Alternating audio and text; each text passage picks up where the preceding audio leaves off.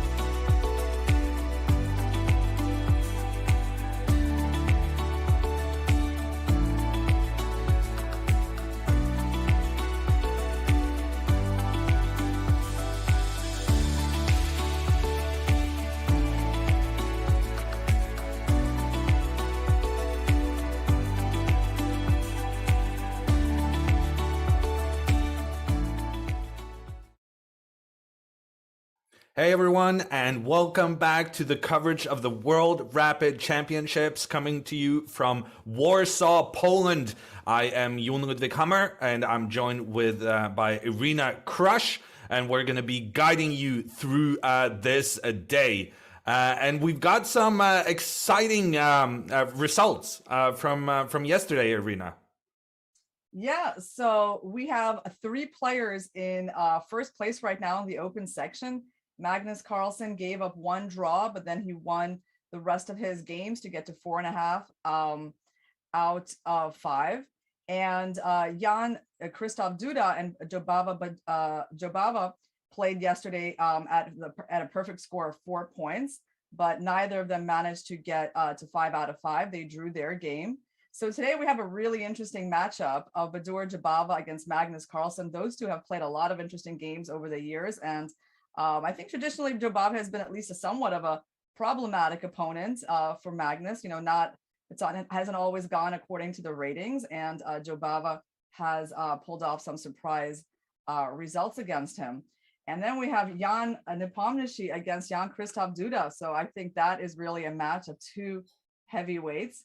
And it's so exciting to me that Duda, coming out straight from the gate, 4 straight wins, has the lead after day 1, playing in his home turf in Poland. And we're also going to be taking a look at the women's section.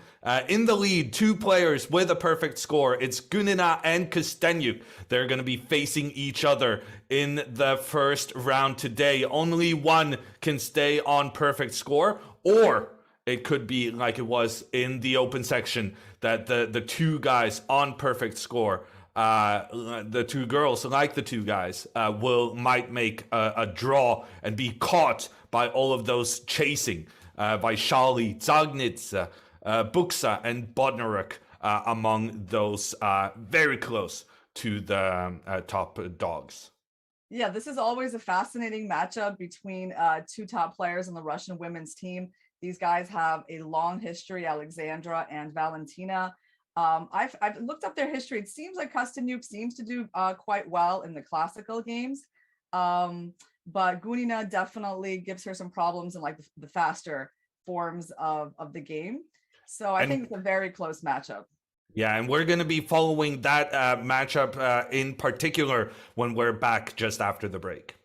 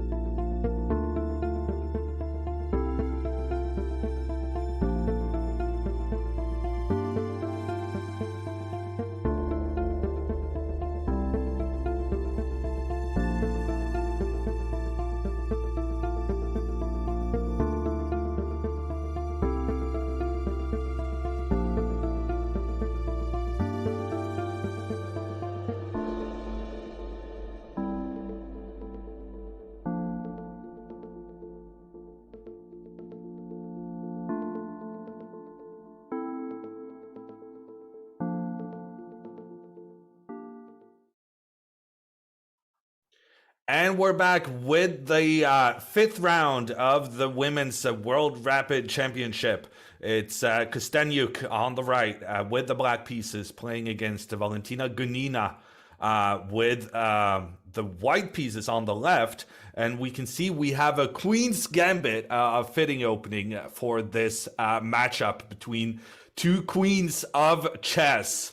And Gunina actually taking her time already on move 6, deciding what to do about that bishop that was threatened by a pawn. She decides to make a trade for the black knight, after which she made a check on black's king, trying to attack both the king and the bishop. Black was just in time to both block that check and get her knight to defend the bishop. And we have now an opening where I would say it's a bit of an unorthodox situation already, because often you want to avoid putting your knight in front of your pawn, because then you're not going to be able to influence the center as much when you don't push your pawns forward and point in towards the middle of the board. So this is, of course, a highly anticipated matchup. For the first game of the day, these players often prepare much more than they would during the course of the day, because for the first game, they have a couple of hours between breakfast and game start to really delve into the potential openings their opponent plays. So Irina, you have played these events before. How would you say the first game of the day differs from the rest?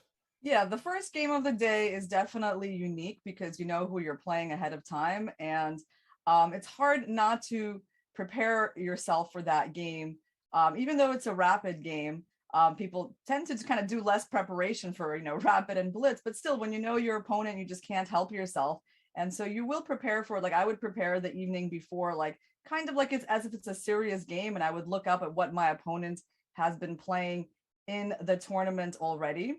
Since people tend to have a kind of a special, some people at least have a special repertoire for rapid and blitz, and they're not playing their normal classical openings. So I would do that. And during the event itself, I wouldn't try to prepare at all. So I would kind of find that distracting. One thing that I was surprised about, back in 2017, when Vishy Anand won the World Rapid Championship, he actually would be there with his laptop and preparing, a bit between games, and that surprised me. Just that he would find that helpful and not kind of like tiresome in between, in the short breaks in between the games. But it worked for him, and he won a first place that year.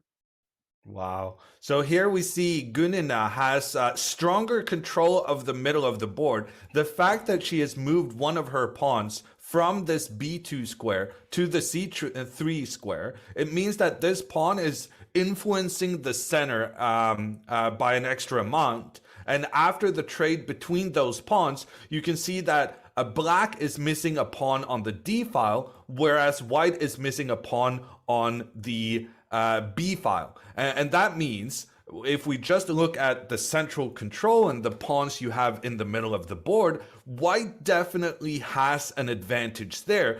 The only con to this setup for Gunina is that she was struggling or spending extra time getting her king to safety. However, she just managed to get the king out of danger. And I would say I really like her position. I think these pawns in the middle of the board has a good grip of the center. And you always want to be controlling the middle of the board because, for instance, a knight placed in the center is controlling 8 squares, whereas a knight sitting in the corner of the board is controlling only 2 squares. If you have control over the middle of the board, your pieces are just more useful because they're controlling squares in more directions. Yeah, I mean, I definitely like White's position. On the other hand, I don't dislike Kosteniuk's choice too much. I mean, she has a very solid, simple kind of game. I think that in general is the right way to play against a player with Gunina's aggressive style. I was even wondering, which first move would Gunina pick in this game? that was far from clear. You know, she used to be a D4 player completely, and then she switched over to learning E4, and she has played E4 against Kosteniuk before. This game, as we see, she opted for her old D4. So what I can say about this position, it seems like Black will probably need to play the move E4 at some point. Well, okay, when I say need to, I mean, it's a big option to play E4. White will go knight D2, attacking this pawn, perhaps then queen G6, but that runs into things like F3, right? So yeah, you got to be careful. There are some tactical ideas on the board. You know, the bishop on C4 is still exerting some pressure on the diagonal towards the king. And in this situation, Black's pawn would be pinned. You cannot capture on F3, unfortunately. So maybe Black has to be kind of careful about pushing that pawn. On the other hand, what other kinds of moves are possible? Perhaps bishop G4 also would wind up driving the knight away to D2, quite likely. But the thing is, the knight doesn't really need to be where it's at. Often we want the knight on this F3 square because it's has good control over the middle of the board then. But here, because White has this fantastic structure of the pawns defending each other in the middle of the board, it just feels as though you can retreat your knight safely because the pawns are kind of taking care of themselves. And instead, we're seeing that Kosteniuk did push the pawn forward in the middle, a very committal decision. Now the question is whether or not it's going to be advantageous having the pawn into White's territory. That pawn is immediately attacked by the knight. Kosteniuk brings her bishop forward to defend it. And one question is whether or not this pawn could be a weakness. Maybe White wants to bring the bishop to further attack it. Another option is that White just completely ignores the right side of the board because now there's no longer two pawns staring at each other. There's no pressure in the middle anymore. And that means you can take your time to attack on the flanks instead. For instance, pushing your pawn up, getting your rook to attack along the open file. I would say I really like Gunina's position. And we're going to be coming back to this game as it develops. But for now, let's take a look at some of the other games in the women's section. And what has caught my eye is the game between Buksa from Ukraine and Bodnaruk from Russia. Now, yeah, I see, Yoon, that Buksa has the same kinds of queen on E3 that we saw Magnus have in one of his games yesterday, and also in the Sicilian defense.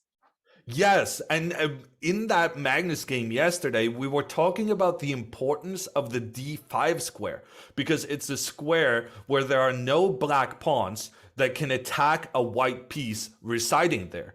And here, to me, it seems like White has been extremely successful in establishing a piece on that D5 square where there's no black pawns to kick it away. The rook is defended by a pawn. Life seems good. My first impression of this position is that White is doing fantastic. However, I'm noticing the evaluation bar on the right-hand side, which gives more black than white, which is an indicator of that the computer engines analyzing this position prefer black's position. And that just goes against my instincts, but maybe we can figure out why. Yeah, that's a good question. So, well, first of all, White has a couple of problems here.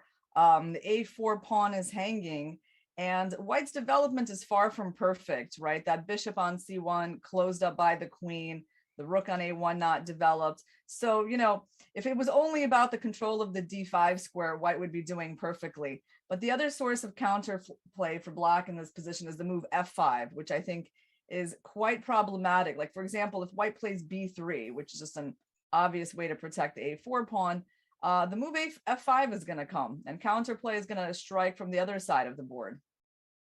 And the problem, of course, being that there's no way for white to defend the pawn in good fashion, because and the pawn cannot trade because it's such an important role giving protection to the rook in the center.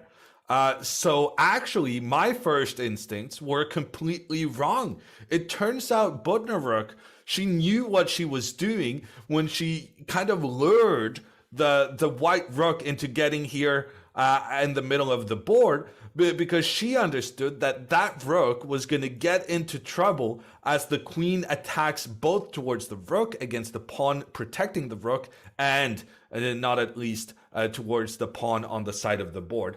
And I think Buxa has understood the troubles she's facing, because she has spent an enormous amount of time on this move. She's trying to figure out some way to save herself, having identified the problems in the position, but it might be too late.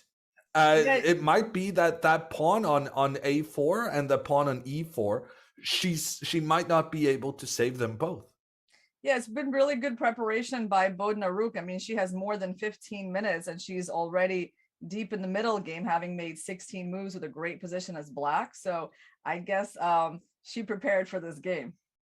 Yeah, and we're going to jump further and we're going to be watching one of the people you know best in chess, a rival of yours, Anna Satonsky, who basically the winners of the women's US championship is just a big, historically, a big duel between the two of you. Would you, is that, I'm not mistaken when I say that, am I?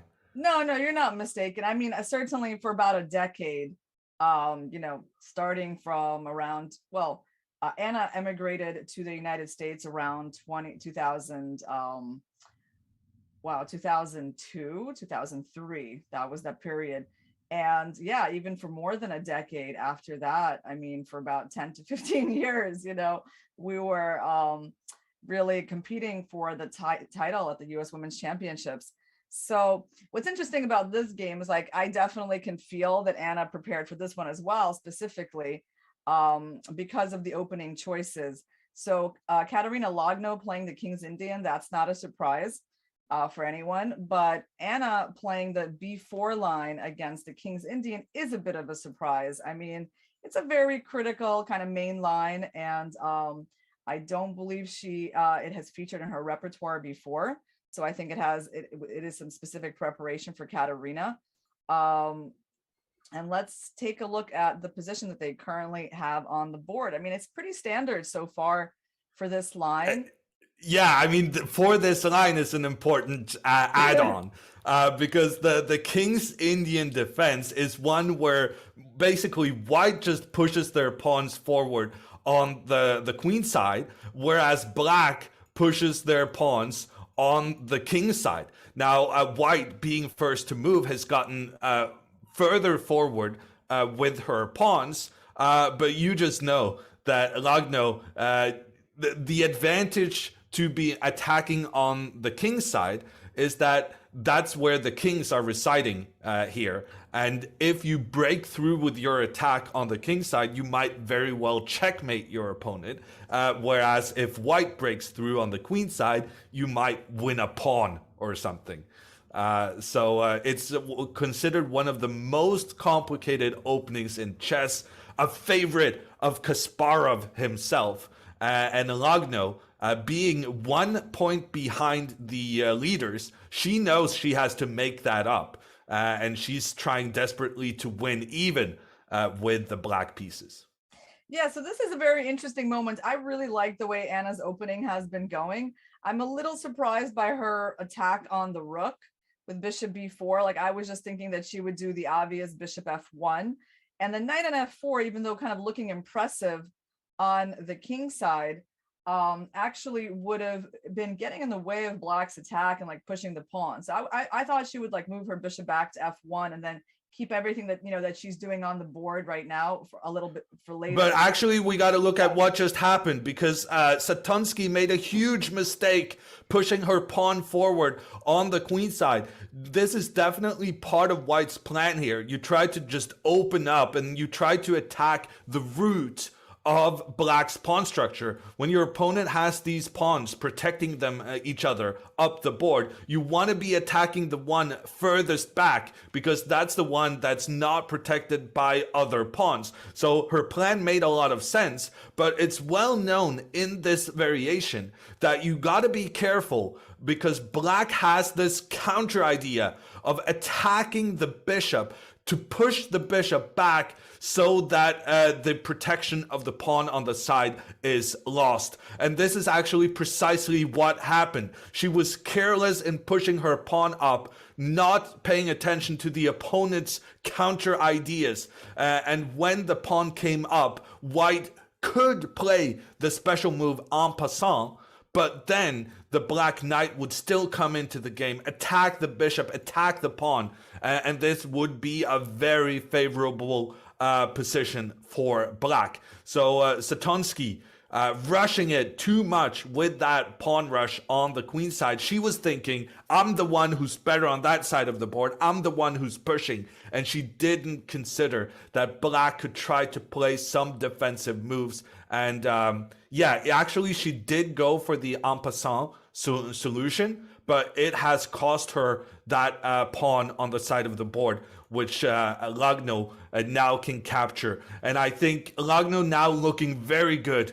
to win this game. And that's kind of good, I'm going to say, because Lagno actually has her birthday today. So it's nice for her to celebrate her birthday with a good Black win to start off the day. Yeah, that was an unfortunate blunder by Anna. Maybe her lack of experience in this line helped her miss this C5 move. On the other hand, it's at least not the worst blunder you can make, because even in this position, White does have some compensation for the pawn. I mean, Black still has the bishop on G7. That's not the best, and Black's pawns are a little bit weak on D6 or B6, or whether it stays on B6 or not, we don't know. But White has the D5 outpost for the knight. So she, yeah, of course she blundered. This is not the plan, but I would say there's still some hope of salvation in this position.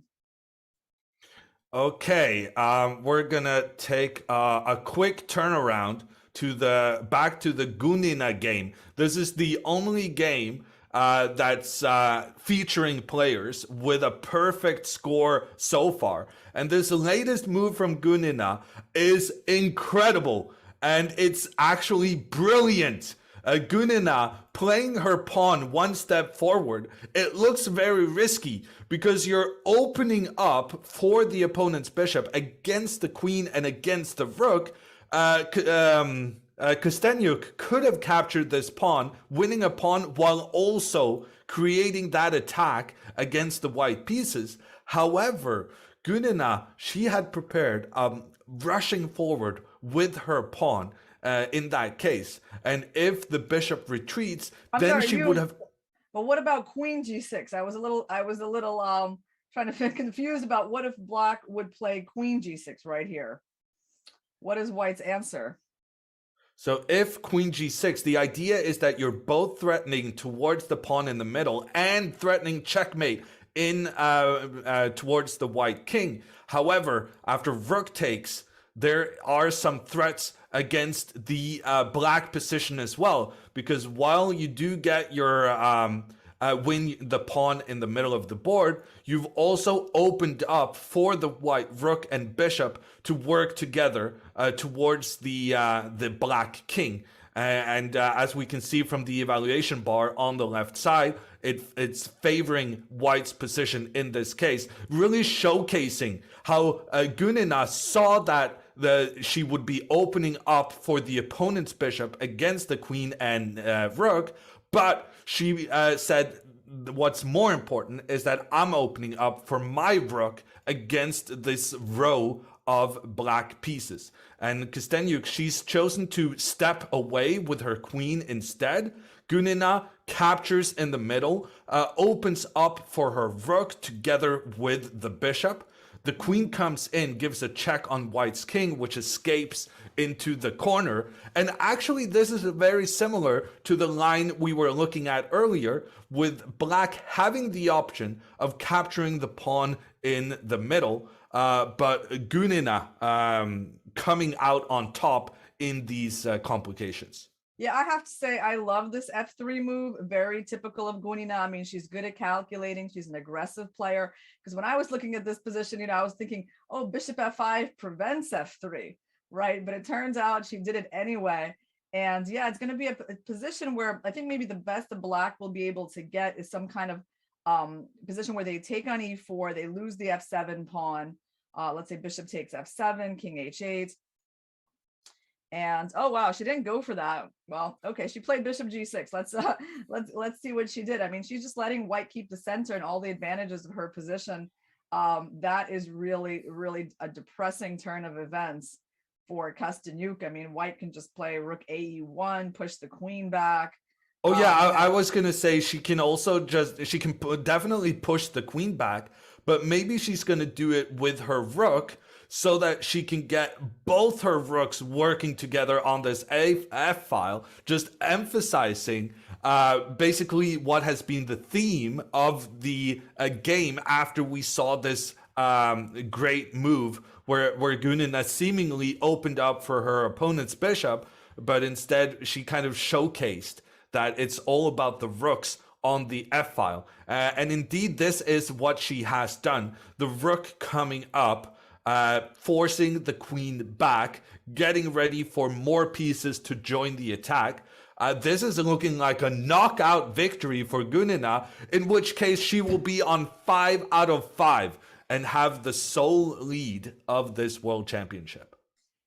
Yeah, okay, interesting move. So Gunina just played rook g3. So she seems to be interested in the bishop on g6. Yes, okay, so that's actually a really specific problem for black, isn't it? Because there's not that many places the queen can go because of the rook takes g6 threats. So this queen is limited, wow, maybe to h5. So the idea is that the pawn cannot recapture the rook because of the bishop pointing down on the black king. So in reality, this bishop is not defended by the pawn at all, meaning that the queen is going to have to be the one taking care of its buddy. Yes, and h5 is certainly an awkward square for the queen. But yeah, I think queen f6. Oh, queen f6 seems to me to be completely losing because of rook f1, queen d6, and well, we can even look at the move. Well, we can look at the move rook takes g6. I mean, that's a one not bad line. Yeah, I'm not following you, Arena. So the rook came in to attack the queen. Queen d6 happened, and we can look at the move rook g6 here. I mean, it's a possibility, of course. Now you don't have to do it, but she played queen a2. She's making her decisions very quickly here. Yeah, because now she's going to play e5, right? So she's just setting that move up, getting herself out of the pin. I think that's so the bishop was pointing in towards the queen. Gunina solves this by moving the queen, also attacking the pawn on f7. Kosteniuk is forced to retreat, and now Gunina can push forward. She doesn't actually have an advantage on number of pieces. They have an equal amount of pieces, but the black rook is kind of out of play. The black knight just voluntarily retreated to the bottom square, to the bottom rank, whereas white's pieces, 4 in particular, are all just pointed in towards the black king. So Kosteniuk is in massive danger here, and Gunina is looking great to score her 5th victory, taking her into the sole first place. And with that, I think we should switch over to the open section. Do you have a game in particular? Yeah, let's go and take a look at what Magnus is doing against Jobava. They're playing it's board 4. Wow, it was a little bit more exciting last time I looked at it. At this point, it's okay. It's still got some excitement to it. I mean, Magnus does have the vastly better pawn structure. The only problem is that there's not a ton of material left on the board, but that hasn't been a problem for him yesterday, winning, simplified kind of positions. Although you sort of wonder, like, what would he try to attack here? He actually has quite a nice time advantage as well. Jabava is under 4 minutes, so he's got more than twice as much time. And the winner in this game will take the lead in this World Championship because, newsflash from one of the other games, Jan Nepomniachtchi has beaten Jan-Krzysztof Duda in just 20 minutes with the white pieces. Duda was the person having the lead going into this round. With his loss, that means the winner of this game will be number one in the standings. Yeah, and by the way, that game was again that opening that featured in their World Championship match. So it looks like, the preparation he was doing for his match against Magnus, paid off in this game. And the question now, will Magnus be able to win this end game? We have seen him on the grind, winning several games where, let's just say, we didn't think he was gonna win. However, if he is successful here, that's going to take at least another 10 minutes. So we're just going to jump on. Can I say something? So, actually, I think we should show the game between Nepomniachtchi and Duda because it had a beautiful tactic, and we don't see that every day. It had a really nice deflection tactic that we can try to figure out here. If we go to the moments when on move 30, he played. Yeah, I'm not sure I have that game. I'm trying to refresh it on my okay, screen. maybe Yes. later. But yeah, on move 30, Duda played, Nepomniachtchi played a really beautiful rook sacrifice. Yeah, I got it. Yeah. So right here, rook b6. Wow. That turned out to be the winning move. And the idea is that this rook can be captured by the queen, but if you do that, the queen releases the defense of the f7 pawn, after which Nepomniachtchi was planning to move his knight up, give a check on the king. The king would have to step up. Nepomniachtchi would then capture the pawn, give a check on the king, actually giving away his knight as well. In this position, black is down, white is down both a knight and a rook, but he's going to manage to capture the knight with a check, and then he's going to be able to also capture the rook through checks. And at the end of this is Grandmaster play. The brilliant combination by Jan Nepomniachtchi ended up with him winning a pawn. And I remember as a kid, I would be so amazed at these top players, how they cared about their pawns and how they could play spectacular moves, winning just a pawn. And I was like, well, that's just the start of the game. You're just starting out. Why are you so excited about winning a pawn? But on this level, winning a pawn is a very big deal. And I'm also noticing now on the clocks on the left-hand side are saying that Jan Nepomniachtchi had more time left when this game ended than when it began. So he had been playing all his moves quicker than the 10-second increment they received per move played. So he just annihilated the poor Polish Grandmaster Jan-Krzysztof Duda. Wow, what a victory for Nepomniachtchi. Yeah, it's nice to see him putting his preparation for Dubai to good use. I mean, that was for people who saw the opening of that game, they'll see how similar it was to things that we looked at yesterday with the A file opening up for the rook, same kinds of ideas. So we can also go to a Grishik Cheparinov on board 3. It's kind of a closed position, but they're getting lower on time. And it looks like white has an advantage here. He's got a space advantage in the center. He's got the better dark squared bishop. He's also got, the pawn up to A5 to cramp black's pieces even further. On the other hand, there's not many open files on the board, and black is in a pretty good position to fight for the B file. So I think that it's still kind of tricky in terms of like, how does white win a position like this? They need to probably induce more weaknesses on the king side, actually. Will they play a move like h4 at some point? It's probably going to be met by, pawn to h5. So if I had to make a guess on how this game was going to end, like the most practical guess, my guess would be it would be a draw, despite the fact that right now, the computer evaluation is in white's favor. And I'm going to jump on further to Maxime Vachier-Lagrave, who's playing against Andrei Volokitin. And here we have a situation where the French Grandmaster is down on material. He has had to give away a rook in exchange for a knight. So white down on material, but he is massively up on time. Look at that clock running down for Volokitin. He's down to just seconds, but the computer engines signified by the evaluation bar on the left-hand side is giving so much advantage to black. When there's more black than white, it means that that black has a sizable advantage. And Volokitin here going for the trade between the knights, then capturing another pawn. He's now up a pawn and a rook in exchange for a knight. Then to be able to save this, Maxime Vachier-Lagrave will have to create some chaos immediately, and he tries to do so as he pushes his pawn up towards the black king.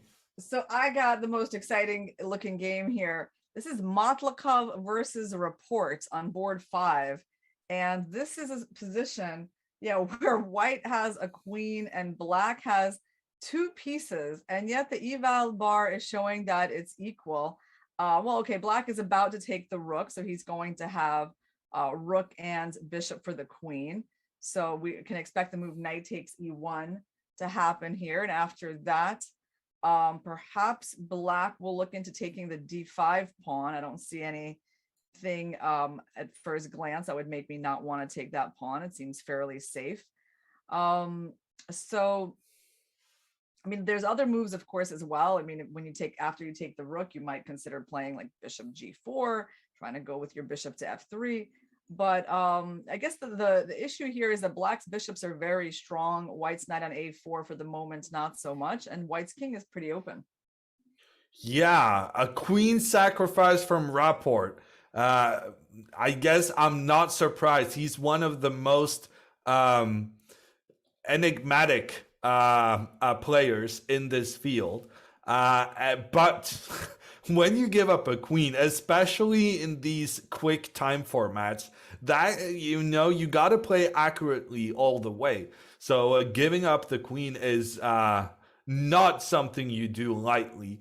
But it might pay off for him. Like you said, the white king is poorly defended. If black can get the rooks to attack the king, maybe in conjunction with bringing the bishops more into the game, I could see this going either way. And that also always makes for great entertainment. Yeah, let's take a look now. We also have the game Efimenko-Wojtaszek. That is board 9. And yeah, you got it up over there. Let me just refresh. So what can we say here? White has a very strong centralized queen. On the other hand, black has, I think, a better pawn structure. He's got the pawn majority in the center. He's also got a very good queen on b3. And white's bishop on c1 is a bit passive, as opposed to their active knight on e5. The question is, are they going to be able to use their passed pawn, the c pawn? It's not so easy to advance it, but that's generally, I think that would be the plan for white, play where you have the advantage. So this position actually seems quite balanced to me at the moment. Yeah, I agree. And I gotta admit, I am so curious what's going on in that top board in the women's section. So I'm going to switch over there and see whether Gunina has been able to convert her massive advantage. And the answer is no. In fact, the tables have turned. Kosteniuk now sitting with the engine's approval. Kosteniuk has managed to turn this around. At the moment, she has a rook in exchange for white having a knight and a bishop. Normally, you prefer the two pieces against the rook. However, here is black has an extra pawn on g6, in addition to the fact that Kosteniuk right now is about to capture a white pawn with her queen. And once that white pawn is captured, the queen will also have a further attack on two more white pawns. So Kosteniuk has really managed to turn it around in what seemed to be a highly problematic position. And maybe she's the one who's going to be the only one remaining with a perfect score. Yeah, this is just an incredible turnaround. I mean, we couldn't have expected something like that. Gunina had an advantage on the clock, advantage. But look at the time situation. Yeah.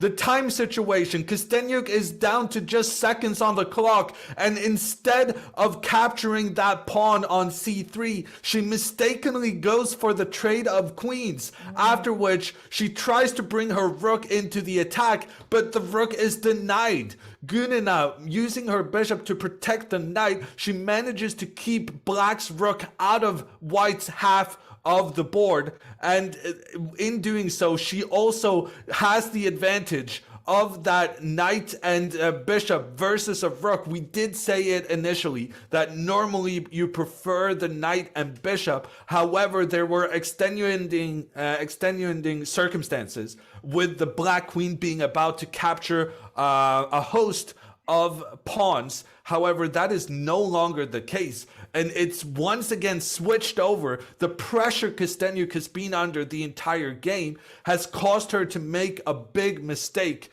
and Gunina kind of being pardoned for some of the mistakes she made by the fact that the pressure she put on her opponent made her opponent go wrong in these critical phases. Yeah, all the white really needs to do now is bring out the king to win this end game. I'm not sure exactly what she's been doing there with the bishop and the knight. I kind of like the idea a few moves earlier of trying to block their rook, but what is white? She's kind of hopping around with her knight. Her knight was perfectly placed on the outpost on e5, and she's not really getting closer to putting her king on e3. So I'm not like absolutely thrilled, with what white has been doing, because when you have a piece that is really well placed, you don't want to actually maneuver it anywhere else. Like, for example, she spent a lot of time, she got her knight to d5, but it's not better than it was on e5, where it was actually protected by a pawn. So I feel like white has lost the thread a little bit over these last couple of moves. Of course, things are changing so quickly here since the players don't have much time. But, Kosteniuk, she still has chances. I mean, really tough time situation, but white has not improved their position in the last couple of moves. And notice how she's always keeping her rook on this F file. And that is important, like Irina said, you need to stop white's king from entering the game. And as long as that rook is controlling this open file, the king is unable to step in towards the middle. And that is going to be a big part of Kosteniuk's plan of saving this game. Yeah, it's very tricky. She kind of like maybe wants to put something on f5 and go for the move g3, but it's not quite trapping the rook because the rook can go to f3 and escape on the third rank. So I suppose, she hasn't, black also wants to improve their king, but they constantly have to watch out for the check on f5 and for the knight coming into d6 and attacking those pawns. So I think she made the right call. Like rook f6 is at least a solid move. You're not going to get your rook trapped. And yeah, her king will probably just have to stay on f8. It's hard to bring him out because of this knight f5 move. So a big question here: will Gunina be able to take the win and get to be the only person in this entire tournament, open section or women's, to have a perfect score. Moving on, what has caught my attention is that Buxa, who had this problem with Bodnaruk's knight causing trouble early on in the game. That game has progressed massively to a position where white has a queen in exchange for a bishop and 2 rooks. Now, I kind of assumed that a bishop and 2 rooks are definitely better than a queen. However, there are some pawns making their way up the board trying to become new queens. And if you have 2 queens against 2 rooks and a bishop, that's going to definitely favor the queens. So this is a tremendously complicated position with both players trying to attack. White trying to attack by just getting their pawns forward, whereas black is trying to attack by going after this white king. Yeah, Bodnaruk down to just 30 seconds on the clock. Anything could happen here. Yep, G4, that was pretty much her only option. She needs to get counterplay against that white king because situation on the queen side is really bad. But this G4 move looks like it's quite unpleasant for white. You know, white pawns are not moving that fast. Yeah, I would be amazed if black did not win this game. It just feels to me that not only are your pieces, you have more pieces than white, your pieces are also coordinating beautifully. And for instance, if white tries to capture this pawn, black's idea is revealed. The rook comes into the attack, the king can try to run away, but then the second rook will join as well. And these rooks are just devastating, forcing the king up the board and finally delivering checkmate after a while. So white's king is looking to be in massive trouble right now. And I would be amazed if Buxa saved herself here. Yeah, you know, also on board too, we have an important game by Shalid Zagnidze, but it looks like Zagnidze should be able to win that one. She's up 2 pawns right now in a bishops of opposite color end game. Neither player has a lot of time, but yeah, king now looks perfect on f5. That's just such a great square for the king. She's constantly got ideas of bishop f1, but also just a simple d5, d4. And the best that white can do is maybe try to put some pressure on the f6 pawn. Yeah, this is definitely going to be a win for Zagnidze. And if Gunina fails to convert her advantage on board 1, that means Zagnidze can make it back among the top dogs.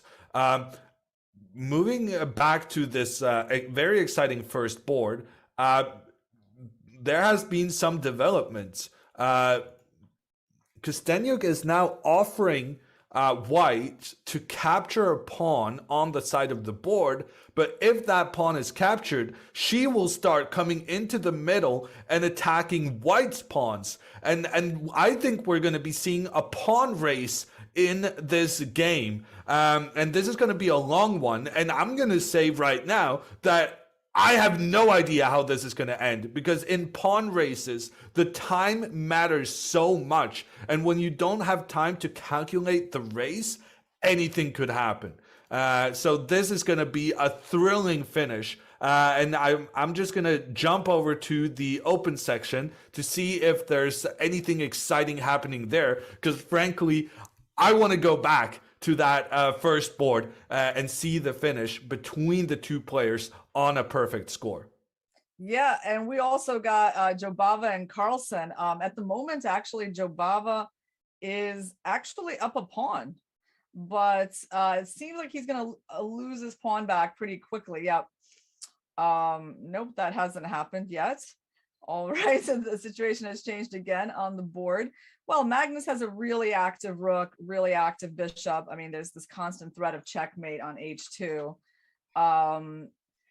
But white shouldn't be losing this, right? I mean, white can always go f4. So it looks like this game will end in a draw. Yes, this is definitely going to be a draw, which means then that Jan Nepomniachtchi, who destroyed Jan Krzysztof Duda, he will be joining the leaders on 5 points out of 6. And the other top game going on right now in the open section is Hikaru Nakamura trying to win with an extra pawn against Alexander Predke of Russia. To me, it looks as though Hikaru should have good chances of winning this, but he's very, very low on time. But yeah, that extra pawn feels like it's very significant. And it's tricky though, because black has this knight e4 idea. I mean, you can sort of see this also going badly for white if white loses this f2 pawn. So I wouldn't say it's that easy with that little time. I mean, the question is, what do you do about this knight e4 move? He did d5. Okay, trying to open up the bishop. That makes sense.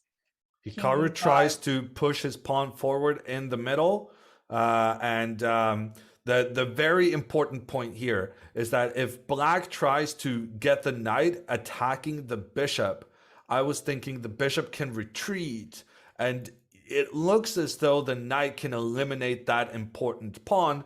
However, the bishop is then ready to attack both the king and knight, forcing the king to move. Then you capture the knight and you win the game. So Hikaru Nakamura looking good right now to get this win and climb the leaderboard. We also have a really great game. Grishik Cheparinov looks very interesting.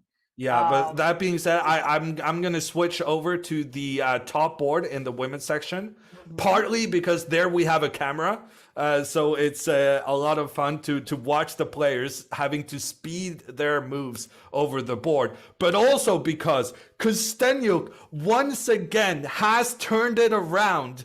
She is now going for the win. She has been able to get her rook into the game, as she has eliminated every single white pawn on the left-hand side of the board. That means she now has space for her pawn there to push forward and try to make itself a new queen. And this is one of those race situations we were talking about. Will black be able to win with that pawn all the way on the other side, completely opposite of where white's pieces are located?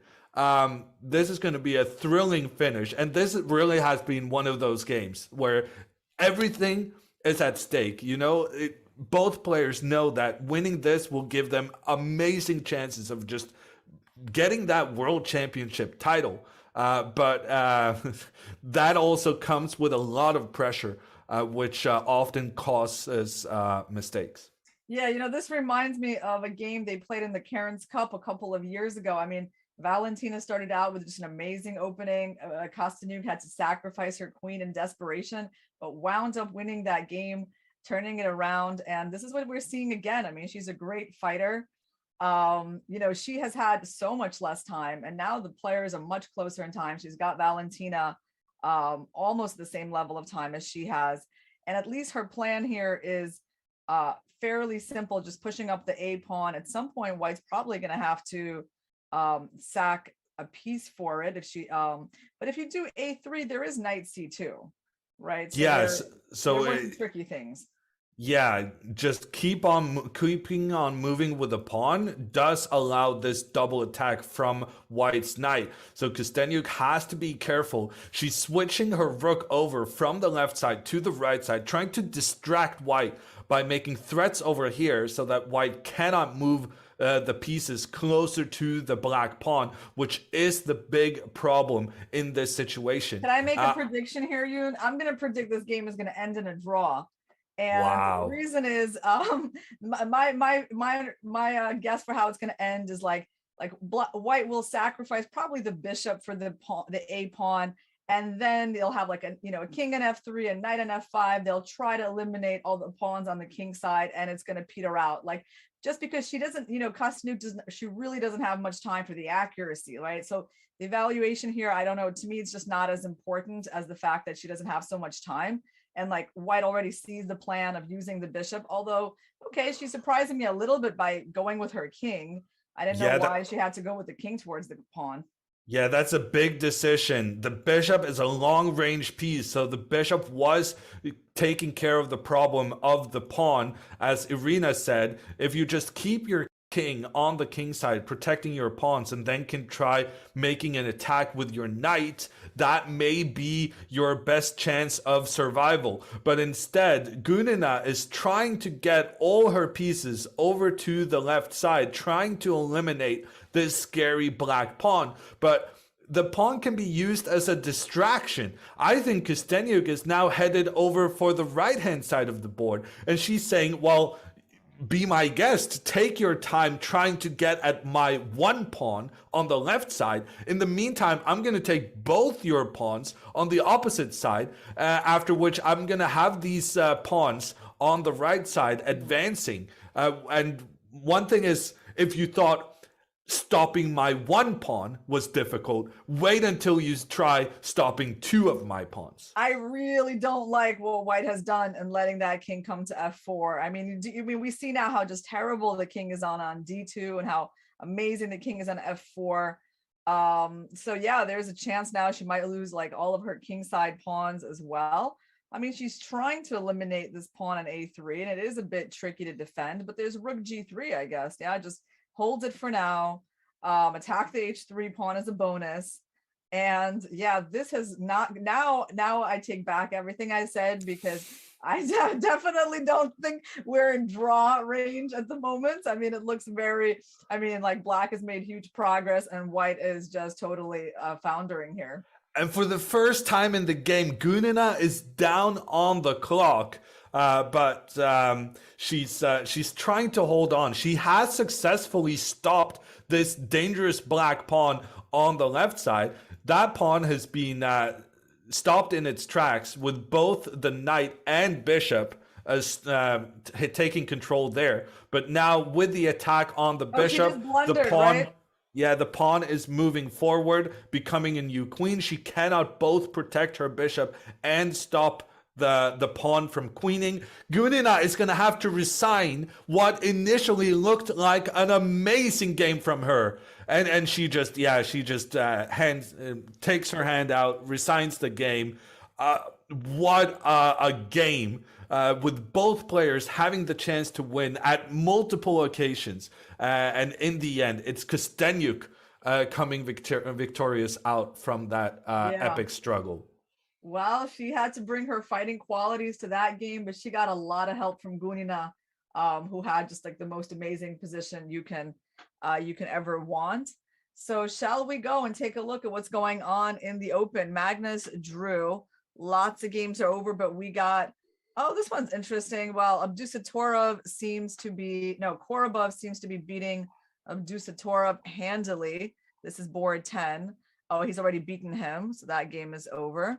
Niemann. I'm going to Niemann versus Gelfand. Okay, great.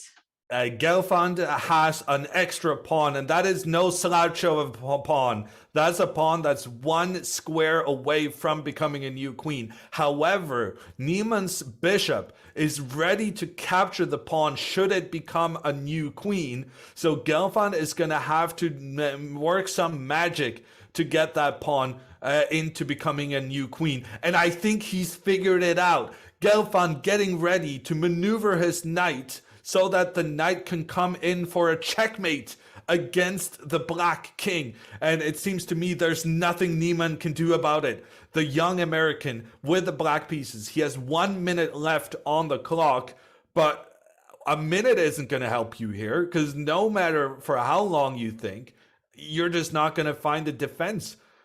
Because to me, it seems like Gelfand just has it all sorted with this knight maneuver. Yeah, I mean, on most of the games are done, but we do have one game on the women's side. Abdul Malik from Kazakhstan seems to be finally winning this queen end game against. Yeah, we're still at the Gelfand game, and Gelfand has found this plan. He forced the rook.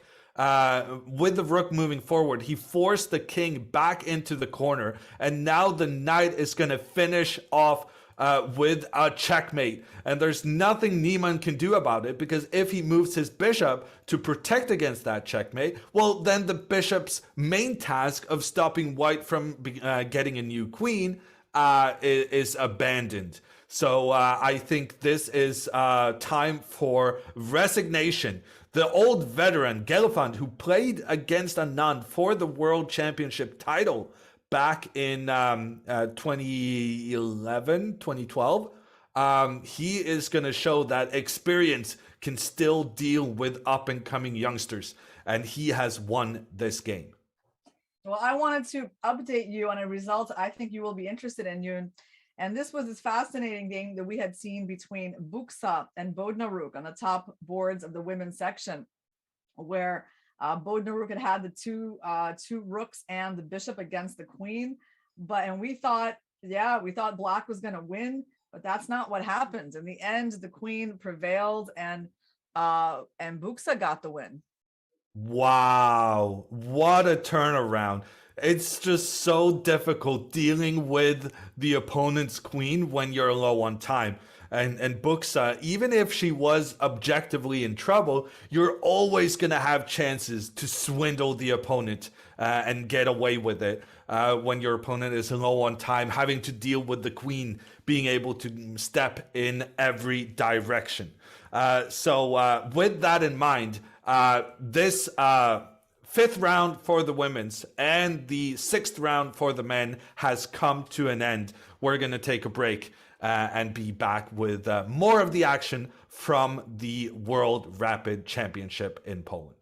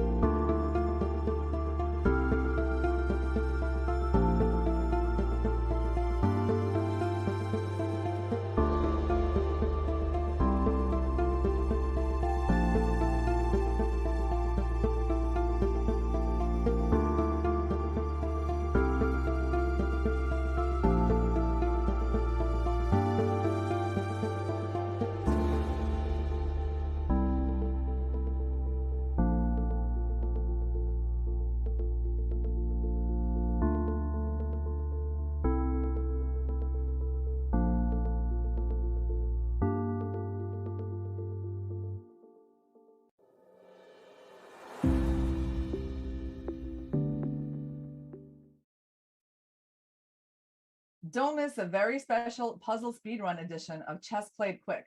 Watch your favorite streamers fight for cash prizes and 4 qualification spots in this year's Puzzle Battle World Championship. National Master James Canty will bring you all the action and fun on January 5th, starting at 9 a.m. Pacific on chess.com. And there's a new way to understand your games on chess.com. Check out chess.com/insights to see detailed stats and analysis across any time frame or time control. What time of day do you play best? How often do you play the Botez Gambit? These questions and many, many more are answered at chess.com/insights. And we're back with the coverage of the World Rapid Championships. And we have been witness to Alexandra Kosteniuk, known as the Chess Queen, being the only person still on a perfect score. She managed to beat Valentina Gunina in that highly anticipated top board matchup, a game that frankly could have gone either way. Kosteniuk's fighting abilities came out on top. And that means that she is going to be on top of the standings right now. In addition, we have the results of the open section as well. Carlsen and Jabava ended in a draw, meaning that Jan Nepomniachtchi has been able to catch up to those two in the lead. And actually, another person who's up there is Alireza Firouzja. And a little spoiler alert to everyone watching, Carlsen will be playing Firouzja in the 7th round. So that's something to be looking forward to. Right now, we're going to actually go back in time and watch an old classic matchup between Karyakin and Carlsen from a previous World Championship.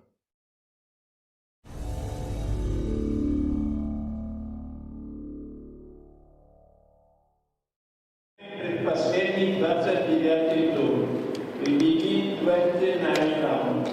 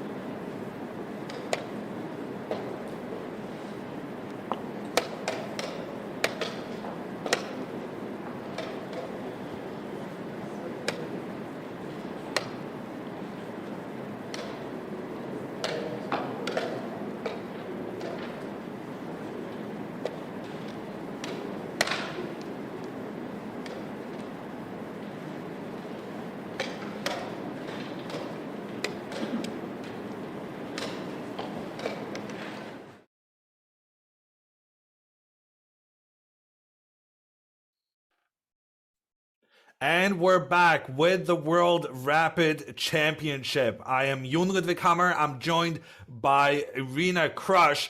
And this is the matchup we're going to be focusing on this round. It's Alireza Firouzja here on the right-hand side. And coming in on the left side with the white pieces, it's going to be Magnus Carlsen. And Magnus, of course, making the headlines in the world of chess recently by saying that the only person who can motivate him for another world championship match is gonna be the next generation and its prime star, Alireza Firouzja. So this one is gonna be an exciting one, Irina. Yeah, it's the matchup we've been waiting for, and certainly, as you said, a matchup that Carlsen has been waiting for. I can tell you a little bit of what I know about the history between these two players. It doesn't go back all that long because Alireza is so young. The first game in my database that they played was the Blitz game from 2018 that Carlsen won. And then they played again a very famous game in 2019. Now, Alireza was already much more well-known, and he was playing at the it was the World Blitz Championship in Moscow. It was one of the last tournaments, the last big tournaments that was held before the COVID pandemic, and I played in that one. And that was kind of ended a bit scandalously with Magnus being down 3 pawns in a bishop endgame, and Alireza not managing to make a move in time, losing that game. And I think he tried to claim like no losing chances. That didn't go. That wasn't accepted because there were some theoretical positions where Magnus could still win if Alireza sort of helps himself get checkmated. So Magnus won that game as well. After that, they had a banter chess match online that was surprisingly won by Alireza. I watched that. That was amazing. Alireza at 16 years old beating Carlsen in. And we're off. We're off with the game, and Magnus choosing to use the opening move. He chose mostly for the World Championship match. He's gone for the E4 move. Alireza sticking to one of his guns, often an opening he chooses to use when he's going for the win. He's playing the Caro-Kann defense, and some may say it's all pawns and no fun, but Alireza is giving it a go here in this very, very important matchup. Yeah, so as we get into this opening, I'll continue my little story.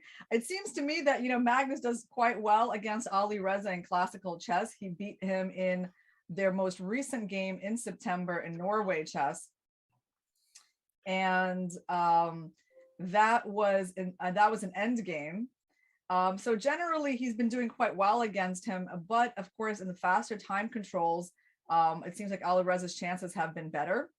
And definitely Magnus seems to think that Alireza is his, is the best representative of the new generation. And I'm sure he's super motivated for this game. I was hoping actually, Yoon, that when you were revealing to us like some sort of secret, that it was not just a 7th round pairing of Carlsen and Firouzja. I was hoping you were going to tell us about some match that was going to be played, something like that. Yeah, but what is surprising here is that Magnus is spending 2 minutes on the clock already on move 3. At this level, that is sensational how long he's spending to make his decision. And we see the pawn moving forward in the center.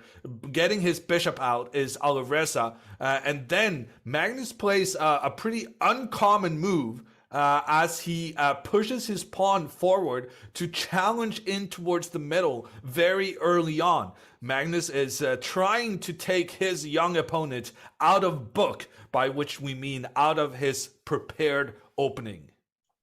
Yeah, it's a little bit more common to play the C4 move when there's an inclusion of like the H pawn, H4, H5. I'm definitely not as familiar with the C4 move immediately. So what? I think Magnus is relying on that to be the case for Alireza as well, hoping that the youngster is not familiar with this way of playing. Yeah, how can we expect the game to develop? I mean, there's definitely going to be a fight for the D5 square.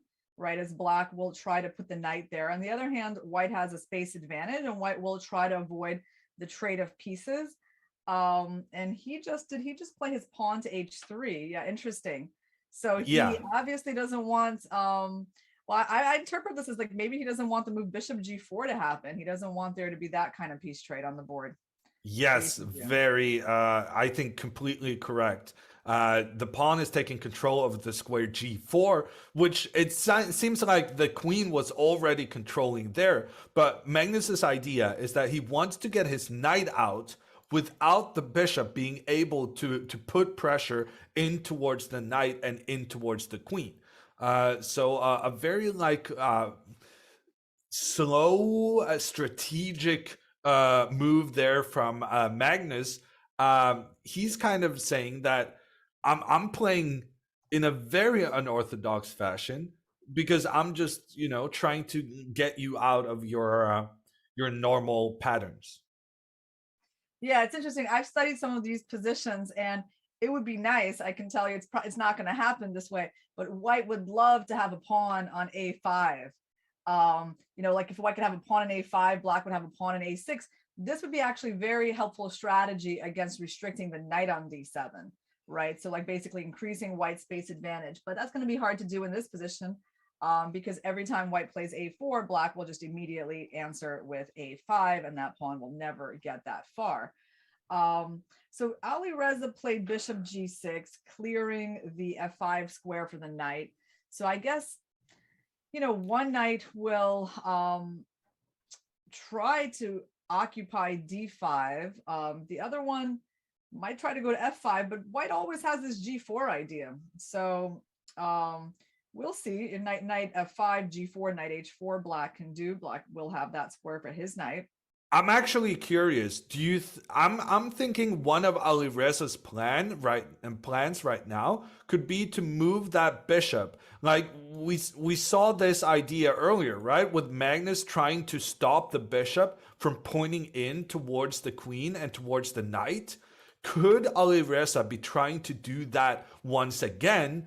Trying to kind of entice Magnus to push his pawns even more forward, which, you know, makes an impressive kind of offensive with the pawns, but at the same time, pawns are the only pieces who cannot move backwards. So once they go forward, that's a very committal decision. And if the opponent manages to kind of get in behind the pawns, that's going to be a major problem. So this has been a very tricky opening from both players, and it seems to me like there's some potential here for spending a lot of time poking at the opponent before you get your king to safety. And as long as both players have their king in the middle of the board, this has the potential of being like really explosive chess.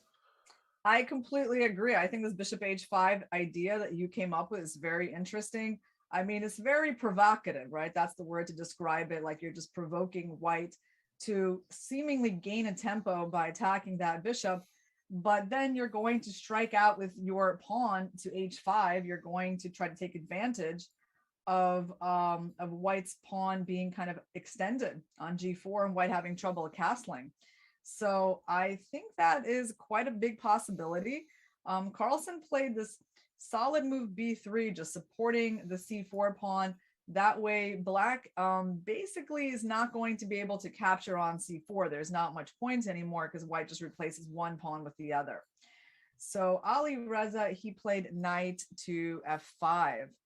Okay, well, we said that's one of the possible ideas. And what can we expect from Carlsen? I suppose the move bishop e2 at some point needs to be played. There needs to be some kind of development here. Yeah, but if the bishop comes out, I would see Alireza getting his bishop out, pointing towards the other knight and towards the king, kind of in similar fashion as how I wanted him to point his bishops earlier. And to me, it seems like Magnus could easily land himself in a lot of trouble if Alireza suddenly decides to like create a massive conflict with the pawns in the middle, considering the fact that the black bishops are kind of troublesome where they point in towards the white king. So I'm kind of expecting Magnus to move his pawn forward on the side once again. But if you just keep moving your pawns, you're not really doing anything about your king safety. So a tricky decision here to be made for Magnus. So Magnus, I think he decided to play bishop e2. Now, if bishop b4 happens, which is a very sensible move, I think white has a big decision, bishop b2 or bishop d2. I mean, they both look possible, actually. I feel like bishop b2, queen a5, queen d2 still seems in the realm of playable for white. Like, you're not going to lose your knight. Nothing absolutely terrible is happening. Is there a point? Do you see a point maybe in putting the bishop on d2 instead, Yoon? Well, I mean, I would think d2 feels more right, because then you're kind of putting an additional piece blocking that pressure towards the king. But on the other hand, it might make it more difficult to try and kick out this black bishop afterwards. We're going to find out what Magnus is thinking. He played because bishop b2. Yeah, Alireza did go with his bishop pointing towards the king, and Magnus goes for the bishop, protecting the knight, but also keeping control of the a3 square, so that he knows he's going to be able to push his pawn forward and kick Black's bishop away later on. At this stage, both guys are castling, and yeah, White. I would say this has been a success for Magnus, who has an advantage of his pawns being higher up on the board in the middle. For Alireza to kind of punish this play from Magnus, he needed to do something before Magnus got his king to safety. And now that Magnus has safely castled, I feel like he has the advantage. Yeah, you know, both sides have definitely done a good job, I think, in this opening, and they're going to give us an interesting game. We haven't had any pawn trades, no piece trades, lots of pieces on the board still. And because of White's space advantage, Black's, you know, main plans involve attacking that space. And so I think we're going to be seeing this move f6 quite soon. Yeah, actually, we've seen it now. Alireza immediately going for the attack towards Magnus's most forward pawn. It's responded by Magnus pushing his pawn forward on the side, attacking the bishop. Actually, our camera and board is not in sync. I'm not sure what that's caused by, but I'm gonna try to switch our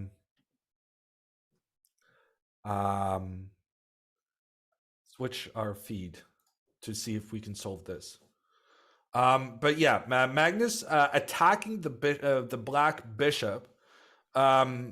He's forcing the bishop to make a decision. Normally, especially I guess when playing against Magnus, you don't want to give away the bishop pair without causing problems with White's pawn structure. So instead, I'm expecting Alireza to move the bishop back, which in turn will kind of cause his position to be a bit cramped. Yeah, I think Black has a pretty big choice here, because actually all of his options look playable from some perspective. I mean, there's the plan of bishop a5 to c7, very typical, putting pressure on e5. Giving up the bishop on c3, probably the least likely, even though it's not an absolutely terrible move. I mean, the position is still pretty closed. So even if you give up the bishop pair, it's not too bad. You can take on c3 and then take on e5. And then there's just like the standard bishop e7, which is also playable. But I think if you're going to move your bishop back, you might as well move it back to a5 and to c7, because that seems like a very decent diagonal for the dark squared bishop. Yes, I agree. My suggested retreat was just nonsense. if he's going to go back, he definitely wants to put that in additional pressure in towards the middle of the board. But actually now I'm realizing if the bishop steps back, will Alireza be concerned about something like pawn takes pawn in the middle? And when he recaptures that pawn, maybe Magnus can be very aggressive, pushing forward in the middle. My idea being that this threat on the knight causes more problems now that the bishop is on the side of the board, considering the fact that if the knight tries to move forward, the bishop loses its retreat square and cannot get away from the edge of the board. Yeah, there's still knight c4. Oh, there's no knight c4 because the bishop would take. Yeah. So this is the kind of thing Alireza has to consider. He has made those considerations. He's chosen to retreat his bishop, and Magnus actually goes down this variation we were just studying. He makes the trade in the middle of the board. Ordinarily, I would say this trade is not something White wants to do, because I think taking back with the pawn really just creates a lot of harmony in Black's position, and Black can afterwards get the rook pointing further into the middle. I think this is based on Magnus believing it to be a good idea to push that pawn forward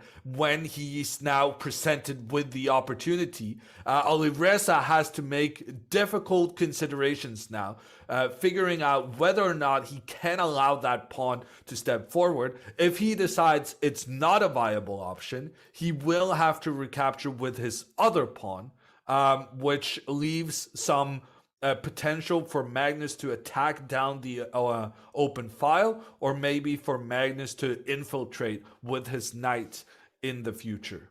Yeah, this is like a pretty fundamental decision for Black about where to steer the game.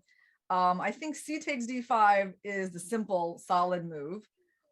E takes d5 seems like more ambitious, much more imbalanced for the pawn structure, provoking Magnus to play that pawn to e6. And, he can really do either. I mean, my guess would be that he is going to take with a c pawn. He'll go for solidity.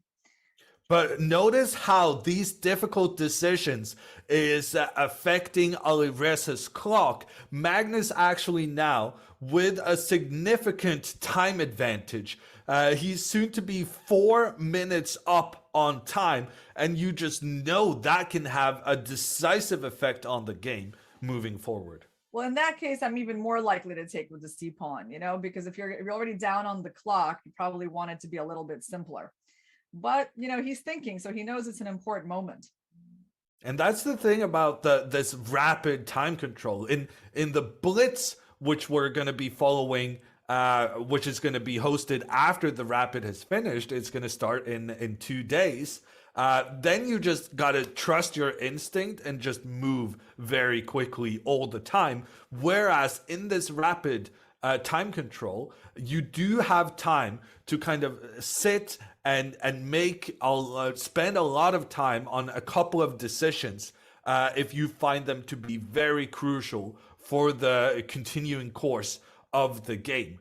And Alireza has decided that this is one of those moments. If he can play the move that feels right, if he can play the move it takes d5 without there being a massive problem with the pawn pushing forward, then he can maybe even go for a win in this game. Because this pawn, even though it's annoying right now, attacking the Black Knight, it can also be a major weakness. It can be very, very difficult for Magnus to defend this pawn moving forward. So pushing that pawn forward is a tremendously risky decision on the part of Magnus. But likewise, is it risky for Alireza to allow Magnus that push? That it needs to be calculated, and that's what Alireza is doing right now. Yeah, it seems like if black does take with an e pawn and white goes e6, black might have to give up the bishop on c3 in order not to get it trapped so the knight can go to a decent square on b6. And so it's going to be a very unusual position with white having this pass pawn far advanced to e6. On the other hand, it's not supported by any other pawns. Now, he just made a decision. Let's see what it is. Alireza spending a lot of time. He actually decides to go for the safer option. He takes with the c pawn. Magnus immediately making the trade between the other two pawns, looking at each other in the middle. Alireza quickly capturing back with his queen. Alireza now trying to point some pieces in towards the central white pawn. But on the other hand, Magnus has a lot of defenders there as well. Yeah, so this looks like a bit like of a French defense, doesn't it, you? Like in the structure, I mean, in the center, really actually seems like a lot more French defense like than a Caro Kann. Of course, black has a good version of a French defense because his bishop's not sitting on c8 anymore. It's already been developed to g6, which is what normally black tries to do in the French defense. And of course, the dark squared bishops haven't been traded either, which favors black. So I'm thinking, yeah, he made a very reasonable decision and he has a good version of a French defense. Magnus coming in with the rook. You always want to put your rook where your pawns are not blocking its view. And that is certainly the case from c1. In fact, I don't think I'm going out on a ledge saying that Alireza probably wants to employ that same plan, getting his rook in towards that open file as well. Yeah, I think, ideally, if black could have a couple of moves here, how he would like to position his pieces, he would put like a pawn on a6 and the bishop on d6. That would be the perfect diagonal for the bishop. It's not doing so much on a5 at the moment, and it's kind of hard to reposition him because you can't go bishop c7 because there's going to be tactics on the c file with knight takes d5. So I think that's kind of the challenge for black. Overall, the position is not bad. The question is what to do with this bishop on a5. And you don't want to give him away for the knight on c3 either. That's not really, I think, the preferred solution. So I completely agree with you that black is likely to play a move like rook a c8, although nope, he went for something quite different. Okay, interesting. He decides to open up his light squared bishop by offering this trade. Yeah, that makes sense. I mean, if the white trades on h4 and then attacks the pawn with bishop to g4, I think he's counting on the move bishop f5 there. Although I'm not 100% sure about this knight h4 move, to be honest. Like, in a way, it seems to maybe help white's bishop on e2 as well. And Magnus says, I'm fine with trading. And then it's kind of, Alireza managed to remove one of the pieces protecting the white king, but the white king still has another 3 pawns doing a good job guarding in the king's vicinity. I'm not sure. It feels like Alireza has gotten to this stage where he's just trying to trade off pieces and, well, essentially trying to trade down towards a draw. However, we have seen Magnus in this tournament winning game after game in situations where we believed that, well, surely he's not going to make anything happen here, and then he's gone and done it afterwards. And in addition to that, Magnus has a 5-minute time advantage, which is really significant at this stage. So if I was an Alireza fan, I would be very nervous now because the positional nature of the game and the time advantage both seem to favor Magnus right now. Yeah, I completely agree with you. I like the way this game is going for Magnus. I don't think Black is generating too much play on the king side for now. And I think the question Magnus, he's deciding between moves like b4, knight a4, or knight b5. I mean, he has to play on the queen side. Bishop g4, the move that I mentioned earlier, it's a possibility as well, but I think, yeah, Black will play bishop f5. And ultimately, yeah, so you need to figure out what you're doing on the queen side, and he does go with this move b4. The pawn moving forward, attacking the bishop. The bishop needs to go. It goes all the way down to the bottom rank. But then Magnus immediately goes for Irina's plan, attacking the pawn on e6 with his bishop. Irina did say that she thought Alireza could then just move his bishop in between, offering a trade. That is what Alireza has done. There's a trade between the bishops. One of the problems for Alireza now long term is that Magnus can very easily bring his queen into the game and attack what is known as a backward pawn on e6. And the reason it's known as a backward pawn is because it cannot be defended by other pawns because its buddy on its side is standing too high up on the board. If we could move the black pawn down, things would be okay because the pawns are protecting each other. You know, the issue in this position is, of course, that White's bishop on b2 is the bad piece that is not so easy to improve. And Black has traded off the light squared bishops, so he has no issue with his bishop, right? So the only problem in Black's position is this backwards pawn. And the question is, how does White, you know, well, it's not easy to put pressure on it. That's pretty much near impossible at this point. Now, the first move that comes to my mind in this position is, of course, knight b5, right? That's just a critical move, trying to play knight d6, winning a pawn, possibly knight c7. So a knight b5, Black needs to protect those squares. In fact, the move queen e7 is actually quite interesting. I mean, it seems passive, but it's also very solid. And I can really see that queen coming even to d7 and just, you know, pushing back the knight eventually and being decently centralized. I mean, that's just one idea. There's, of course, more interesting ways that we can try to play, but you have to be a little careful with, you know, bishop e7, because then the knight will go to c7. So there's all these infiltrations, and that's why, I mean, queen e7 is at least, you know, you have a solid move there. Yeah, and actually, it amazes me that Alireza, over the course of the couple of previous moves, he's just moving his pieces to the back rank of the board.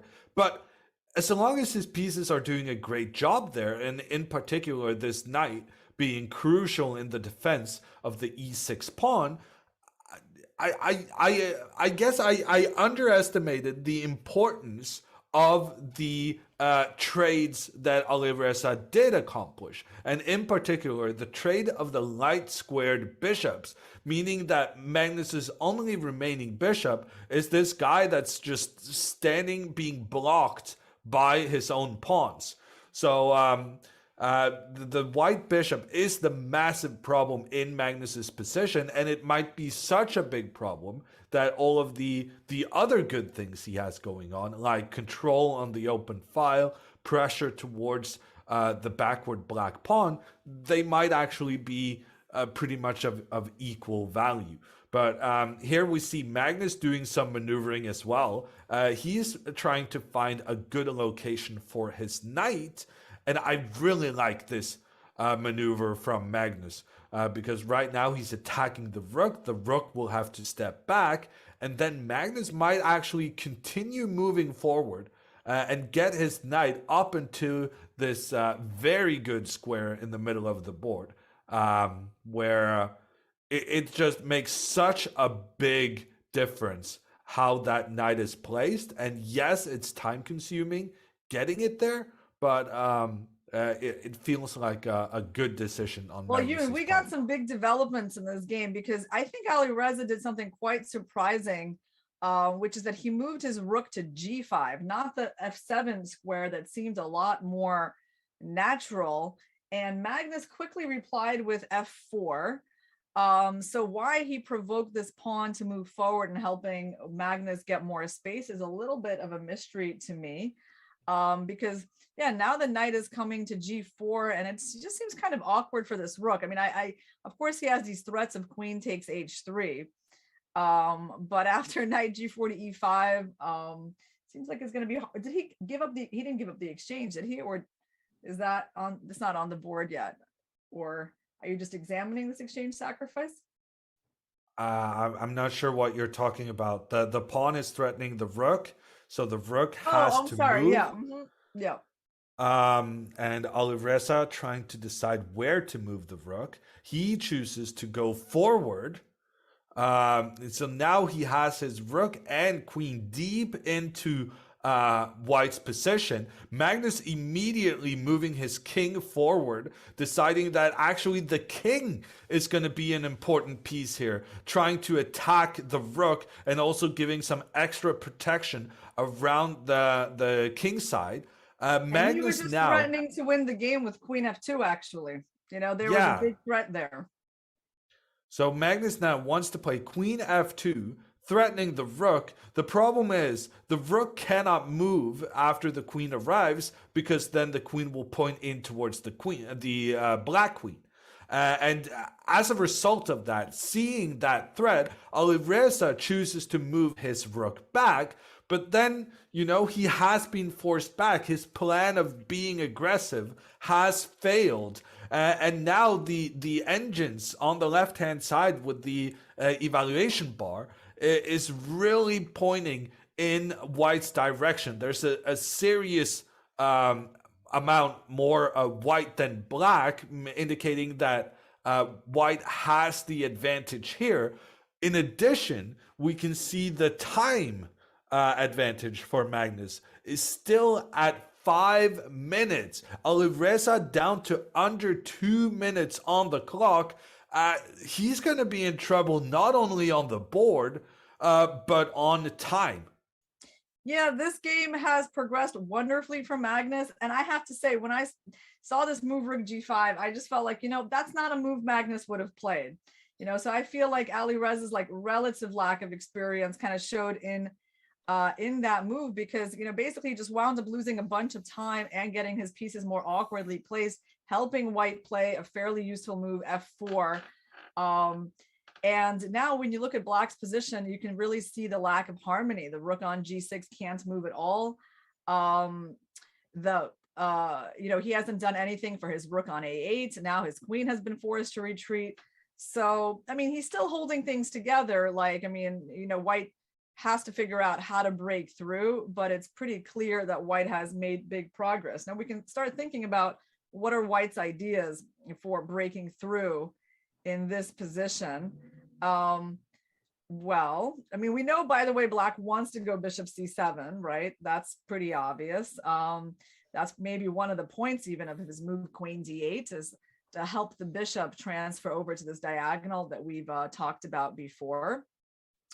And so is White interested in moves like f5? On one hand, he shouldn't be, right? Because it trades off Black's weakness. On the other hand, it opens up the file for his own rook, and he's already got a knight on that side of the board. It has a certain point to it, I would say, this move f5. But yeah, it's not obvious what are the other, ideas to break this position open. There's one more idea, a4. I was about to, I was going a4. I've tried this idea yesterday in some position, and this is about improving the bishop on b2. Yes, to go b5 and bishop a3 and try to trade that bad bishop off. That would be awesome. And Alireza quickly plays bishop c7 and he will probably be going like bishop d6 and saying, no way, you can't put the bishop on a3 here. So how is Magnus going to further improve his position? He's just basically taking more space on the queen side now. His next order of business is improving the positioning of his bishop. He was denied that plan, Irina indicated, with just getting it on the diagonal, pointing down towards the black knight. That has been stopped by Can I point Black's out something bishop. here, Yoon? I mean, it's don't worry, I'm very good at pointing out these pointless things, but I'm gonna do it anyway. I was just looking here. He moved his rook to c3, but just in principle, I was really interested in the exchange sack rook c5. It would be great if Black actually had to take that rook, but Black would, of course, doesn't have to take that rook. Would have been very interesting to try to get that open diagonal. But anyway, he went rook c3. He's probably is he trying to fight for the c file, or is he trying to go to e3? He might be going with both rooks on the c file. He might be going with the rook and queen on the e file. But one other thing he might be trying to do is get his bishop out on the edge and make a trade with Black's bishop. So he's got like 3 different plans all at once. And we see here that Alireza chooses to move his rook to try and oppose the control of this open file. Magnus goes for the trade. Alireza captures back. And then I'm trying to spot on the video what move Magnus made. Oh, he made so there was a trade and right. Well, I'm sure he played queen c8, right? And yeah, and Magnus went with his other rook to keep pressure on that. No, he did not. No, he wouldn't, because he'd be blundering the f4 pawn. Yeah, I see. We have a little issue with the.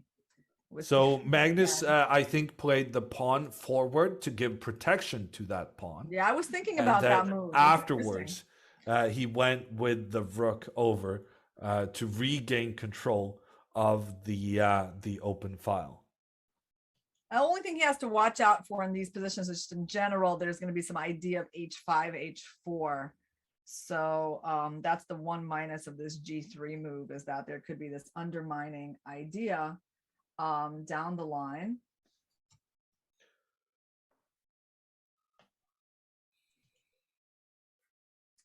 And looks like there's unfortunately the transmission, the electronic board made a mistake when they were trading the rooks on c8. Yeah. It seems like it's back now, actually. Rook c1 after g3, rook f5 happened, and yeah, okay, I have it on my board. Oh, you have it. Great.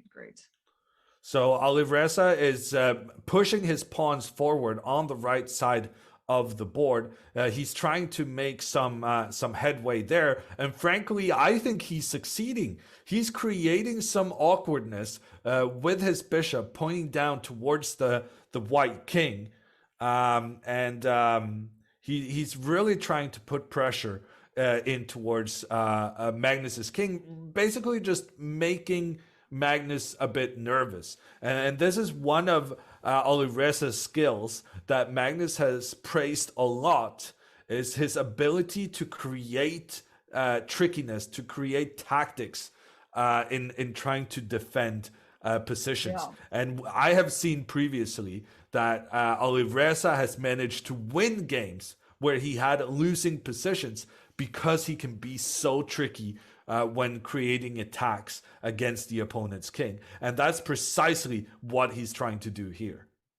Yeah, absolutely. Resourcefulness is one of Alireza's great qualities. I mean, I could see that in that banter match between him and Carlsen in 2020. I mean, he has an incredible knack for drumming up counterplay in bad positions, kind of like Nakamura. And let's see, what is the position on the board right now? So much is happening on the king side. Unfortunately, white is attacking without the bishop on b2 really being involved in the game. So everything is nice about the position, but that bishop that we've been talking about for a while is still quite poor. It's being blocked by the own pawn, whereas Alireza's bishop is pointing in towards the white king. However, which king is the most unsafe? Because while Alireza has a bishop pointing towards whites, Magnus has, a queen, a knight, and a rook in the general area where Black's king is residing. So I'm not even sure that it's Magnus's king in trouble. I think it might be Alireza's that's feeling the draft around its where it should be protected.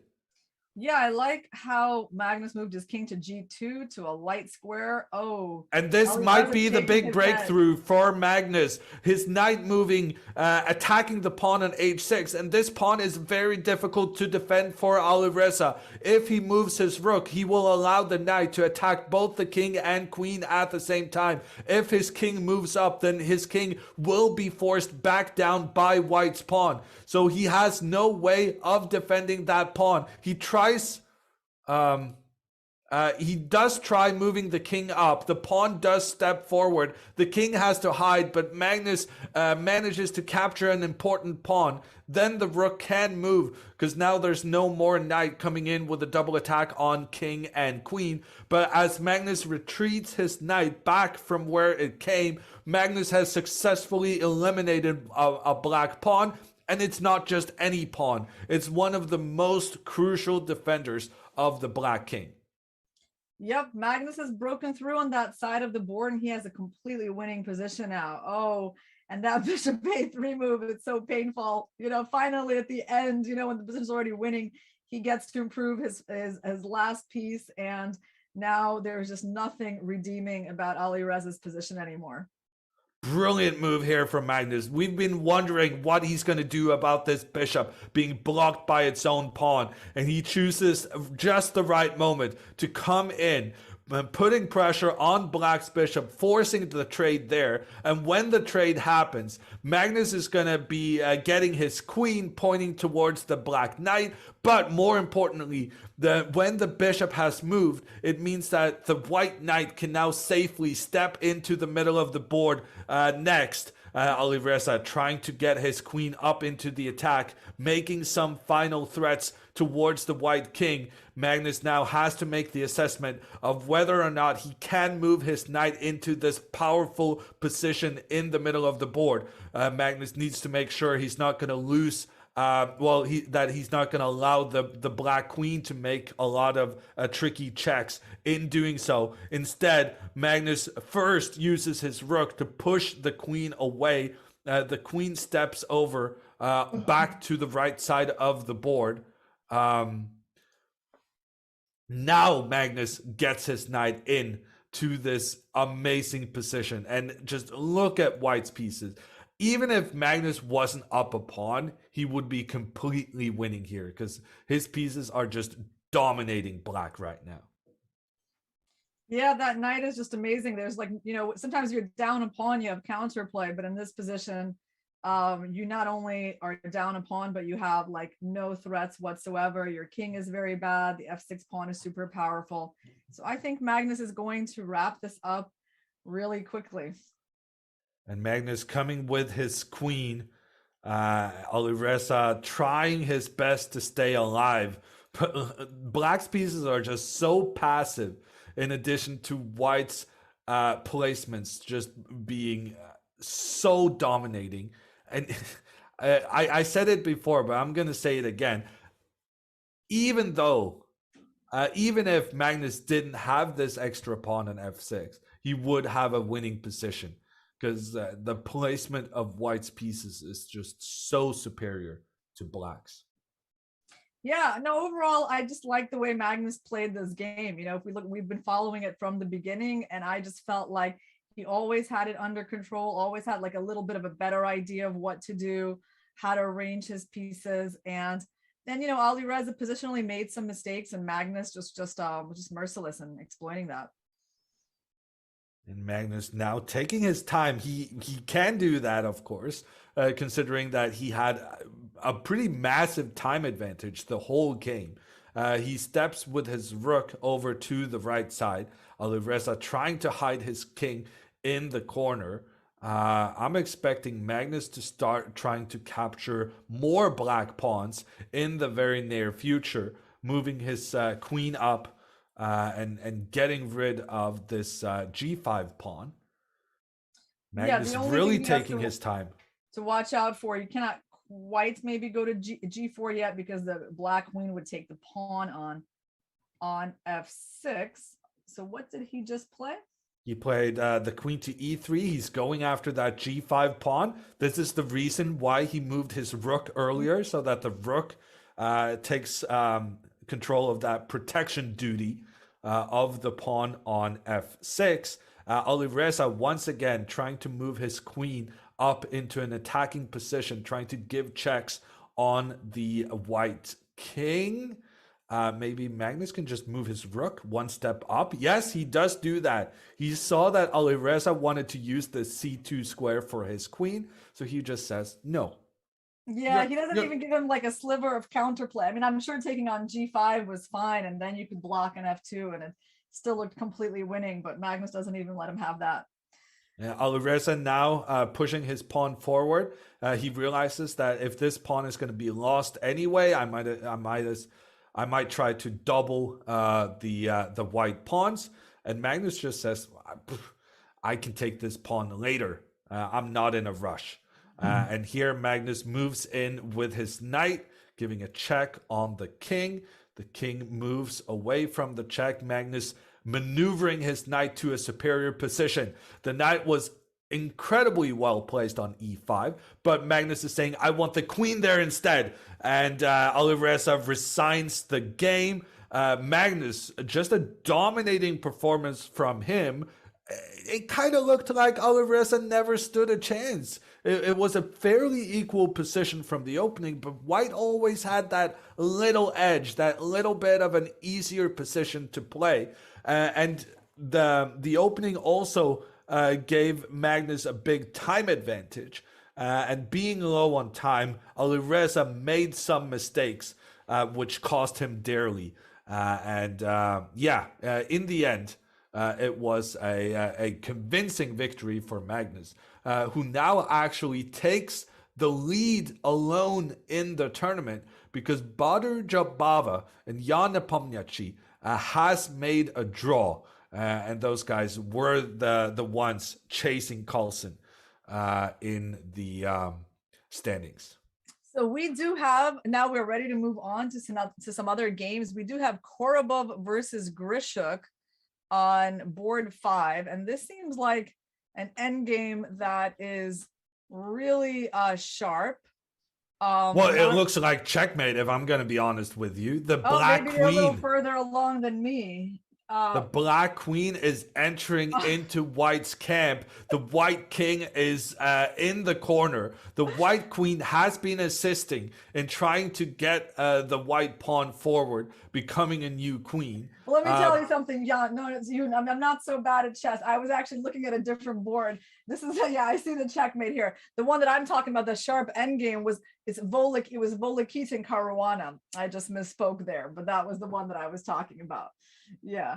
Here it seems like this game is actually over. Yeah. Alexander Grishuk has won it. Korobov could not stop the Black Queen from entering into the White camp in any convincing fashion. So he has resigned the game. And Grishuk is way up there in the standings with this important victory. And remember, Alexander Grishuk is one of the players in this field who has previously won one of these championships. Another person who has won this rapid championship previously is Daniil Dubov. But as we can see here, an equal amount of pawns and nothing else but a king remaining on the board. That's going to be a draw.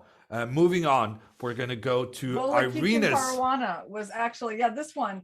So I don't know what's going on with the time situation here. I do know the position is really interesting, and Black is down a rook and yet trying to promote that e-pawn. And actually on rook b1, I mean, he could have just played e2. I think Fabiano is trying to go for the win, even though he's down a rook. And look at the time situation. Both players have under 20 seconds left. And I'm looking at the computer's evaluation. The computer says the only way White can save himself is by capturing this pawn. But Volikitin made the right call. He did capture that pawn. He let Caruana step forward with his pawn to become a new queen, but he had to give away his rook to make that happen. But in doing so, he managed to get rid of the rest of the pieces. And Volikitin, an extra rook was not enough to win the game, but he did find the correct path to actually saving himself. and making a draw in the game. Okay, we do have an interesting game in Lagno versus Pavlidou. This is on board 3 of the women's, and they're in a queen endgame that is actually fairly sharp.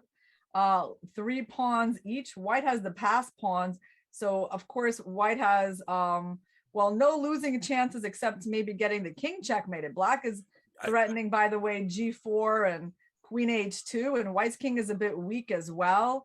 Now, where is the Black king gonna go? It could have gone, I think, to h5, but I mean, it would have been perpetual check there. So yeah, it does look like the game is going to end in some kind of perpetual check unless White finds a way.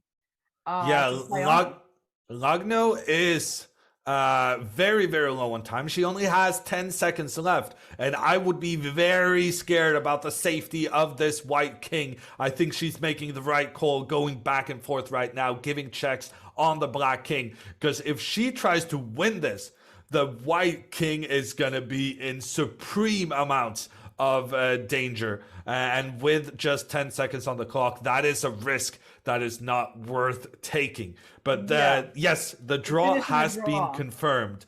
And Pavlidou, a women's international master, really fighting above her weight class here. She's been very impressive and now making a draw against one of the top seeds and birthday girl in Katarina Lagno.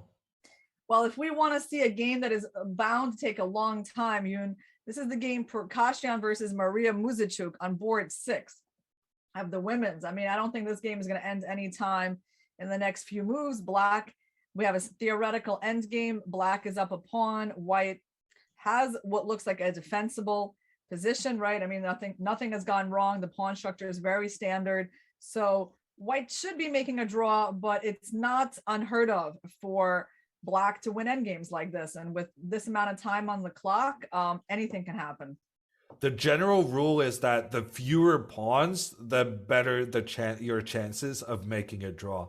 But I'm gonna actually relive one of my most painful memories. I had a situation like this against Magnus Carlsen. In fact, it wasn't 4 against 3. It was actually 2 against 1, which is a situation you should be able to make a draw, even though we just had seconds on the clock each. But yeah, Magnus just kind of did his thing. It's what he's known for, right? Just moving kind of back and forth, poking you in with some different plans, making you really work for the draw. And I did not manage. So after that experience, I've decided that you never take anything for granted. And Prokashyan, she's going to have to work for this half point, because Maria Muzichuk, she is a former women's world champion. She's going to be pushing as hard as she can to get that extra half point, because she has some catching up to do. She did not have an amazing day 1, and for her to stay on the same pace as Alexandra Kosteniuk, she's going to need a win here. Yeah, this doesn't seem to be a particularly bad version of this kind of endgame for White. Actually, particularly notice the fact that Black cannot even easily push g5, right? Because their pawn's on h5 and not h6. So they can't even get those pawns rolling. And there's not that, I mean, there is, I guess, an f4 idea, which Black is probably going to try at some point when they run out of things to do, but it's not very dangerous either, especially here at this moment, because f4, you just, well, actually, I probably would try that, but White can take and play rook down to a4, then Black will go f3, king d2, okay, rook b3 seems to be the only move. This seems at least playable for Black, but yeah, I agree, you can keep chasing the rook. She played e4, so what are her winning chances after that? I mean, I really don't think they're very much, because her king is always going to be tied down to g6, and then White's going to use the combination of attacking the g6 pawn with like checks. So yeah, don't think that White should have trouble making a draw here. I agree. Do we have any other exciting games to follow? Exciting games. Yeah, let's take a look. Oh, okay. Well, we have not very exciting Stefanova versus Bivol. I mean, this is rook and knight versus rook, so I don't think that's what the excitement that you were looking for. Lots of games already done. We got lower down, completely drawn endgame of Padmini. I have a king in trouble. No, unfortunately, that king is in so much trouble that the game just ended. Yeah. There's a game. Here's maybe an Yeah. interesting one. No, There's one. I just found one. It's Demchenko Master Vasilis. Demchenko. Okay, Yeah. let me see if I can find that one. Yes. It's a queen end game. White is up a pawn, but the thing about queen end games is that there's so many ways to check a king that's just standing completely out in the open. Yeah, And Black here- will probably get a perpetual check here. And this is actually a perfect time for us, Yoon, to go to our break and leave you guys enjoying the famous game Firouzja versus Carlsen from 2019. So this will be a really nice flashback to the past. And we will see you on the other What was side. of unarguably the most for talked third about of game the from day. the FIDE World Rapid and Blitz Chess Championship in Moscow 2019 might actually be one of the only games you remember from the event now more than 4 months ago. The Iranian Alireza Firouzja faced off against the Norwegian World Chess Champion Magnus Carlsen in what was a game that everyone was talking about, not just for the amazing chess that was on the board, but ultimately the appeal, as you see right here, that Alireza Firouzja made later on. We covered it in the news report. And maybe you haven't actually seen live what it was that Magnus Carlsen did at the board that had Alireza feeling justified in making this appeal. We're going to point that out to you, of course, when it happens on the board. As Magnus Carlsen usually does arrive a little bit late to his games, likes to keep his opponents in suspense, Alireza gets buckled up to do his thing, along with, I believe, Yu Yongyi there in the background versus Vladimir Kramnik, and then Vladislav Artemiev facing off against Jan-Krzysztof Duda. But with Magnus Carlsen coming to the board and the nerves now building for all of us, along with the young Firouzja, we see them shake hands. Magnus comes to the side and signs in for yet another day's work, as he often does, just doing his thing as the World Chess Champion, a day that ultimately crowned him the World Blitz Champion. But as Magnus takes a seat, we've got a few more seconds. I'm going to preview for you what we're going to talk about as far as the chess moments in the couple extra minutes we have afterwards. Our cameraman on site did such an amazing job getting us extra footage when the controversy started to be discussed. But the moves I'm going to highlight for you that we won't have as much time to do in real fashion are Magnus Carlsen's interesting novelty idea, bishop h6 instead of the previous a5 from Fabiano Caruana. We're going to talk about Alireza's enterprising response to that.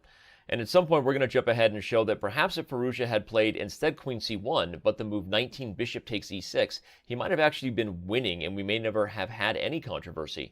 Of course, that could also be said for the fact that Magnus Carlsen, instead of playing knight takes e3, keeping the bishop pair, could have played bishop takes e3 and also gone on to win. I'm going to show you all of those moments and more, and I'm going to highlight the fact that I think when Magnus played the move king takes b5, he already smelt potential blood in the water and thought he might have a chance to flag his young opponent. So all of that is to come in this video, but for now, we jump out to a Ruy Lopez mainline variation, nothing fancy to it. The move d6 played gives Firouzja a little bit of a pause, but not much. Of course, it is still pretty common theory. White castles, black plays bishop to d7, and after c3 we get g6. This is the move that really defines this kind of closed structure. Black's taking the extra time to get developed, and it's a little bit slow, but ultimately, strategically, perhaps he was hoping to outmaneuver his young opponent in the middle game. Firouzja has already played the move h3, and after knight f6, brings the bishop back to c2. Both sides know what they're doing at this point, so nothing too serious to talk about. Castles and rook to e1. Magnus Carlsen goes for his vintage, grab a piece and twiddle it while I'm pretending that I don't know what to do here. Of course, I know the theory. I'm going to play the move rook to e8. And Firouzja going to give pause before thinking about his very natural Ruy Lopez approach. Of course, the knight coming to d2 ultimately has plans to go as well to f1 and g3, as you do in many Spanish games. queen to e7, played by Magnus Carlsen. Not necessarily played with the intention of actually opening up the files in these particular structures, because the rook on e1 will win the battery battle, as Firouzja has already played knight f1. But now we see queen f8, the intention of Magnus Carlsen's plan. As I said, queen e7 was not played to open the file, but to go for a novelty idea where the bishop was going to come to h6 and try to trade itself off for the white dark squared bishop. This is an idea that hasn't really been tried before, and as I said quickly in the preview, the move a5 was played by Fabiano Caruana in a big event on our own server, actually, chess.com. But Carlsen plays the move bishop h6. He wants to get the dark squared bishops off the board. Positionally, it makes a lot of sense. Because this structure often remains closed, that bishop can be a very dubious piece. So this interesting idea, unfortunately for Carlsen, is not met with favor. Firouzja said, you know what, I agree with you. Getting rid of that bishop will be an improvement for you given the dark square closed structure. So I'm going to put my knight on g5 and deny you that opportunity. This is the first moment in the game that really gives either player a true think. Here we see Magnus grab the piece to fiddle that I think this time actually does have him trying to go into his thought process of how do I want to approach this surprising move. The move on knight to g5 not only denies the dark square bishop trade, but also opens up queen to f3 to hit a now undefended piece. This is a key point to highlight now because I'm going to come back to it later on. It may indeed have been the key tactic that Firouzja himself underestimated as a potential opportunity in his position.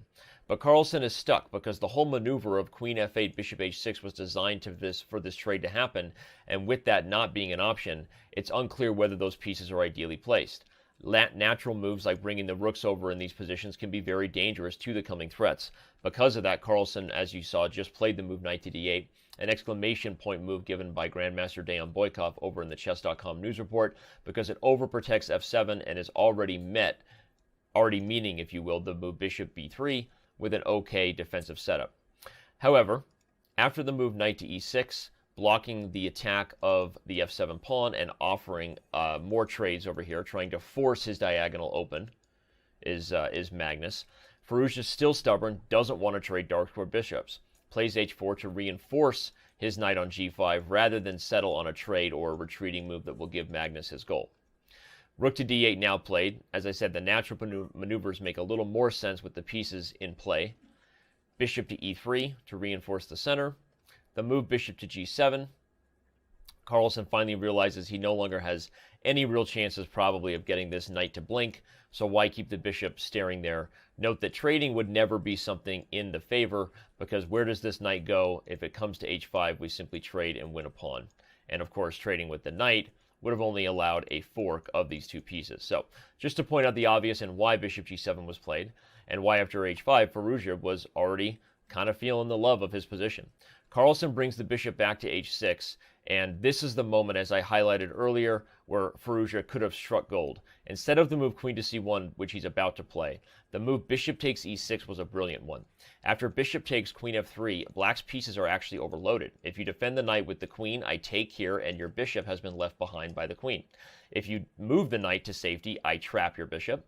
If you take, obviously this has devastating consequences in terms of opening the black king, which makes me realize that probably if the capture was made, black would have had to have taken with the pawn, and after d takes, and just about any queen move to get her off of the file, black is positionally in a terrible spot with these horrible, apparently I'm tongue-twisted, doubled e-pawns. So I was surprised that a lot of people didn't point that out, and instead, after queen to c1, it was thought that, well, maybe this is the right approach from Firouzja, but indeed, bishop takes e6, having analyzed it with the engine, was a chance for a win.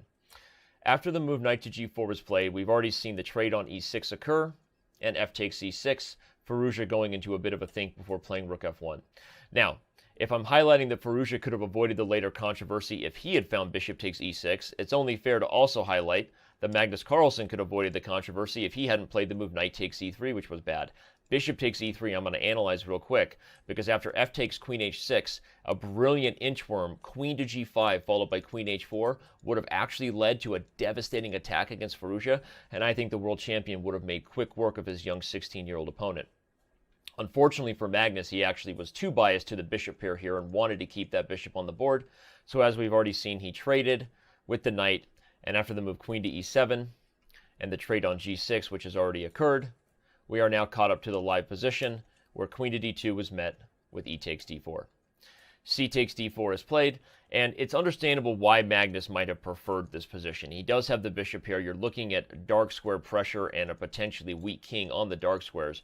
And regardless of the fact that those who know the game well, you might already know that Firouzja was eventually the one pushing for a win, Carlsen is better here. And king g7, unfortunately, the slow approach misses his chance to press.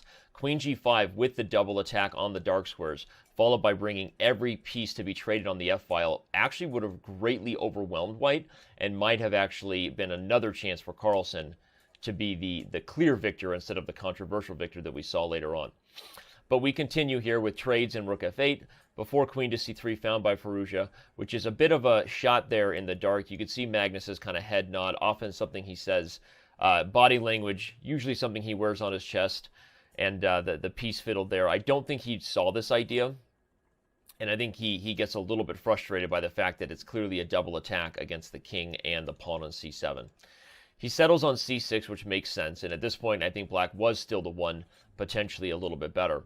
But after the move about to be played by Firouzja, which is knight f1, I think here is where Carlsen overestimates the potential pressure of the queen when he settles on the move e5 you're about to see. One of the main points is that white is never really threatening to open this up. When doing so would actually eventually open up dark squares for this bishop, and I think would lead to a position that's better for black. So e5, as the computers suggest, was actually a small mistake, and it's exactly the blunder that after the trade and the move queen to c4 you're about to see that led to these light square problems. Suddenly Jay-Z's got 99 of them and Magnus is in trouble. So whether e5 was a horrible blunder or really it's just this move queen f6 instead of queen g7, as Dejan Boykov correctly analyzed, the bottom line is either way he's suddenly in huge trouble here after the move queen b4 check. We see Carlsen get frustrated before playing c5 with the loud sort of clock slam. We are moments away from what ultimately was the controversial moment. After the check here and the queen captures the pawn, it was this moment right here and the words whispered by Magnus that ultimately led to the controversy and the challenge that we foreshadowed in the beginning of the video. More on that later. The queen trade, and we see all the blunders have led to an endgame where only white can be winning. Carlsen correctly transitions into an opposite code bishop affair where you often have your best drawing chances. But the moves here are now going to come pretty fast and furious, so I'm going to do my best to keep up, providing little bits of insights as I can. Stick around because all the things we've already touched on that we didn't get to, I promise to deliver with analysis on those moments when this game concludes. What we do see here, though, is pretty good technique from the youngster. He balances both sides of the board. Even the move king f2 that ultimately comes back this way shows that he's trying to create threats of passed pawns and king entry everywhere.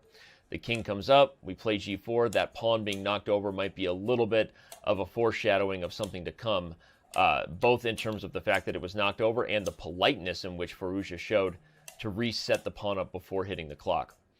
Again, more on that later.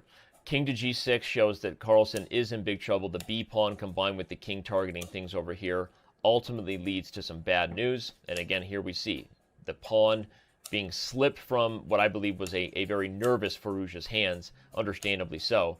But right here, right now, the move bishop d2, pointed out as a blunder by some, I think was actually Carlsen really calling the kid's bluff. Firouzja needed to find king f7. Again, I'm going to show that later. Instead, he doesn't, and takes the bait that the pawn was actually attacked. But now in the time scramble, we're going to see that Carlsen blockading the dark squares ends up confusing the youngster just enough where you wouldn't call it now that he's about to lose on time, but if you look at the body language of the players and how much more time, just a second extra that he's taking on every move is really going to, oh, and there it is. It's leading to the nerves that comes out, and after king g4, we see the drama is real, the table is slammed, and the arbiter has set up the pieces, wait for it, in a draw according to the DGT board, and we see Magnus Carlsen is actually not happy about that. Now, as we see them debating this, I'm going to provide a little bit of insight into what you see on the board, the kings being put on these two squares, and why the controversial debates already started getting crazy.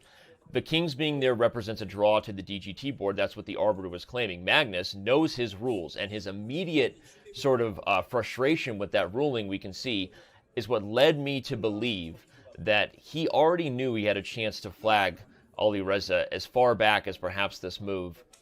I'm going to show it right now, the move king takes b5, rather than trying to maybe sit tight on the blockade. I think he knew that with some tough questions, the kid might use more time than he should have. The next few moves, yes, you could argue that bishop to c3 is the best blockading move, but white is still winning with best play.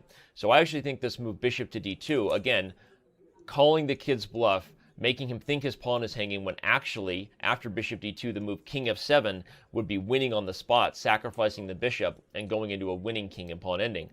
And again, a lot of this is speculation. I admit I've now watched this 17-minute video probably many more times than I should have, given that, you know, I'm supposed to be getting paid to do other things. But hey, you know what? We're here.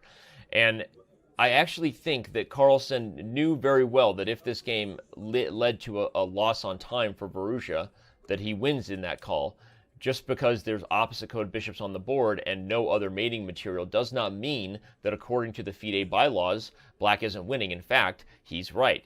What you'll find out later on in the news report, or what you did find out later on in the news report, was that the FIDE ruling says as long as there's, in theory, a possible checkmate, then the game can be deemed a win, despite not having what is considered theoretical mating material.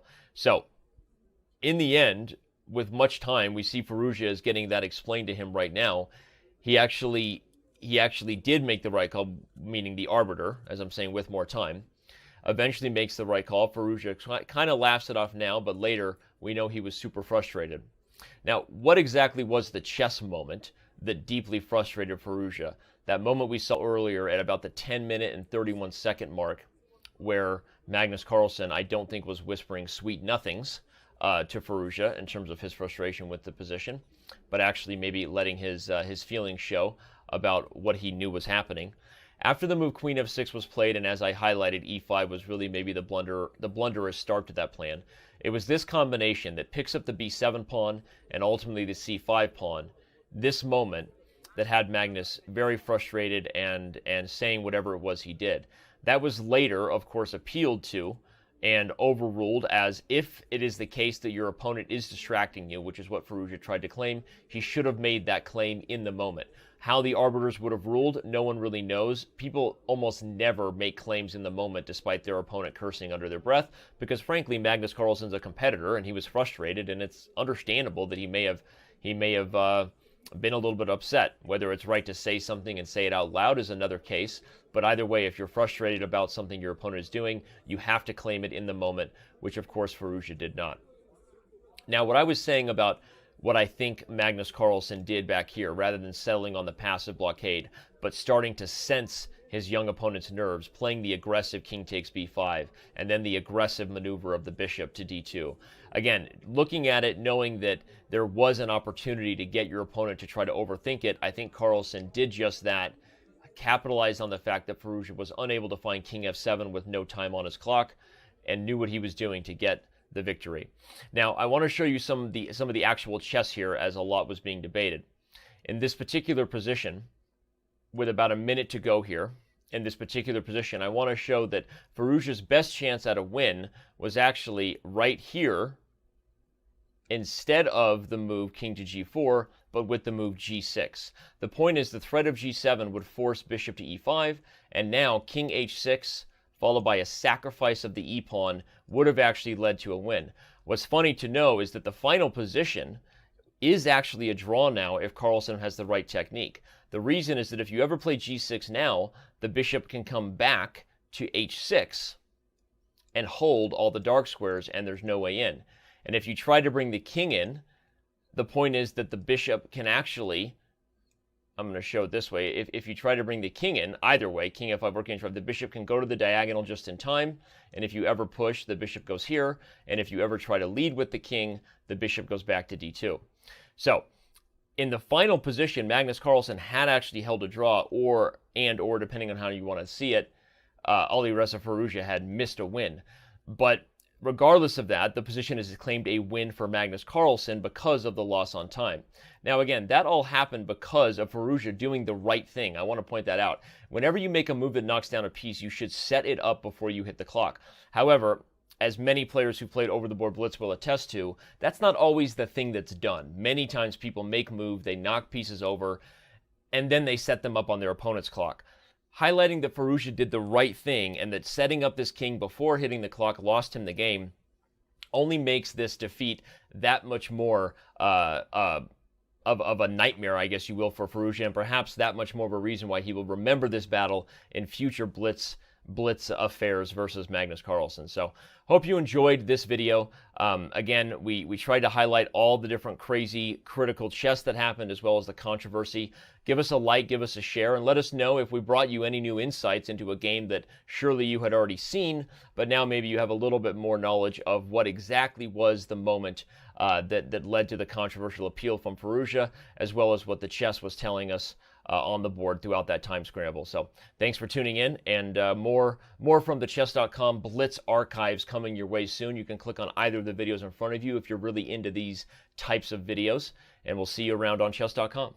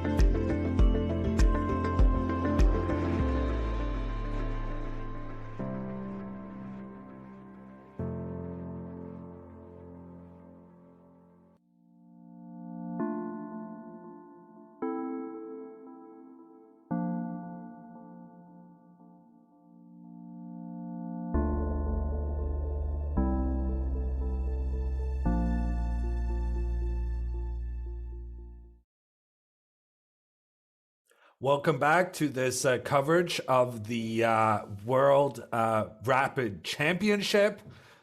We've just witnessed an incredible match. Magnus Carlsen against Alireza Firouzja, the number 1 and number 2 players in the world right now. And Magnus Carlsen coming out there victorious, and that means he's on top of the standings. And he's joined by Alexander Grischuk of Russia, and those two are going to be battling it out against each other in this next round. I am Jon Ludwig Hammer. I am joined by Irina Krush. And Irina, what are your expectations for this next round? Yeah, I mean, it's great to see the top players coming, swimming up to the top of the table. We got Carlsen now and Grischuk tied for first place.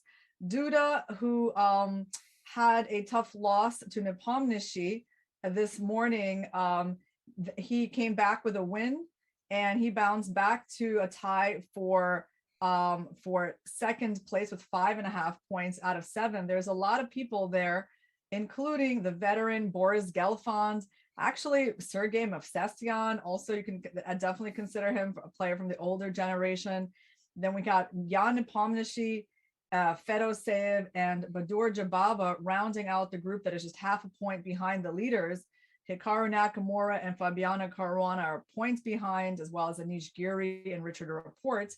And from the young players who are performing well, we do see in the top half of the table, we see names like Nordirbek Abdusatorov from Uzbekistan, who's got 5 points, and really happy to see American player Hans Niemann on 5 points. He's got a super low rapid chess rating of 23-27, but he just finished beating, I believe it was Matlikov for Russia, and now he's playing another Russian, Daniil Dubov. And going over to the women's section, they have played 6 games, and Alexandra Kosteniuk is running away with it so far. She managed to beat her countrywoman Gunina in the 5th round in a very exciting matchup that could have gone either way. After winning that, she also won this 6th round, and she has a commanding lead now, a full point ahead of mentioned Gunina. And a surprise, Asel Serikbay from Kazakhstan, a women's international master, not a person I have heard of before, I must admit, but she's really introducing herself to the highest levels of chess, and she's going to be facing her toughest task as of yet, as she takes on the Kosteniuk. Yeah, I'm sure Alexandra is going to want to capitalize on the fact that she got a fairly unknown player at such a critical point in the tournament, and maybe extend her winning streak to 7 out of 7. Gunina bounced back after her loss to Kosteniuk with a win over Nana Zagnidze, and now she's going to be playing her teammate Katerina Lagno. She has half a point more than her. We see finally Maria Muzichuk making some moves towards the top half of the table. She has 4.5 points out of 6. She will be playing on board 3 against a young Russian player, not super well known, but we know her name has already been around for a few years, Leia Garifulina. Koneru Humpy, the reigning women's rapid champion, now finally also at 4.5 points out of 6, will be playing black against Ekaterini Pavlidou. But I think one of the stories of the women's is also, just a very tough field, and you will see some extremely strong players that are not actually playing on the top tables, like people like Anna Muzichuk, a former world Blitz champion, always, contending for the top spots, a 2600 rated grandmaster at some point. She has only 3.5 out of 6, as well as the talent from Kazakhstan, Jansai Abdumalik, who recently became a grandmaster. And they're even doing a little bit better than our top seed, Alexandra Garyachkina, who after... And here we're starting the 7th round for the, actually the 8th round for the guys and 7th for the women. In the frame, we have Alexander Grischuk, now the leader of this tournament. having the same amount of points as Magnus Carlsen. He's going for a queen gambit declined here, is Carlsen, and facing off against one of the players who have experience winning these kind of events before. Alexander Grischuk is a world Blitz champion previously. Yeah, these guys have played lots of games with each other, and I was actually wondering which opening Grischuk would choose. Would he go with e4 as he did more recently against Carlsen, or for something else? And so he went for d4, and Carlsen went with one of the more solid choices in his opening repertoire. And we have an early exchange between the pawns in the middle. Grischuk then putting his bishop out, putting pressure on Black's knight. The knight cannot move because then the queen will be in trouble behind. Magnus, on the other hand, he has a solid strategy for this game, just trying to get those pawns defending each other up the board. Grischuk now queen out early on. This is a bit of an unusual move at this stage. Normally they play the pawn out so that you can get the bishop forward early on, but Grischuk trying to kind of use the Carlsen strategy of playing something slightly uncommon, taking the opponent out of a book into the wilderness of unknown chess openings.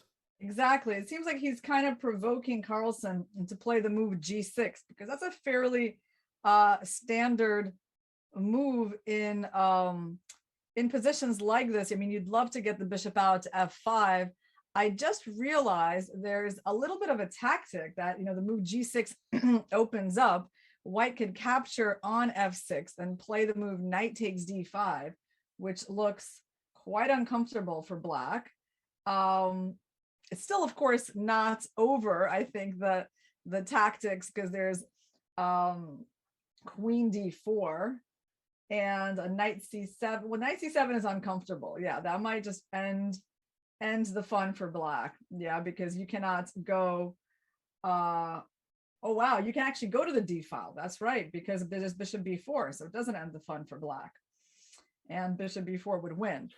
So this was a long analysis there, but part of the reasoning here is that there are some trickery possible. And Magnus, he immediately tries to eject that white bishop. The bishop moves back. Magnus using his bishop to kind of take care of that pressure being made down towards the Black queen.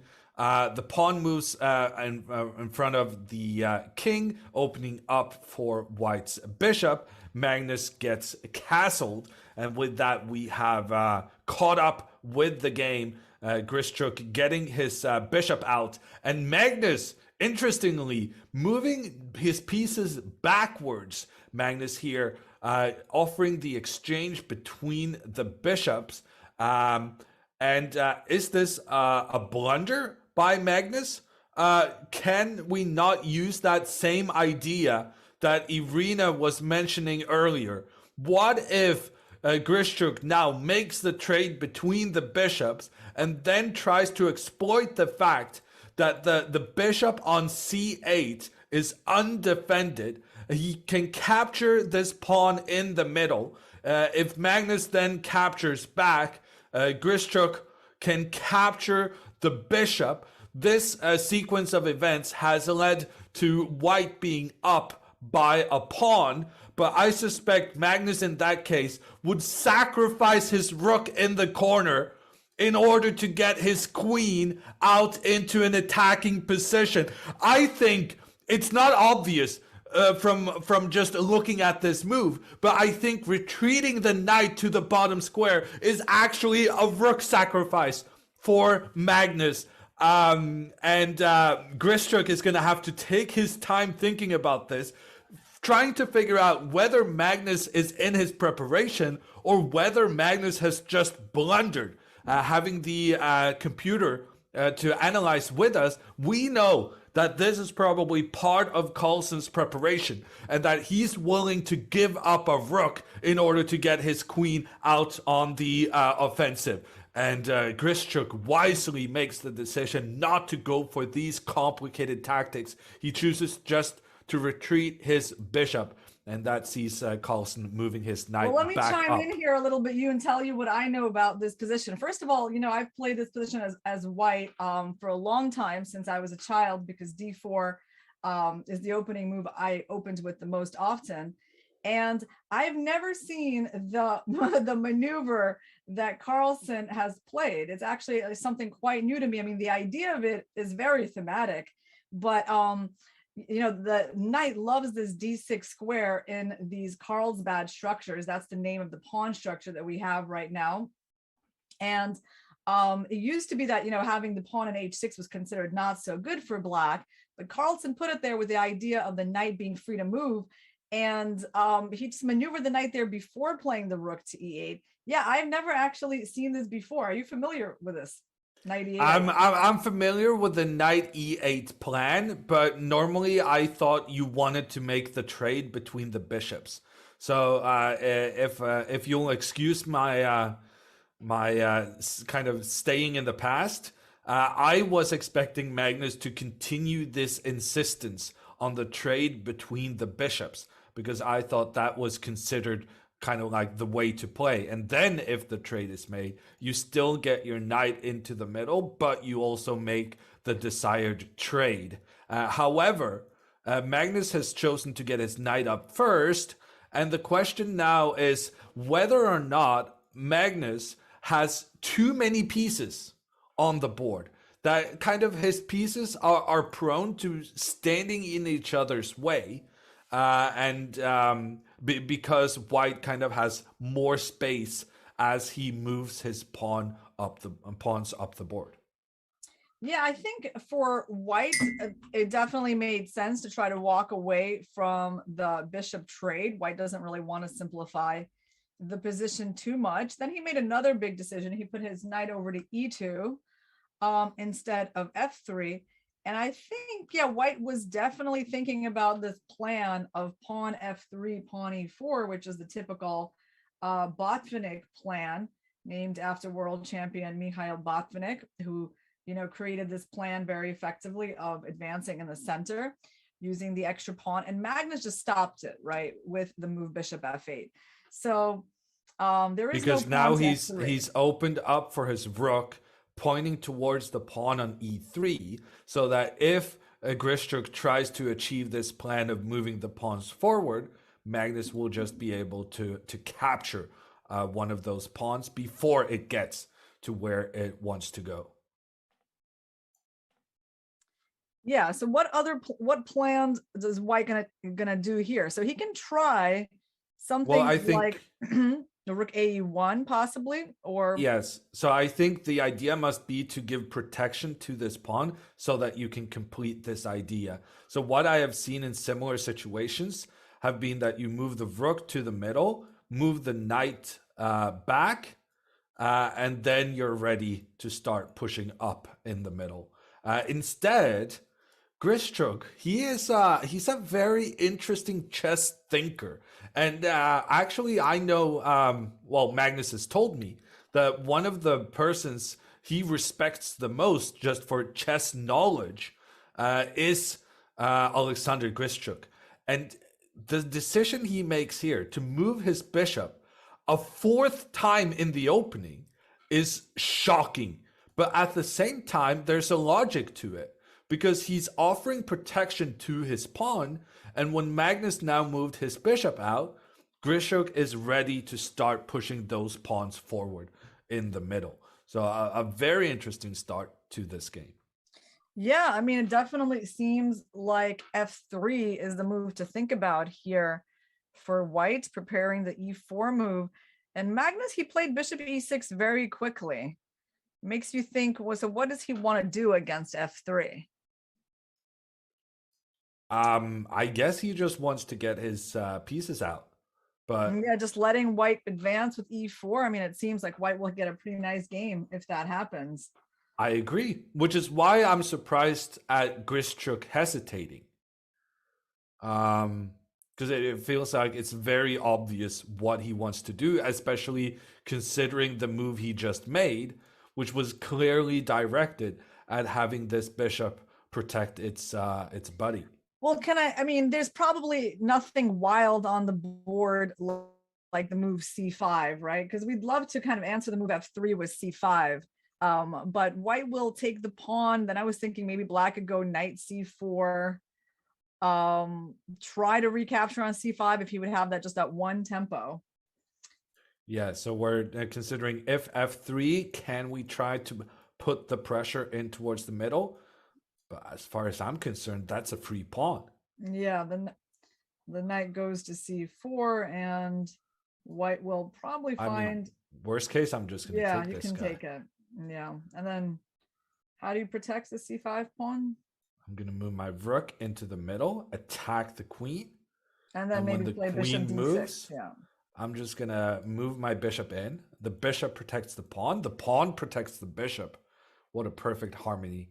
And it's not clear how black is getting the pawn back anytime soon. So I'm surprised here by Grischuk taking his time. But if there's anything Grischuk is known for, it's that he spends so much time. He's known as a bit of a speed demon when he's low on time. But one of the reasons he's so good at it is because he has so much practice. I remember once I played Grischuk, we both had like 1 minute on the clock in a classical game, and we needed to make 20 more moves in that time span. So we had both sinned in spending too much thinking time. But the fact that even in his classical games that can last 4 hours and beyond, he still gets a lot of speed chess practice.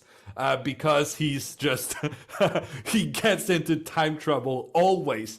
So being short on time is kind of his go-to move. So let me tell you what I'm seeing here, Yoon. So white played f3, like we were talking about, and I can see from the reaction of Carlsen, kind of sank into thought there, like as if this move is going to give him some problems and he needs to figure it out now. That's what his body language is telling me, and I agree with that. I mean, that's the move we were talking about, and it's not that obvious to us how he's going to counteract this plan of pushing the pawn in the center with e4. Yeah, well, I'm surprised that Magnus is surprised, because that was clearly what Grischuk was trying to do. But we're going to let these guys fight it out here in this matchup. I'm actually gonna, I kind of want to go to the game Duda against Movsesian of Armenia. Because Duda has been one of the most impressive players so far in the tournament. He had an early lead, and he was pretty close to beating Badr Jobava, which would have given him a 5 out of 5 score on day one. Unfortunately, Jobava slipped away and saved himself in that game. Then Duda lost the first game of this day two, but he bounced back. And now with the white pieces, we have a very untraditional position. And it's when you first look at a position, what you want to notice is the pawns and how they're standing against each other. And very often you will have situations where like one guy has a pawn on the A file, the other guy also has it. And you kind of see this kind of symmetry in that regard. However, this is one of those cases where there's an unusual amount of dissymmetry, or that for instance, white has a pawn here on the side of the board, whereas black has captured in towards the middle and has opened up for the rook along that rank. And also there's another opening for the white queen and potentially a white rook to come and put pressure down on the C file, while Movsesian, he's trying to point his queen down the B file. But all the players are kind of at this stage already involving their rooks to point down to where they don't have a pawn blocking.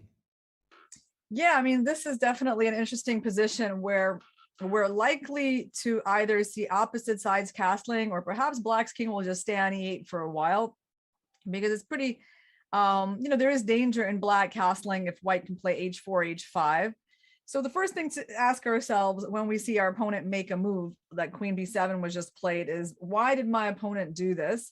So one clear idea is this move knight c4 that Black is setting up, not necessarily super dangerous, but it is a theme on the board. Another idea, maybe the move c5 at some point, like he was trying to move the queen out of the knight d5 attack, also makes some sense. And I wonder if he might consider putting the king on e7, but it still feels very dangerous to do that because White at some point will play e4, start opening the center. So in terms of what White wants to do here, I think h4 seems like a reasonable move to me. And of course, you can already start considering e4 as well. E4, the issue with that is that it kind of involves a pawn sacrifice, at least in the way I would like to do it, right? Like I'd like to take with the f pawn back, but then the g4 pawn hangs. So is it worth it to sack the pawn like that? So it's a very thrilling position. The kings on opposite sides of the board, and breakthrough opportunities for White. So I would say Duda can be really happy about the situation. I'm honestly surprised he hasn't moved yet, because I feel like just tucking the king in the corner and avoiding kind of the ideas of having the queen point down towards the king, I feel like that's what I would have done pretty just automatically, because I feel like if it looks okay, then it's just worth doing, seeing as how this is rapid chess and you don't want to spend too much time. But there was a reason why Duda was spending time, because he has chosen to advance in the center right now. He's pushed his pawn up. He started the conflict between the pawns. And more importantly, he's also threatening just continuing up the board, where this pawn would be threatening both the bishop and the knight at the same time. That's a nasty fork. And to avoid it, Movsesian has decided to make the trade. Duda capturing back with his knight, not doing that desired trade you wanted, Irina, with getting those two pawns working together, making their way up the board. And after he takes with a knight, there's a question, do we want this trade for Black? To me, it just seems like an incredibly complicated position. And I'm going to make the prediction that we're coming back to this game later on, and we're going to be riveted by the action going on here. Yeah, definitely. Both players, I mean, I want to say I do like White's position here. I do like the way this game is going for White. I think Black is going to have more problems with his king than White is. White at least knows where his king is going to be. Black still doesn't. And I totally understand Duda's decision here. He took with a knight just because he didn't want to lose that g4 pawn. If Black captures on e4, he will take with the f pawn. And if Black plays bishop e7, I think we can definitely consider the move knight c5 for White, kind of just planting that knight on the outpost and possibly making Black give up their bishop, and giving White like the bishop pair against the two knights. So I don't think Black has too much play against White's king here at the moment. So looking good for Duda, might take a second win in a row. I'm going to move on to a very exciting game here between Fabiano Caruana with the white pieces against Ivan Chaparinov of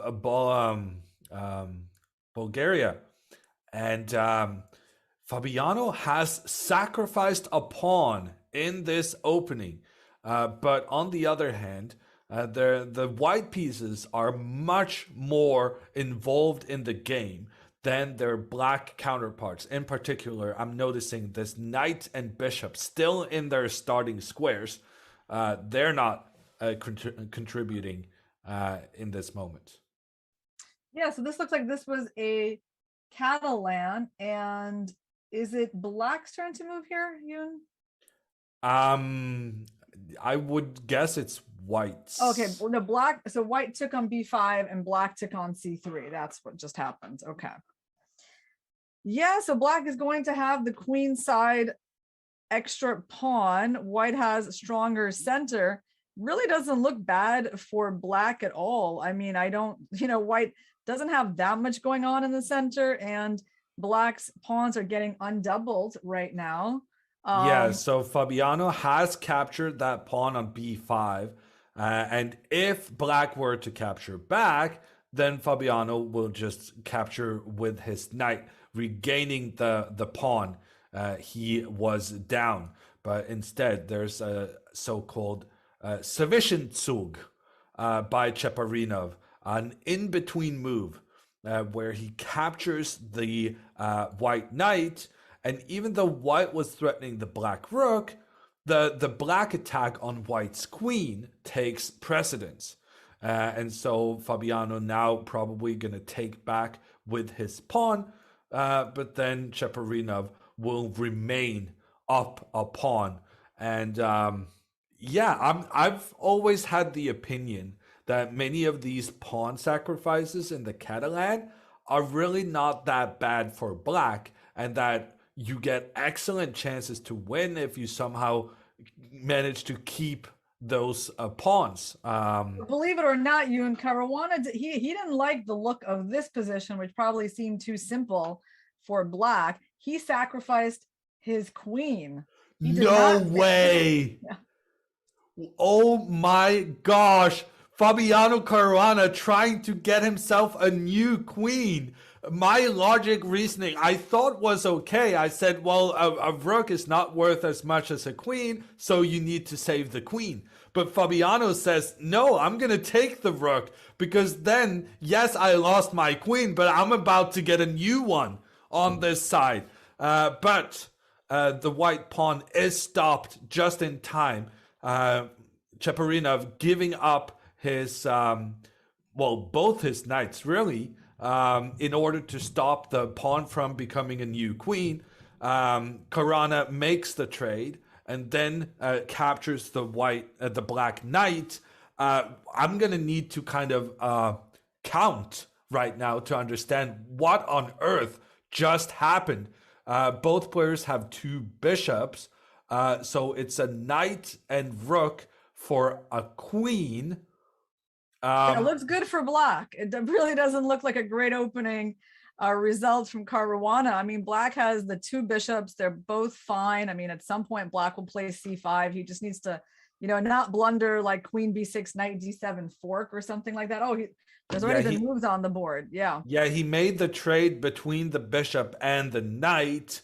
And I'm realizing now that black still has an extra pawn. So now it's a rook and a bishop in exchange for a queen and pawn. That's a significant advantage for black, but at the same time, there is a lot to be said for pieces working together. So you should never underestimate having two pieces, the rook and bishop, as opposed to just the lone queen. And I think Fabiano at this stage will be trying to set up some kind of defensive structure. He's not trying to win the game now, but he's trying to make sure that those remaining pieces he does have is able to kind of block the queen from making progress. So Yoon, what do you think about going back to the Carlsen-Grisha game? Because that has seen some changes in the center, and we have like a much better idea of how the game is going to develop. Grisha did get to play his e4 move, and actually Carlsen, as you said, he just counted on developing that knight to d7 and played b5.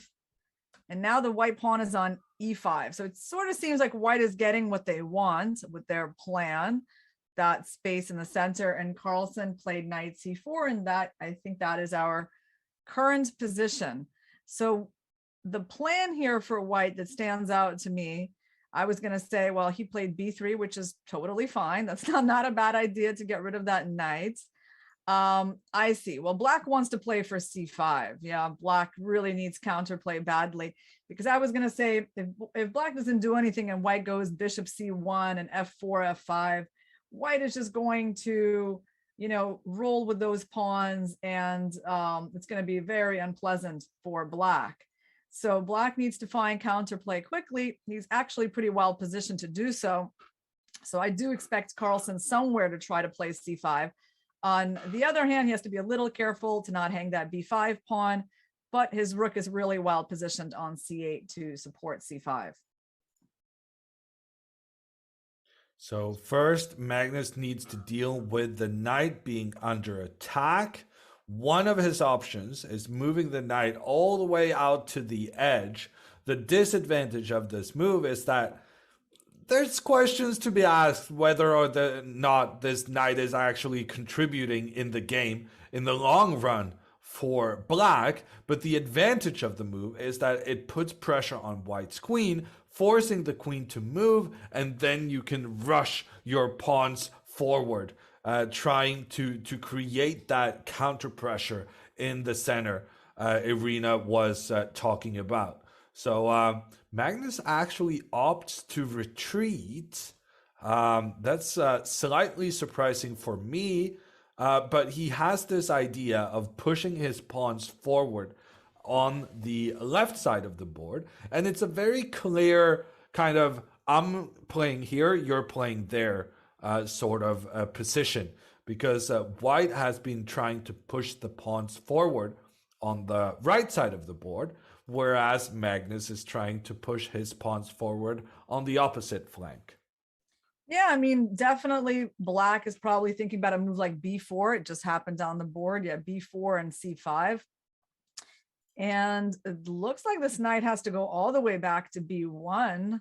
I can't imagine him going to a4.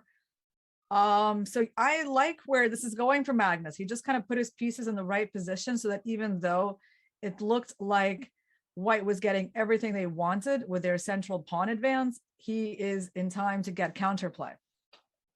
And with Grishuk making the trade on c5, Magnus has to watch out still for those pawns trying to rush up the board on the right-hand side.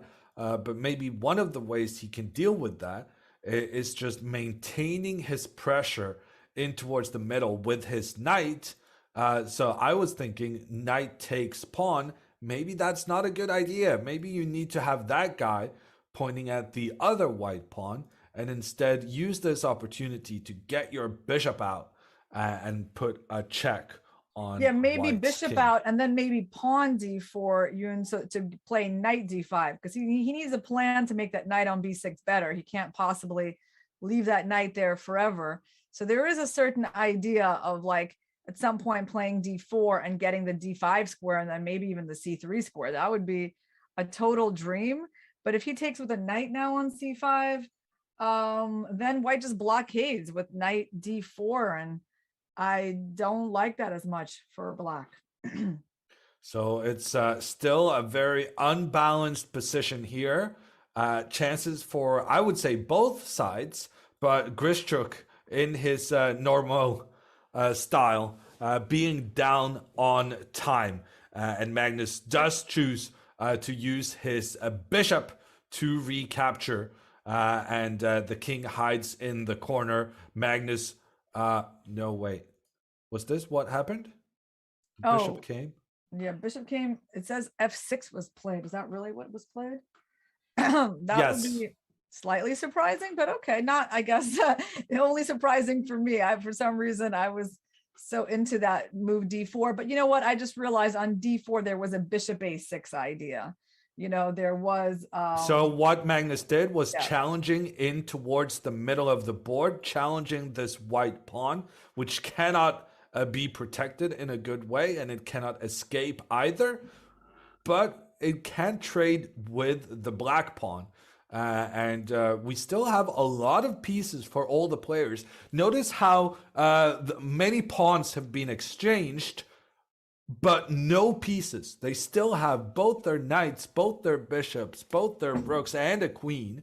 It's a really thrilling position that's going to have some interesting developments. I think the main thing that Magnus is counting on, just to end it with this point, is like the knight on b1 is a very bad piece for Grishuk. I mean, if you can put that knight on, you know, some kind of central square, it'd be a different story. Maybe you could make the case that white is better, but that knight on b1 is a big problem, and I think Magnus is going to try to use that. Moving on to the women's section, we have some big matchups. In particular, Kosteniuk, who is trying to win her 7th game in a row. She's facing a much lower rated opponent in Asel Serikbay of Kazakhstan, a player who does not have the Grandmaster title like Kosteniuk. You would think that means Kosteniuk is the favorite, but so far it's been everything but. It's been all about Serikbay in this game. She has the bishop pair in addition to having an extra pawn on her very esteemed opponent. It's the Kazakh girl who is going for the win and who might be the leader of this tournament together with Kosteniuk if she wins this one. Wow, that is actually amazing that someone who we never even heard of can now be beating Alexandra Kosteniuk, who was on a perfect score. And then in that case, she would actually be catching up to her. They would both be on 6 out of 7. And yeah, white has an impressive position. Bishop pair, extra pawn on the, well, 2 extra pawns on the king side, just 1 extra pawn overall. And she needs to figure out now how she's going to use those extra pawns on the king side. I obviously don't think that white should take the knight on c6 now. That would only help black bring out their king. So I think the bishop on e8 still has a lot of relevance. And an interesting move is to do something like playing bishop g3 in order to go f4, f5. That would set those pawns into motion. And, you know, just a few more moves away from having a convincing path to victory. So Kosteniuk in big trouble. That would blow open the field for all those chasing the chess queen. And one of the chasers is Katarina Lagno, who is now playing with the black pieces against Valentina Gunina. And Lagno has an extra bishop. But she needs to deal with a white pawn 1 step away from becoming a new queen. If she can successfully stop the white pawn, she definitely will be winning this game. And so the question is, why can we not just move our bishop back and try to capture the pawn immediately? I think Gunina's idea was that this knight can actually get itself up into the attack and give protection to the pawn, because the bishop cannot capture the knight, because the queen, the pawn would then become a new queen. So this is actually very accurate play by Lagno when she instead just gets ready to get her king involved. She's going to get her king close to the pawn. This white bishop is controlling all the squares white's knight wants to use to help out the pawn, and Lagno is going to win this. Yeah, it looks like Gunina, it's kind of how it goes for her. It's up and down. You know, she's that kind of player. She can beat anyone, but she can also lose to anyone. So, and well, in this case, she's not losing to anyone. She's losing to a very strong player, Katarina Lagno. But it's a very challenging day for her, you know, with that game against Kosteniuk. That was really, you can define it as a heartbreaking loss in the beginning. She came back from that, and now she's going to get another loss. And hopefully she will, you know, get a win in the last round, at least make it even on day 2 of play. In terms of what else is going on in the women's, I thought there is an interesting position on board 6. Buksa versus Asobayeva. This is another young Kazakh player. And well, it looked interesting a few moves ago. I think things are certainly going in Black's favor at the moment. You just noticed a really beautiful queen on e4, also the very unusual knight on h8 for Black. And she clearly is thinking about her knight with that move, because now it's going to go to g6. And I would say that White's king is going to be in a lot of danger here. I mean, it's pawns are even, but White's position is not impressive. Their bishop is really being just cornered in by those pawns. So this could be a big win for Bibisara. And with that, she is gonna get closer to the lead.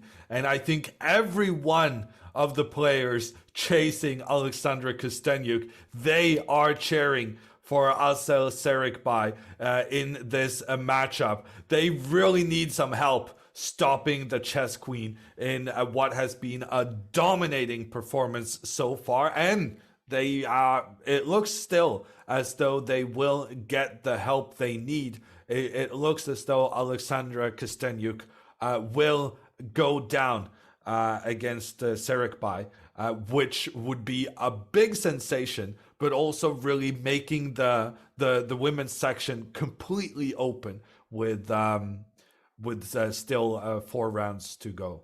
Yeah, I mean, we should point out in this position, if Black captures the pawn on e5, it's not a free pawn, because White will go rook e4 and win that pawn back immediately with, you know, even an improvement of their rook.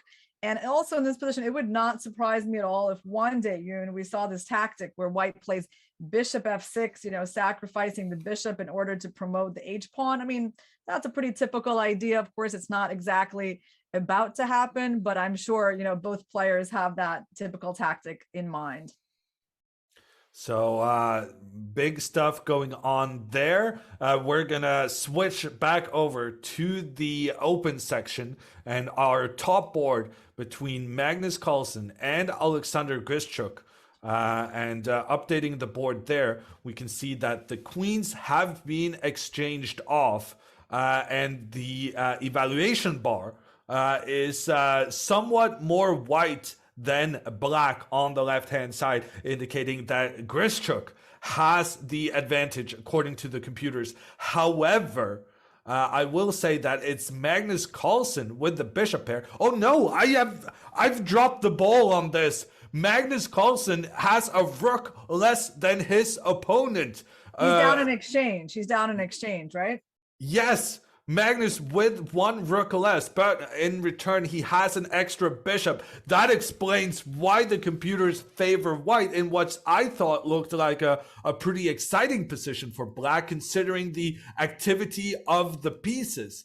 It's been a dramatic turn of events here, with Magnus giving away his rook, but now as we see more moves just coming in, it's very dangerous for Grischuk, in fact, as Magnus keeps pushing his pawn forward in the center of the board.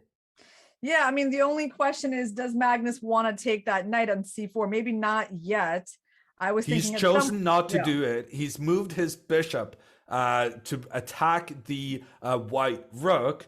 Grischuk immediately moving his rook up, trying to get rid of this black pawn. And Magnus having to make some decisions now. He knows very well that Grischuk only has 44 seconds left. Magnus is trying to find a way of winning this game. He is not trying to figure out how he can survive having a rook in exchange for a bishop. Magnus is looking for ways to win because considering the problems on the clock for Grischuk, it's going to be very unlikely that he finds all the correct moves in this next phase. So my thinking is there is a decent chance that at some point Magnus will take on c4 and go for this plan of a5, a4, right? So d2 makes sense. And I suppose, White will probably think about rook e2 here. attacking the d2 pawn. And here is the big question. Do you want to just take on c4 and play like a5, a4? Because you do give white this nice d5 outpost for their bishop. That's annoying. On the other hand, you know, the rook on d1 can't move at all, and you're getting your queenside play in. The knight on c4 is a good piece, and I mean, white is thinking about taking on d2. I'm not saying it's actually a threat, because actually, if white in this current position takes on d2, there's a very powerful move, knight takes e4, and then, well, it is a threat to take it with the rook, actually.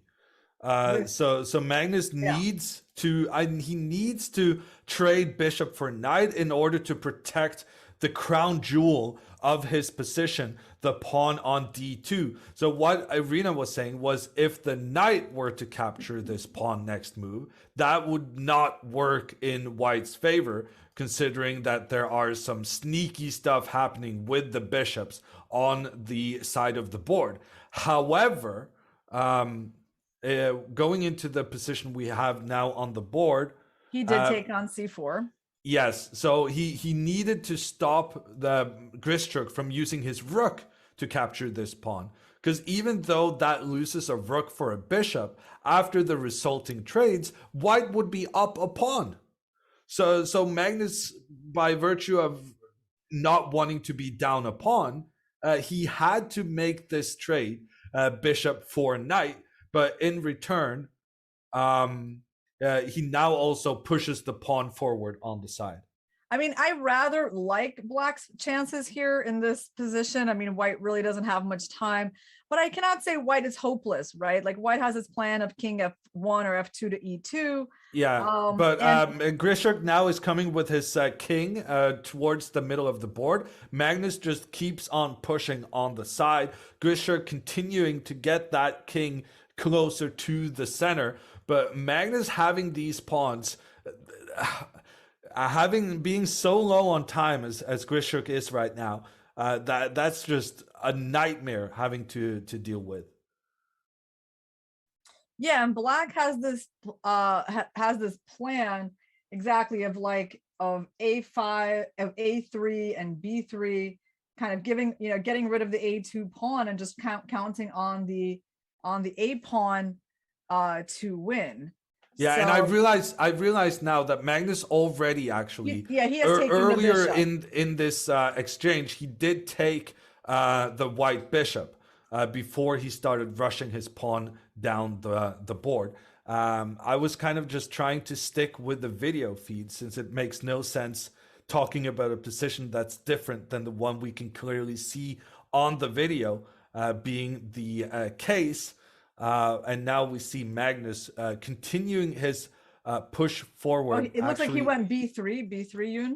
Yeah, and he's just pushing his pawns further forward, trying to get those into becoming new queens. Grischuk choosing not to make the trade. I think because if he makes the trade, there was a3, really annoying move. I think black wouldn't even be recapturing and just kind of going forward with the a pawn, where the bishop supports the a1 queening square. But yeah, this is looking pretty good for Magnus, right? I mean, he seems to be wanting to play actually just bishop c1 and b2.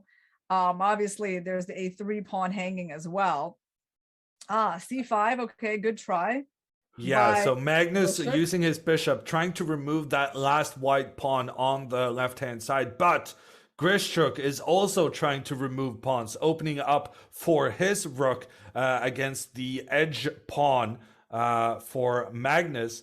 And yeah, I'm not sure how Magnus is supposed to deal with this, because if Magnus doesn't manage to get a new queen, well, then he's going to lose the game, right? Because the rooks are normally better than bishops. So Magnus is very dependent on having on getting rid of these or getting his pawns forward as soon as possible. This c6 move is very clever. So Magnus captured on a3, and Grischuk doesn't even hurry to take the pawn on a4. He just goes c6. And he's going to be keeping the C pawn for as long as he can. So now rook a4, probably b2, rook b4 are I'm missing a move. Bishop c1. Bishop c1, b2. B2 is on the The board. rook captures the pawn.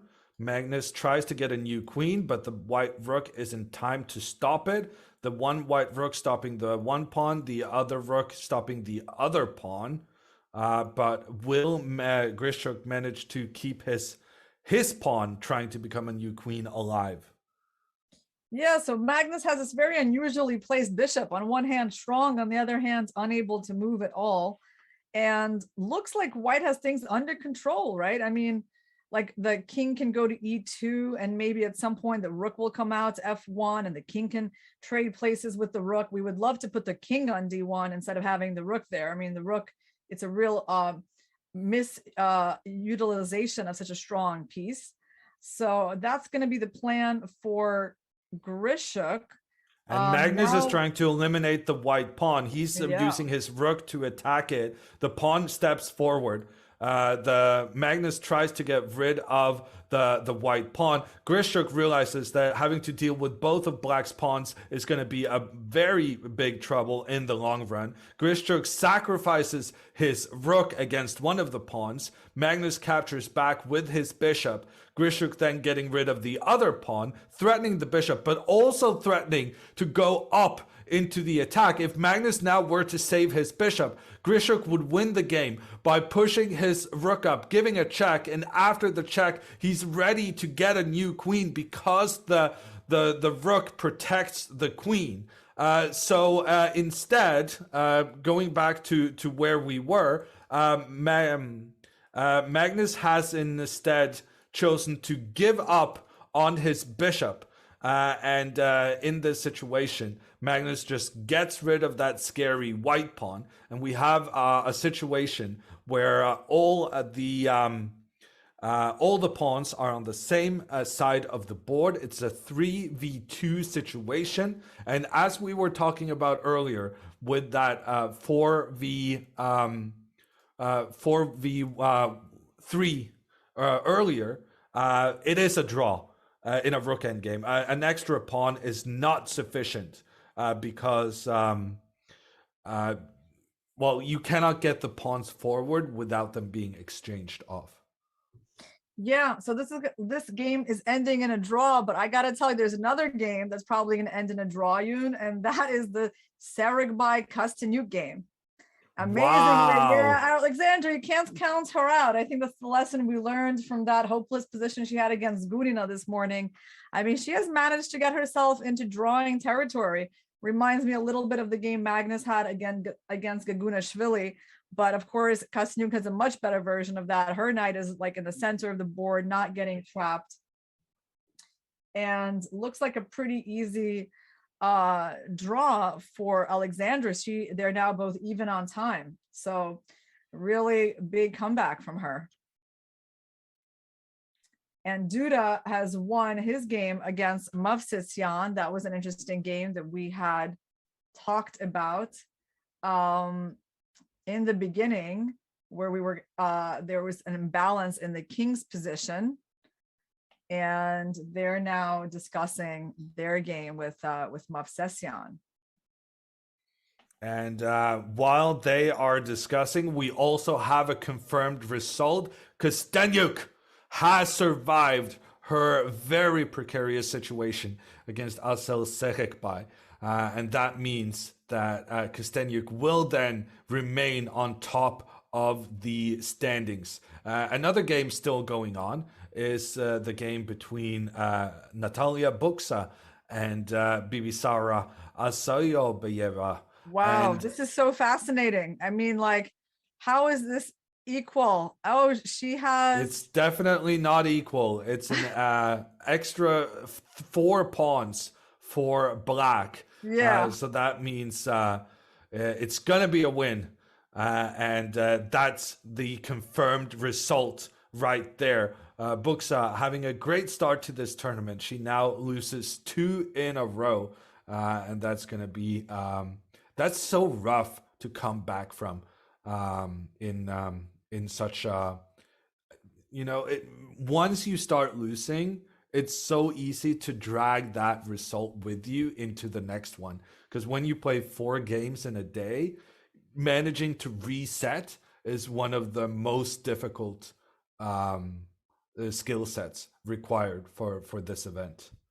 Yeah, I agree. I mean, the only thing that sort of mitigates that difficulty is the fact that, well, the games are starting fairly quickly, one after the other. You don't have a lot of time to dwell on how bad it feels. You just got to go and play the next one. So there is that. You have lots of chances in one day to make up for the bad games.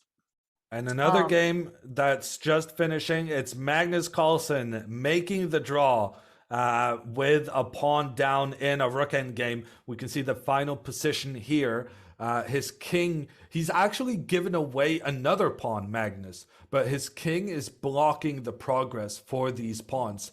And the black rook will be able to give checks in on white's king indefinitely. So Grishuk realized there's no way winning this. They have agreed to a draw, which means both these players are going to be on top of the standings. The big question is, did anyone win to catch up with them? And I guess the man of the hour there is Duda, who managed to beat Movsesian. And he's climbing the standings while most other people made a draw this round. And I do want to point out that one of the people that we've been following, Timur Gareev, he has produced another victory against a top player. He has beaten Anton Korobov on board 15 there. So nice to see him doing well. I don't know how Hans Niemann has finished in this round. He was playing Daniil Dubov, but I don't see the result for that. Maybe you do, Yoon. No. Yeah, so on the women's side, everything has been going pretty well for the higher rated players. I mean, Lagno beating Gunina, Maria Muzichuk finally makes it into like the very top of the standings. She won against Leah Garifulina. Humpy Konero joins her. And Polina Shuvalova, she beat Nana Zagnidze. And as you said, it's hard when you start losing. This is Nana's second loss in a row. Yeah, and we'll come back with all the results and the updated standings after we take a little break. There's still one game left to be played, both in the open section and the women's.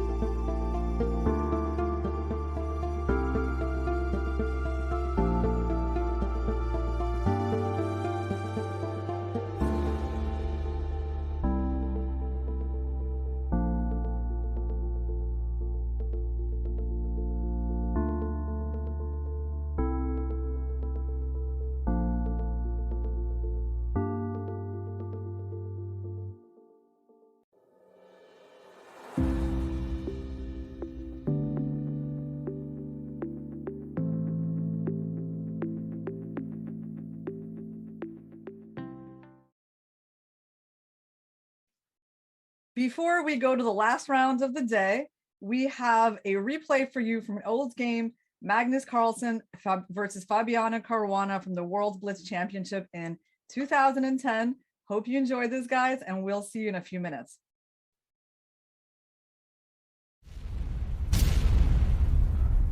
So we begin round 26.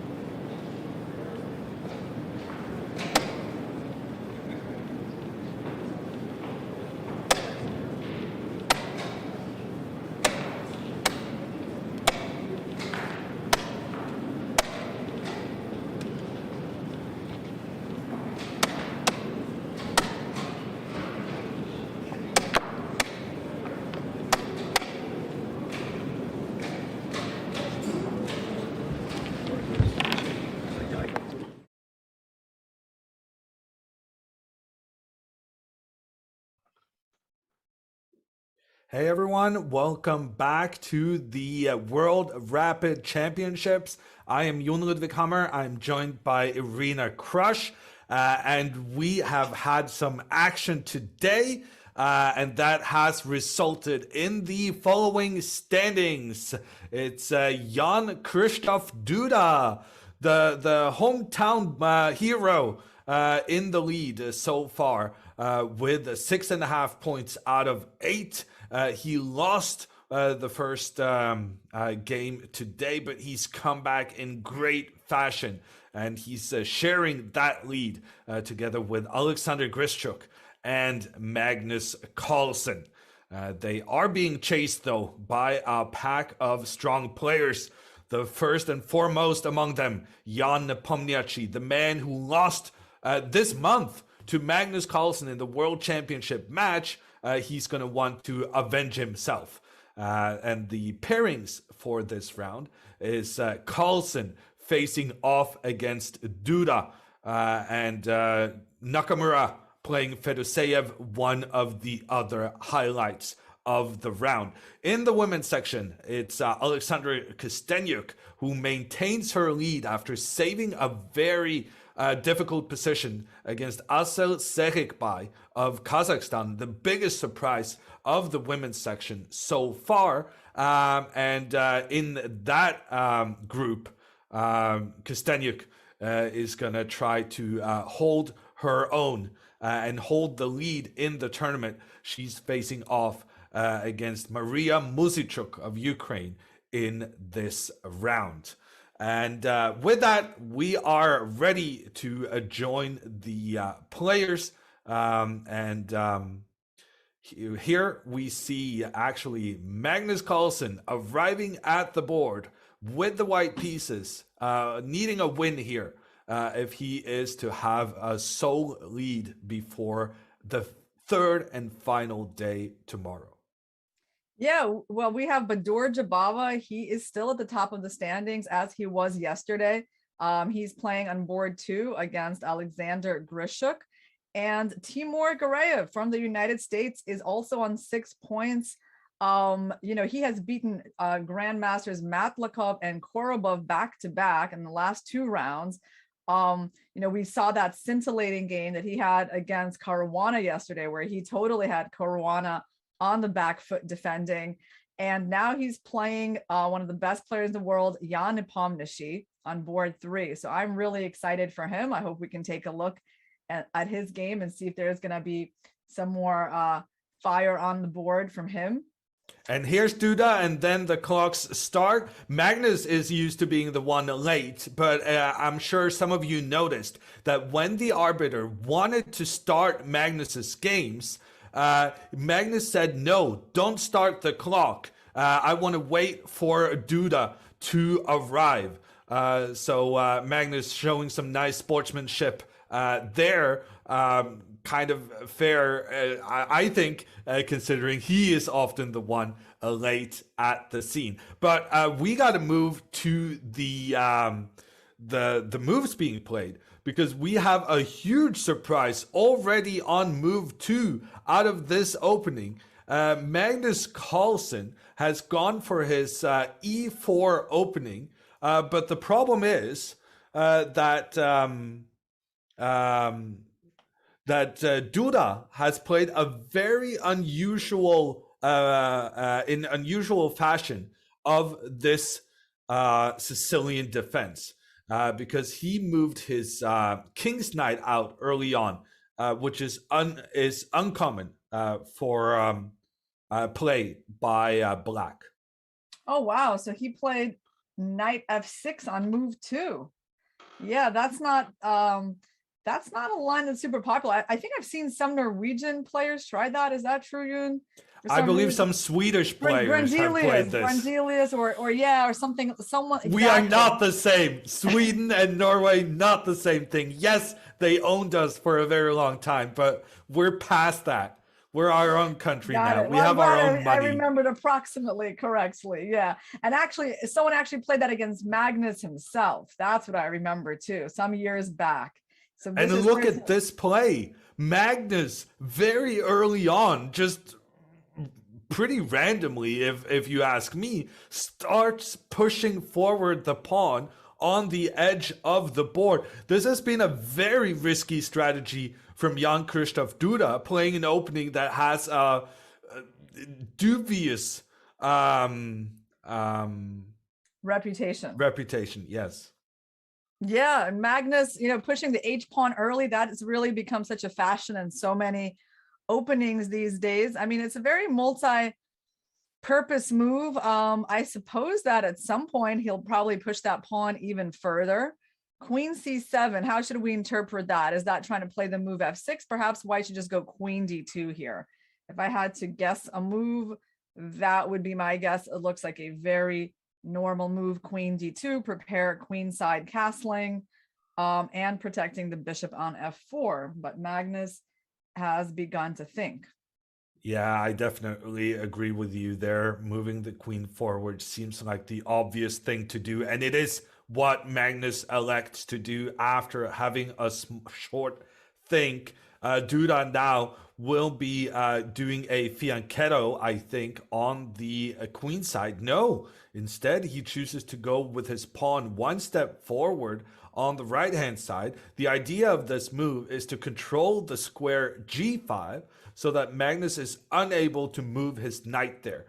And that's kind of crucial because in the next couple of moves, Magnus will probably castle, Duda will move his pawn out, and he will try to castle queenside himself.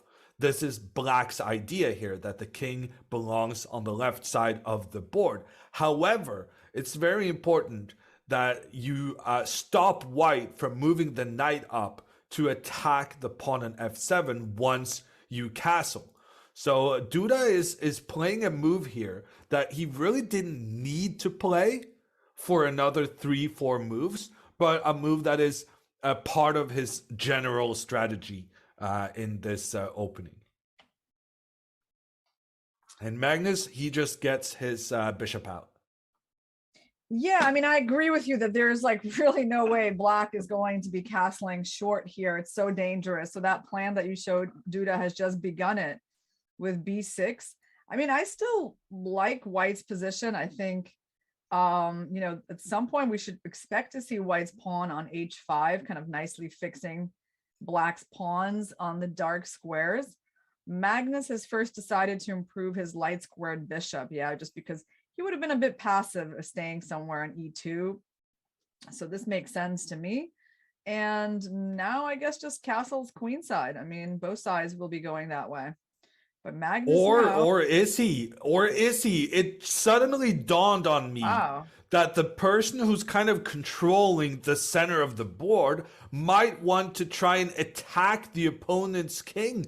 I am thinking right now that Magnus is anticipating that Black is going to castle queenside, and Magnus wants to have the option of saying, okay, you go to the left-hand side, then I'm choosing the opposite. Or if Duda now tries to play it tricky by moving his bishop out, I think we're going to see Magnus just kind of waiting around. And then if Duda goes to the right-hand side, Magnus is going to say, okay, I'm going the opposite. No matter what Duda does, Magnus is always going to have the option of going in the opposite direction. And that's kind of scary for Duda. He's hesitant to castle right now because he does fear what could happen if what's Magnus the worst that can happen? attacking. Let's say you go queenside. What's the worst that can happen to Black? How is White going to attack him? Yeah, good point. I guess first I would want to have my rook into the middle. We're not going to find out, unfortunately, What if because Duda has chosen to move his knight out on the edge of the board, opening up for his bishop against Magnus's bishop in the middle. There has been a trade between bishops, and I really like this play from Duda.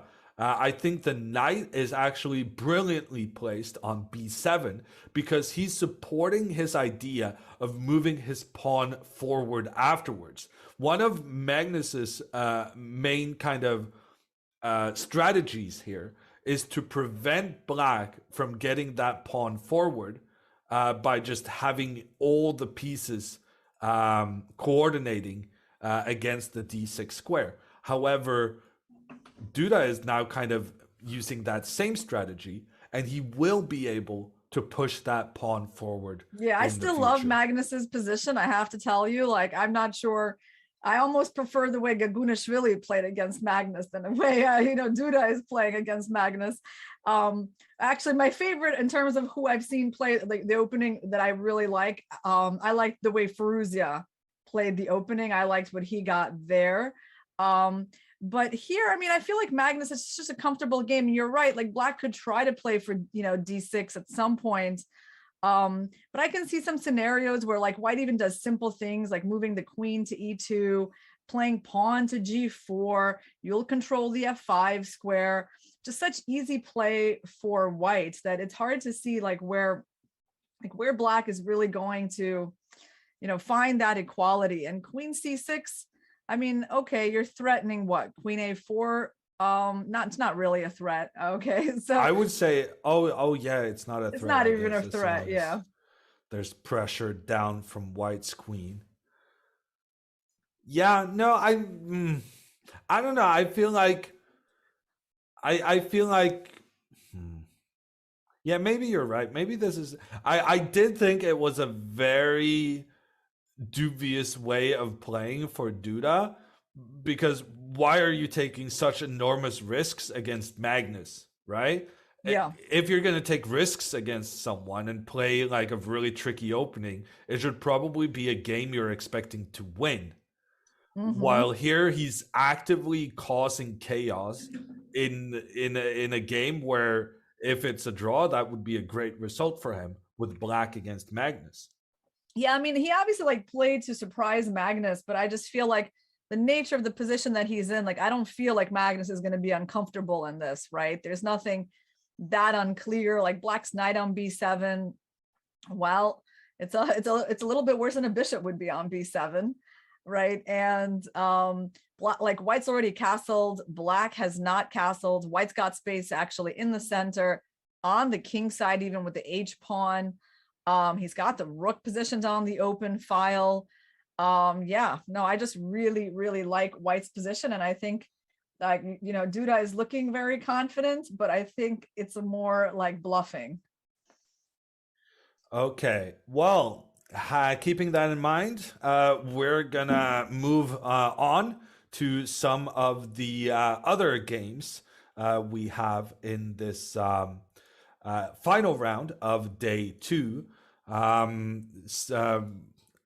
Do you have a game in particular? I know fans will be eager to watch Hikaru Nakamura, and Hikaru is facing a very aggressive Vladimir Fedoseev. Look at how Fedoseev has been pushing his pawns forward, both in the middle of the board, but also on the side of the board where he's expecting to put the black king.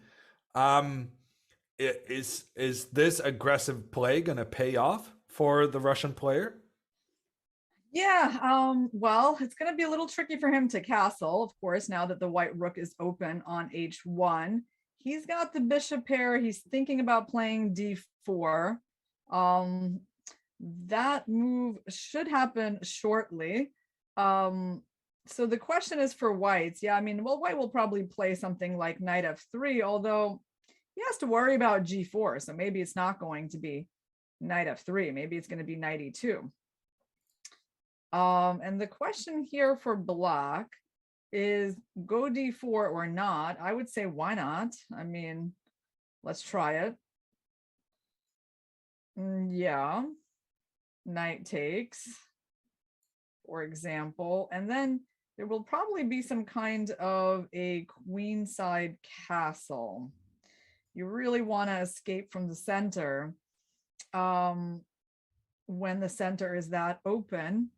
This looks tremendously dangerous for the black king, no? Look at these openings for the white rook pointing down towards the king, or alternately where the king can try to hide away. I don't know. I think this is looking very good for Hikaru right from the get-go. And just 12 moves into the game, he might have already provoked his opponent into being more aggressive than what is healthy. Someone else who's aggressive is David Anton of Spain, because he has also done that strategy we saw Fedoseev use against an American grandmaster, Hikaru Nakamura. But here, Anton being aggressive with those kingside pawns against another American grandmaster. It's Fabiano Caruana. And also here, the engines do seem to favor white, but look at the bishop and queen working together against the pawn on g3. That's going to be a difficult one to defend. Yeah, we can actually take a look at the women's section. We got Kosteniuk versus Muzichuk, and they're quite far along in a very interesting middle game. On board one, Alexandra Kosteniuk is white, and she, I feel like they've had games that look similar to this. This is not the first Kosteniuk Muzichuk game I've seen that looks somewhat similar to this. It's coming out of a C3 Sicilian type of position. And Alexandra seems to be doing quite well here, although her bishop on c1 is still not developed. So the question is, well, it's really not developed, and is it ever getting out? Yeah, is it ever getting out? I mean, the pawn on d3 is under attack, but so is white's pawn on e5. So that's the issue. We could certainly take the pawn on d3 and start exploring tactics where black takes on e5, white will ultimately take on a7. We can try something like that. Knight takes a7 seems to... Ooh, that's a big move right there. Pick up a pawn. The knight sacrifices itself on the edge of the board, luring the black queen away from the protection of the knight in the center. And so in the end of this, all these captures, it's white who gets away with being up a pawn. So and she goes for this. She goes for queen d3. So I think we're going to see something like this on the board because, I mean, certainly black's got to take the pawn on e5, right? Otherwise, they're just down a pawn, and white might even go knight d6 at some point. So this is probably going to happen. Yeah, it looks like Kosteniuk is coming back from the edge with her last round game to actually probably have a good chance to win this one. What a dominating performance after just 14 moves against one of the highest rated players in this event, Maria Muzichuk. Kosteniuk is already looking good to win it, which might possibly extend her lead with just 3 more rounds to go in the women's section. She's gonna be a world champion if she wins this, is my prediction. I think she's building up the momentum to the point where nobody's going to be able to stop her. That's true. I mean, people are trying to catch up to her, but I mean, if she just plays like that, I agree with you. It's all about the momentum, and she seems to have it. Her teammate Lagno on board too. Since losing a game earlier in the tournament, she's climbed back up.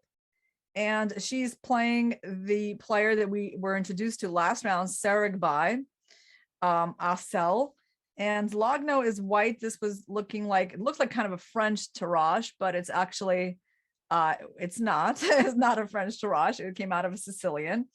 And, well, what can we say about this position? It seems like I like positions like this for white. That's my general my default setting is to enjoy playing against the isolated pawn as long as my opponent has no particular initiative. And even though the valuation bar is around equal, I mean, I still would prefer this position as white.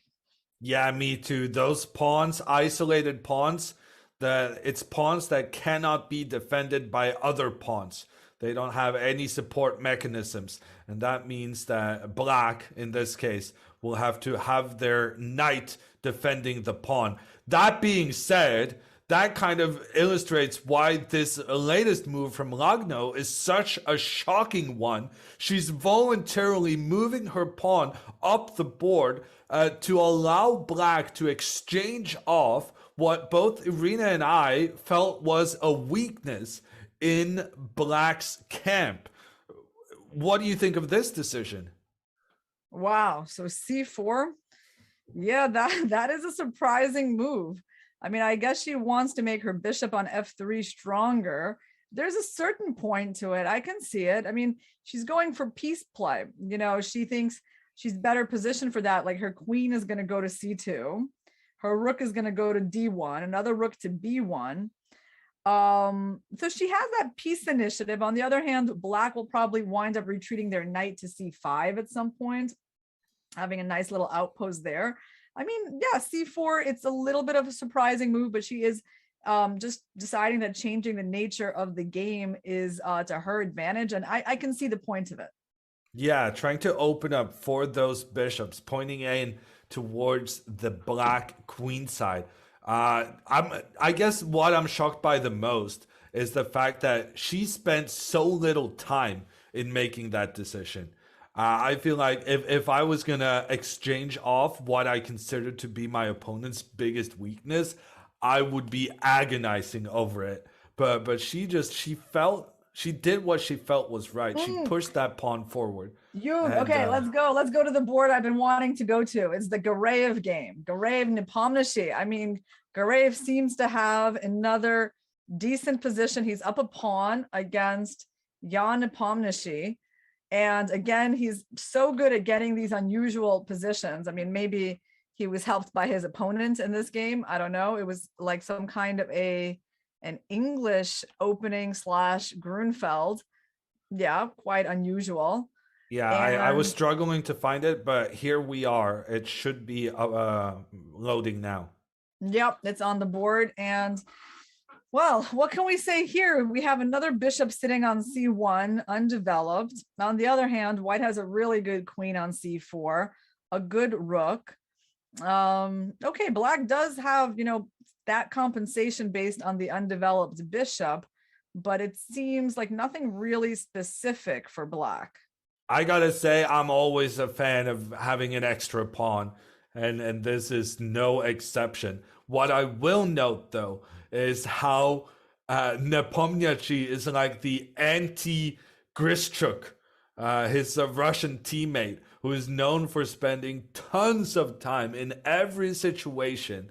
Nepomniachtchi, earlier today, he managed to beat Jan-Krzysztof Duda while he had more time left on the clock than when the game began. And once again, we see Nepomniachtchi having a huge time advantage early on, but at the same time, that has come at a cost because he hasn't been playing the best moves. He's down a pawn and he's under pressure.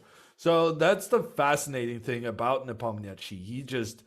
He has this confidence that makes him move so quickly, despite it clearly also affecting his ability to play the best move often.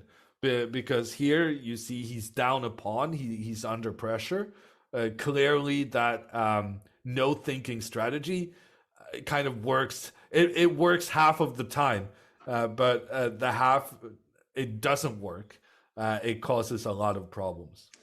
Yeah, I mean, right now, White is threatening a fork on b6. I think that's, of course, the main idea of White's move. I kind of wonder, I mean, can White play some anti-positional move? Well, right now, the b4 pawn is hanging, so let's forget my wonderings. Let's figure out how to protect this pawn. Well, you can't go, yeah, you can try bishop a3. It looks a little ugly, a little funny. Yeah, like leaving the d2 pawn hanging and in favor of attacking the knight on e6 if they decide to capture it. So it's a possibility, I suppose, but something about that looks a bit funny to me. Knight b6 is the obvious move, okay, but he did play bishop a3. So, I mean, at least it's some kind of development for that bishop. The d2 pawn looks like it's immune to capture because the knight is hanging. And he actually, I mean, my question has always been like, does white want to play a move like d4, or is that just like completely anti-positional and crazy? I would say white really wants to play this d4 move. And like, if you can get the pawn forward here, it would kind of keep that thing going where all the white pawns are located on the dark squares, which is usually not a good thing when you have a dark squared bishop, because then all your pawns are blocking in your bishop. However, if he had been able to kind of get that pawn forward and then get the bishop to kind of protect the two main weaknesses, you see that having the pawns on the dark squares is restricting white's bishop, but it's also massively restricting black's bishop. Like, both the bishops become bad with all the pawns blocking their way, and then white still has that extra pawn. So with the bishop coming out now to a3, there's no doubt in my mind that Timur, he wants to go with his pawn forward in the middle next, and Jan Nepomniachtchi trying his best to prevent that idea. He moves his knight to attack the white rook. The rook will come in and capture a black pawn. You might think, well, why is he giving away this pawn? Why is he blocking, using his knight to block the rook's protection of an important black pawn? But the idea was just to get the knight out of the crosshairs for the white queen, and now black is able to capture the pawn on d2. And in fact, this is what has happened on the board. This is the current position, and Gareev has some problems now, because this white queen is uncomfortably close to the white king and making some big threats. Yeah, I think white's got to look for a bailout here because he has lost control of the game. I mean, so many hanging pieces for white, right? Like, somewhere in this game, it could make a difference if there's like a hanging knight on a4, a bishop on a3, the king is open. So I think this is kind of getting unpleasant for white, as the fun part of being up a pawn has dissipated, and he's left looking at all of these weaknesses. So I think Timur, if he survives with a draw in this game, manages to trade off enough pieces, it'll be a good result for him. But there's and in our main game, yes, in our main game, I'm seeing a lot of pieces being captured on our screen. So we're gonna see what has happened here. Magnus has maneuvered his rook very untraditionally, facing towards the black queen. Magnus now utilized that pressure with his rook, moving his bishop, capturing a pawn in the process, and putting pressure on that black queen. But after that, we had an amazing turn of events with Duda not protecting his queen. Instead, he moved his knight up the board, saying, Magnus, you are very welcome to capture my queen, because I have a scary plan coming up with my knight, both giving a check on your king and then being able to capture your queen. And I'm doing it while giving a check, meaning that I'll be able to capture your rook afterwards. So that was some fireworks right there. But Magnus said, I can do some fireworks as well. He said, well, if I'm losing my queen anyway, I'm going to capture your knight. Duda has then, instead of capturing the white queen, he has said, well, I'm going to lose my queen anyway to this white rook, so I'm going to capture your rook first. And then Magnus finally decided, okay, let's get rid of these queens.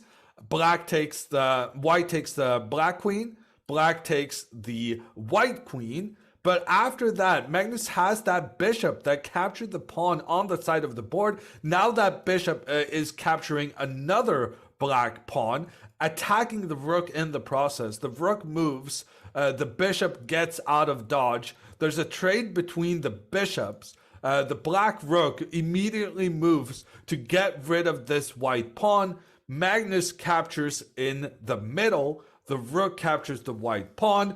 I need a breather because we're gonna have to take a timeout right here to just count how many pieces they have remaining. I think Magnus has a knight and 2 pawns for a rook, but I'm not certain my math is right on that. Yeah, no, it's right. I've been counting it while you've been explaining how they got here. Yeah, so I feel like maybe Duda is fairly satisfied to have reached some position like this from the opening he had. It doesn't mean I think, Magnus's position isn't easier to play. Yeah, he's going b3. He just protected his pawn on c4 after rook c8, b3. And Duda is going rook g6. So Magnus really needs to activate his king. That's for sure. Like, it would be a lot helpful if his king could give some help in protecting this g3 pawn that Duda is about to start attacking. And it seems like he's going to have to bring his knight back to do this. And that's what I mean. Like, I don't love the way this game has gone for Magnus because I really liked where he was earlier. And this just seems like less convincing to me. He has, knight and 2 pawns. It's equivalent to a rook, but he has a pair of doubled pawns that are kind of hard to set into action. And yeah, I'm not so sure that he's got like such an advantage or any advantage here. Yeah, these positions with the unorthodox material can be really difficult to judge. But I must say, I feel like the 2 pawns and knight are normally stronger than a rook. And I think Magnus is pretty happy with his position now. But at the same time, I agree with you that he probably was even happier earlier on. So I think this is a good position for Carlsen. But at the same time, I feel like he had an even better position earlier. Yeah, I mean, I guess the next part of the game, we're going to see White try to improve his king.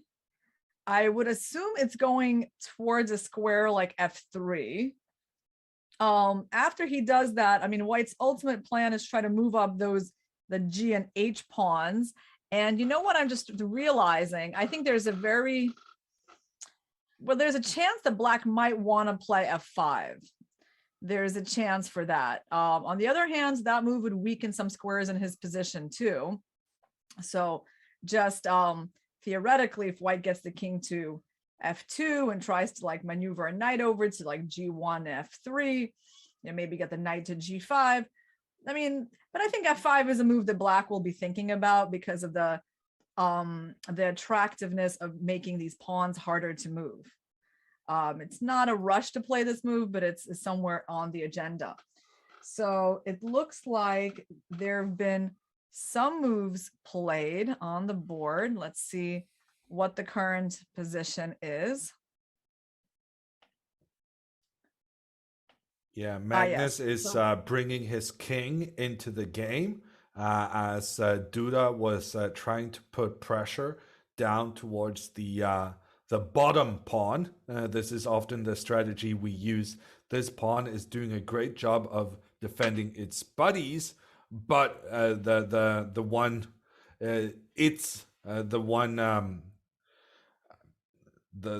root of the pawn chain is the one that needs protection from other pieces. And there's been a big decision on the board. After Carlsen played a4, Duda kind of immediately answered with e5, which I think is a move that makes quite a lot of sense because, while the white knight is passive and cannot move, you don't really mind weakening a square like d5. I like it. Let's see what Magnus comes up with. Rook f3. So just kind of a pretty tame move. Don't you think like there's a good chance, I mean, at some point that Duda could consider just sacking an exchange? I mean, he'll still be down a pawn, so maybe not yet. I'm looking at the line like pawn takes f4, rook takes f4, and rook g3. I mean, it's just always a good idea to look at simplifying lines like that if you're ever in trouble. probably not necessary at the moment, But that's a big question right now, right? That who is going for the win? This pawn push from Duda has the feel of aggressiveness, like that he's trying to go for it. But at the same time, it may just be that he felt it's important to kind of put some pressure on Magnus and not just let Magnus sit there and have all the fun. Here in this just Magnus do something before Magnus is allowed to just calmly improving his, I mean, I think it was a really pieces. good move, e5, and I like his move rook g4. He's trying to take on f4. That was his idea. Magnus kind of defended against that a bit by playing king e3. So at least now, if black takes on f4, you can take with the rook and not have to worry about like the trade of rooks and your g pawn hanging or the g file opening up, because there are scenarios where, you know, white can actually be worse. Like if there's a, you know, a rook trade on the board and somehow black's rook emerges better than the knight in the ensuing position. So I like where black is going with this. I mean, he's just playing logical moves. Magnus did get his king to f2 to protect the g3 weakness. And what does Magnus even want to do in this position is the question. That's a big question, because, you know, his knight just cannot move. You can't move that knight anywhere because you get the f4 pawn captured and your whole pawn structure falls apart. Yeah, maybe I was overestimating the knight working against these two rooks. To me, it just looked as though if you kind of look at every line on the board, every file, you can see that here there's a pawn blocking a rook. Here there's a pawn blocking the rook. Here there's, well, it's black's own pawn blocking. Same case here, black's own pawn is blocking. Here the white pawn is blocking, protected by a pawn. It just seemed to me like the black rooks weren't really going to be able to do anything because all the open files, there were no open files, I guess is what I'm saying. But Duda has managed to coordinate the rooks in a really good fashion. And I don't think we can praise this e5 move enough. The tension he has created between the pawns is just it's crucial to him defending this game. Yeah, I completely agree with you. My favorite move from Duda was his e5 move, and I think that's the move that made black's position look much more palatable, as we saw that, you know, black was not going to sit passively with his rooks just on some closed files. He was going to put pressure on white's pawn structure. Now he's kind of sitting with his rooks because, you know, that's the best position for the rooks. But this pawn on e5 delivers a lot of pressure against white's pawn construction. And king f5, he's also activating the king. That's an ambitious looking move. I mean, white, I don't have the moves. White literally cannot touch the knight. So all the moves that happened was that black played rook g7 and white played like rook e3, and then black played king f5, and then the rook went to d3. So Magnus is exciting. Probing against the black pawns. And back to e6. The king steps back, trying to defend.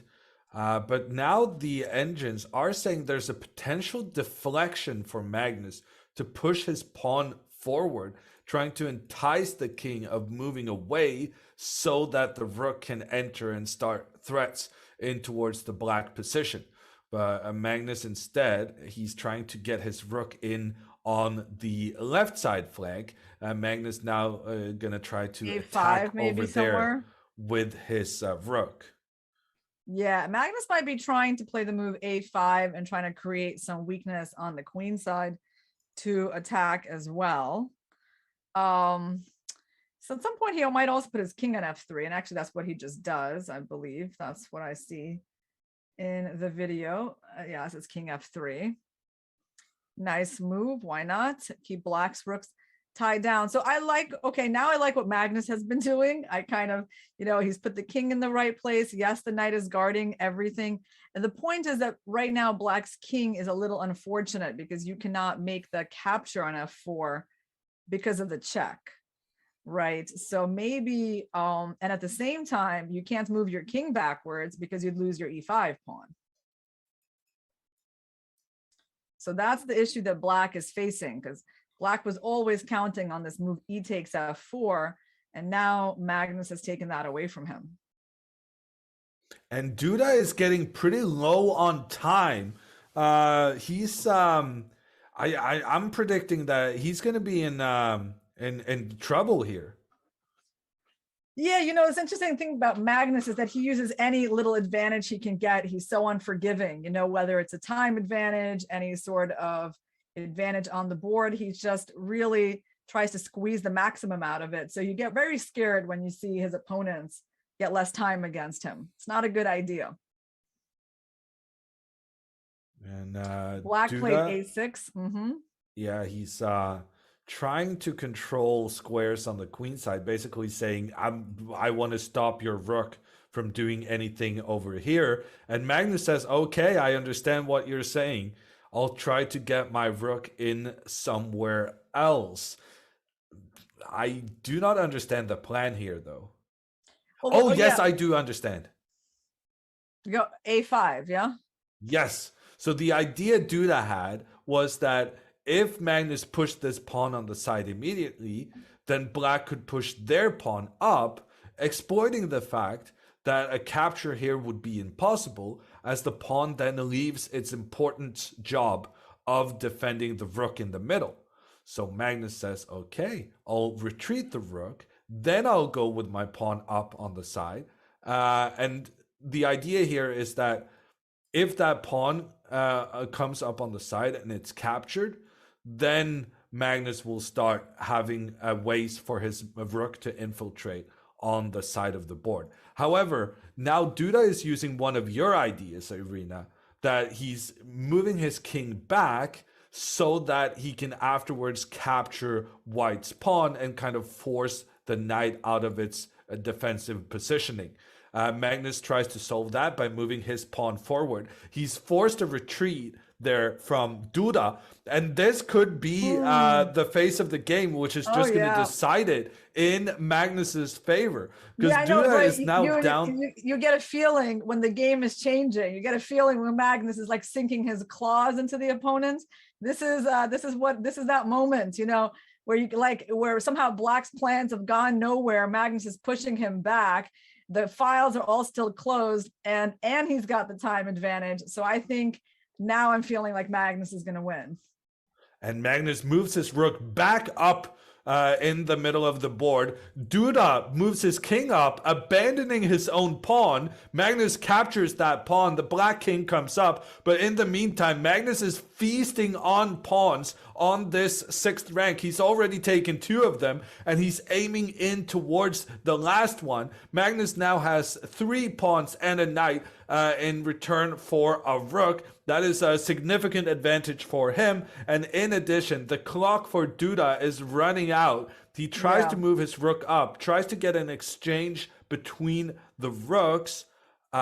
Is Magnus going to accept that and then just start running his pawns? Can I just tell you, Yoon, because I'm looking at him on the video camera and the large size, and the feeling I see on Duda's face is kind of like some kind of disgust with his position. He's so and then now he blundered his rook. Magnus now has tactics to win a rook in exchange for a knight. Magnus can push up against the black king, give a check, force the black rook to capture, but then as the knight comes in to give another check, Duda will have to give up his rook. His king has nowhere to go. He will have to give up his rook, and then we go into a rook endgame. And this is precisely what is happening right now. The moves being made very quickly. Both players had anticipated this, saw it coming, but I'm not sure Duda saw it coming before he made his previous rook move that kind of allowed this sequence of events. Magnus's advantage now being having 2 pawns extra. Duda's only hope is trying to do something with this pawn in the middle, trying to make that pawn a new queen. He pushes it forward. Magnus just doesn't care. He's continuing capturing pawns on the side of the board. Duda trying to put his king in a position where it can help the pawn move further forward. In addition, Duda is trying to get another pawn up the board, trying to cause trouble in that fashion. I like the move rook b6 here. You and rook b6, so that on f5, you can try rook b5. If the king goes back, you have a very strong king f4, and the king goes forward, you take the pawn in f5. And I mean, at some point, maybe just sack the rook for one of the pawns. I mean, you're going to have tons of them, right? So I think he actually did something like that. He did play rook b6, Carlsen, yeah, putting the rook back into position. And Jan Christoph, he played rook g8. Okay, sure. I mean, I'm expecting king f2. You would think that Magnus would be moving towards the pawns. h4 is not that important. Yes, he did that. And now the black pawns are running as well. It's a pawn race. Magnus has more pawns than Duda, but Duda's pawns are being pushed up the board while simultaneously creating threats against the white king. Magnus being careful here to make sure he's got it all under control. He decides to push his pawn forward on the left side. Both players here trying to push their pawns forward, trying to become new queens. Yeah, I mean, I like Magnus's position. He's going to go a7 and rook a6, right? Probably putting the rook behind the passed pawn. I don't think those two connected passed pawns that black has are too dangerous. And here we see it's over on the first board of the women's section. It's white who has gone out victorious, and that is, of course, Alexandra Kosteniuk beating Maria Muzichuk and extending her lead with just 3 games remaining for them. Alexandra Kosteniuk being just in amazing form here, and she's growing closer to being able to claim that world championship title. Yeah, no, Maria Muzichuk had very little time against her, and she had an extra exchange at some point in the end game, and I guess she just converted that. So let's see what is going on here. Jan Christoph, he played rook g7, trying to stop the pawn. Is it time to go b4? Is it because I think he played king f4 to get his king involved as well. Magnus moved his rook so that he's trying to stop the most forward black pawn from pushing forward. Was played. And then rook g7 trying to stop the white pawn on the left side. But I mean, am I wrong, or can Magnus just start pushing the pawns? Yeah, he played c5. Forward? He is trying to push the pawns. Still, it kind of feels like black is getting counterplay. But yeah, this is a good move, c5, because on rook d7, there's rook d6. That's what he had prepared. So Magnus is blocking the black rook from getting into the white position. Duda going back, trying to infiltrate on the other side. But then Magnus moving his rook into the middle of the board. The rook is pointing in towards the black king so that the pawn cannot move further forward. Rook d4 was a great move because now he's positioning his rook perfectly on a4, where it's like, controlling the 4th rank and also supporting the a pawn. So Magnus's technique is really good here. And Duda tries to push his pawn forward. Magnus pushes forward as well. Duda gives a check. Both players have pawns moving forward, but it does seem like Magnus's is going to be the first to arrive. Magnus just simply retreating the king 1 step back. There's no stopping him from getting a queen on the next move. He's doing some faces, trying to look concentrated, but Magnus is well aware that he's got this one in the bag. He's going to win it, and he's going to take the lead in this tournament. And a little shake there with the of relief as Magnus accepts Duda's resignation. And a big day for Magnus, having another top tier performance. He's going to be at least in shared first now. Yeah, another good game by Magnus. I mean, even when we lost some confidence in his position, right, in that end game, still he can work magic with not that many pieces on the board, playing quickly, and eventually in time trouble, Duda just couldn't handle it. So we got some more interesting games. For example, we have Nakamura Fedoseev. Wow. Okay, I'm thinking maybe we follow Grischuk to Yeah. see if he can keep pace with Magnus. And it's a super interesting position where Badr Jabava has a rook more than his opponent. But Grischuk has 3 pawns in exchange for that rook. And in particular, one of those pawns is 2 squares away from potentially becoming a new queen. However, as I go back and forth here, it does seem to me that Grischuk has been going back and forth with his king and rook. So this game was actually declared a draw through having had the same position 3 times. However, I'm looking at the computer bar on the right hand side. It's almost completely black. That is an indicator that the computers feel that black had a winning position in this game. And it's saying that the way for Grischuk to get the win here would have been to move his king 1 step to the side. The idea being that if white tried to eliminate the black pawn, one of the black pawns on the left hand side, that would be a very successful strategy if Grischuk just tried to get a new queen. Because even though black gets the white rook, you also have to deal with the white king coming in and, well, capturing everything.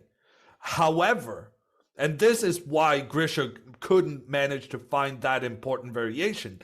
The idea was to actually take your time and protect this pawn. And if white continued to put pressure against it, you should make sure that you keep this guy while you still have the other one running forward, still trying to become a new queen. And this would have been a winning solution for Grischuk, which would have equalized him on number of points together with Magnus Carlsen. However, with this draw, with that opportunity being missed, it's Magnus Carlsen who's going to go into the last day of this championship with the lead in the tournament. Yeah, that was quite a big missed opportunity for Grischuk. It didn't seem too difficult either, so I'm sure he will be kind of disappointed about that.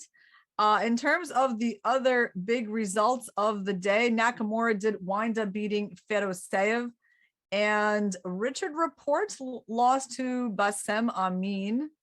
Ceperino beat Giri. That's a big result. Oh, and look at the feed right now. They're analyzing. Grischuk and Gureyev is analyzing their end game. They must have been sitting there for 3-4 minutes actually talking about that, because that game finished quite a bit ago while we did that run through of the possible moves. And it seems to me the way Grischuk is shaking his head, it seems like Gureyev was pointing out that Grischuk had this idea.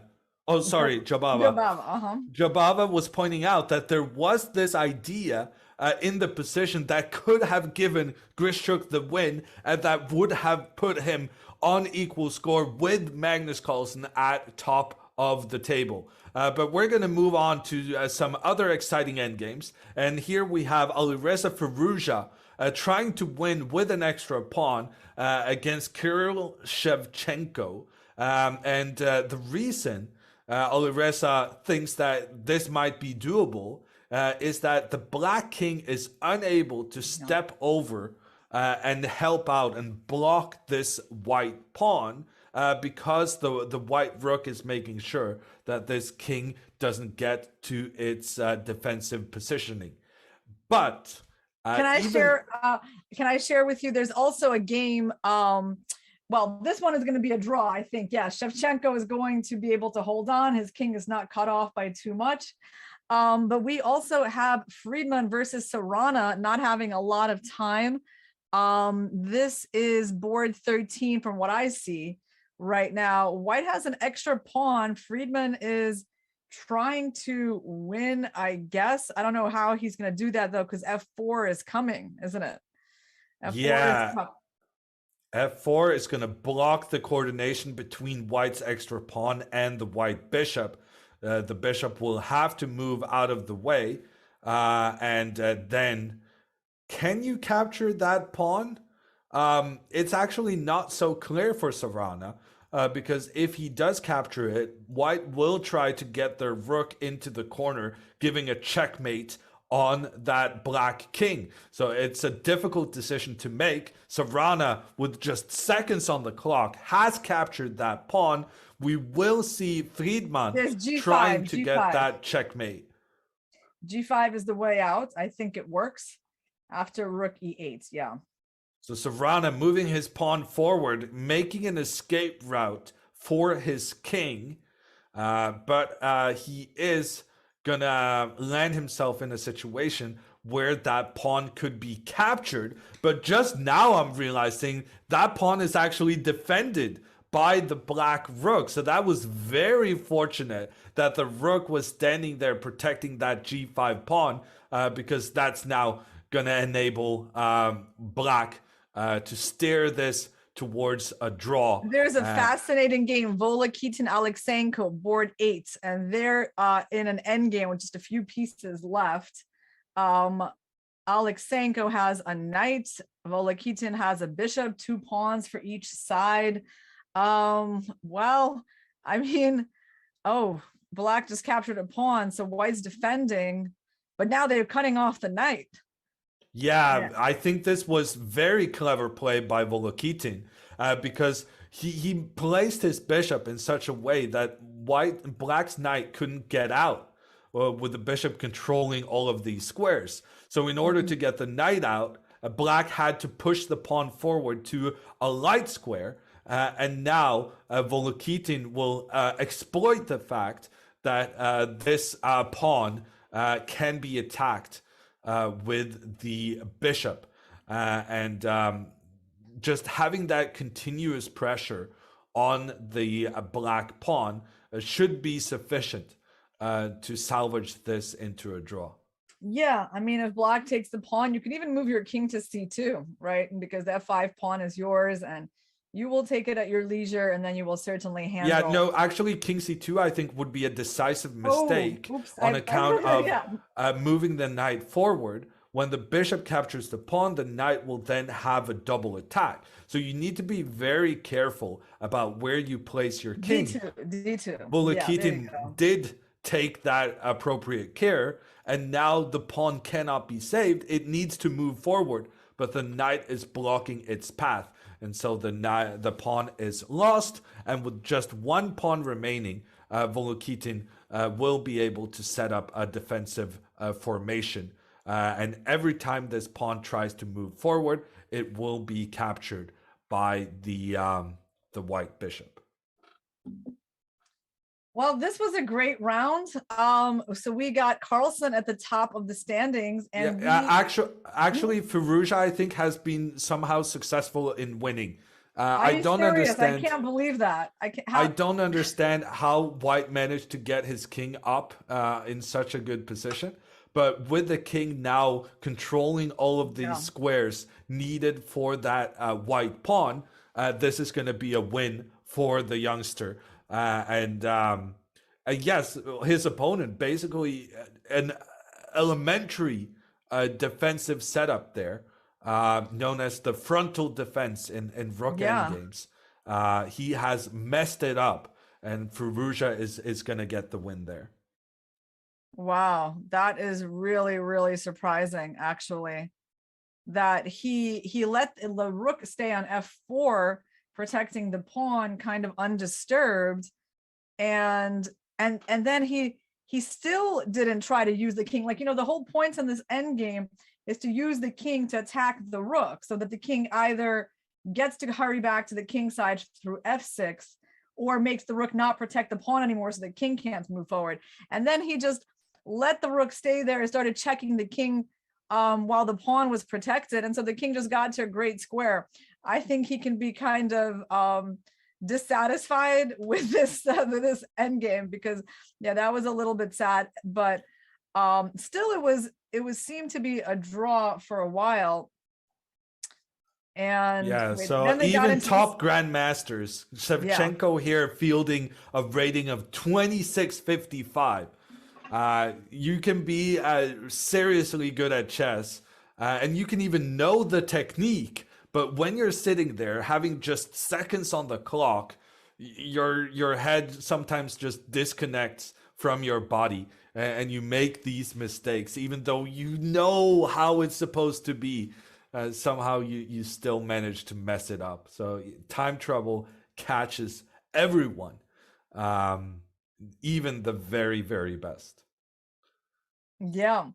So I think we're done with this round, and we are going to be back shortly, guys, for our recap of round of the day. We're going to talk about the results, what we're expecting for tomorrow, and the highlight from today.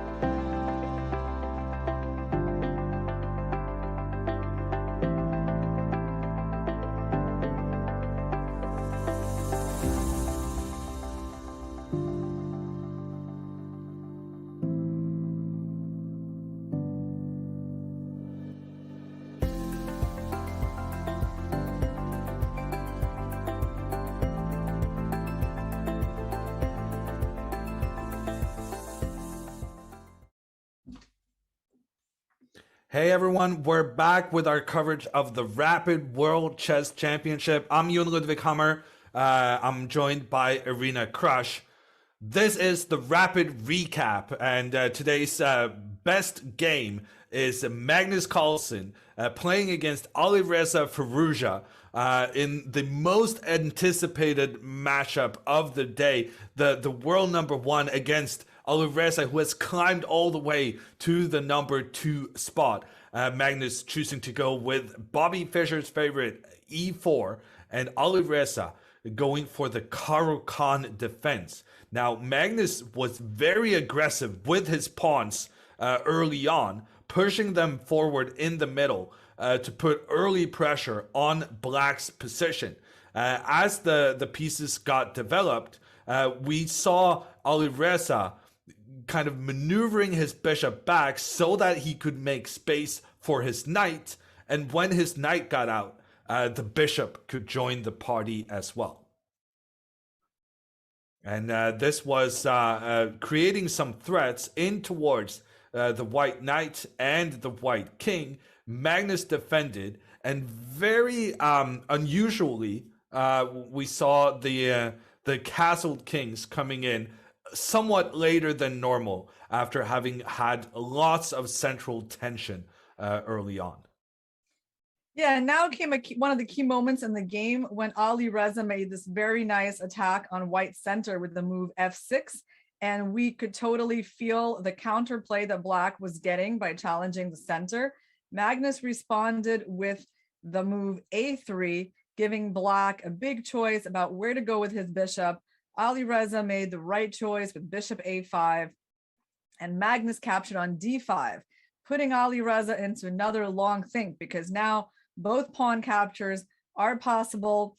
But after thinking for a while, Alireza went for the more solid c takes d5. So he gave Magnus quite a lead on the clock in this game, a couple of these things. And there was a trade on f6, I believe, right here. And we thought Black had quite an acceptable position around here.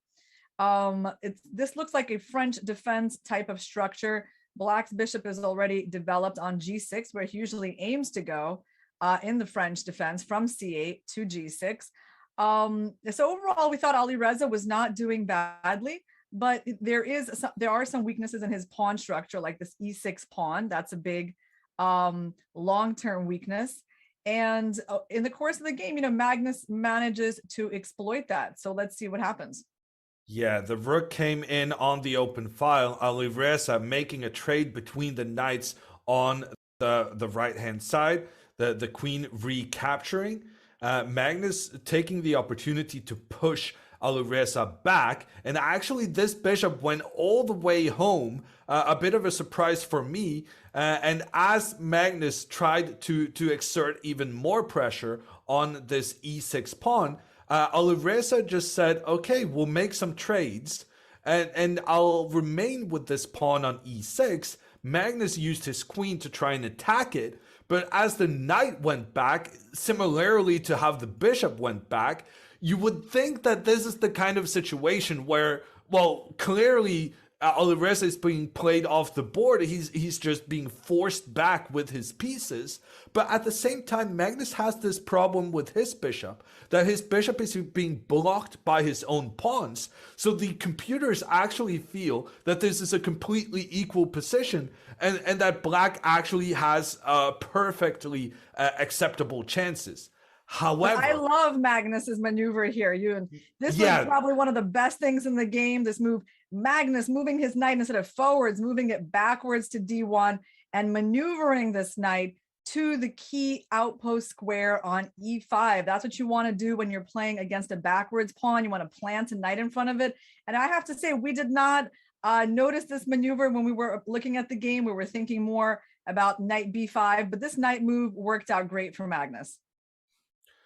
So that was basically the maneuver that won him the game. Alireza moving his bishop back forward, putting pressure in towards the middle, but Magnus coming in with his knight, attacking the rook. The rook actually kind of got stuck on the king side. Alireza wanted to point it down towards the white king, but Magnus just utilized that opportunity to push his pieces forward, using his pawn here to push the rook. The rook tried to establish itself close to the white king, but Magnus just said, I got my king here. And if you're not careful now, if you do something silly, I'm going to go with my queen and attack both your rook. And if your rook moves, your queen is going to be lost behind it. So Alireza actually felt forced to just retreat that rook immediately. But now Magnus continues his journey with the knight in towards the middle. And Alireza, once again, one of those backward moves, but this time it's one of desperation. Yeah, one of my other favorite moves in this game is this A4 move that I believe it was played right here. Great move by Magnus. Like, look how he's playing on all sides of the board and how he's trying to fix this bishop on B2. That's his last remaining bad piece, trying to get it out on this A3 square. And by the way, later on in this game, that's going to be one of the last key moves that he's going to have to play, is to make that bishop better. And then everything about his position is going to be perfect. White has space on the queen side, really good control over the center.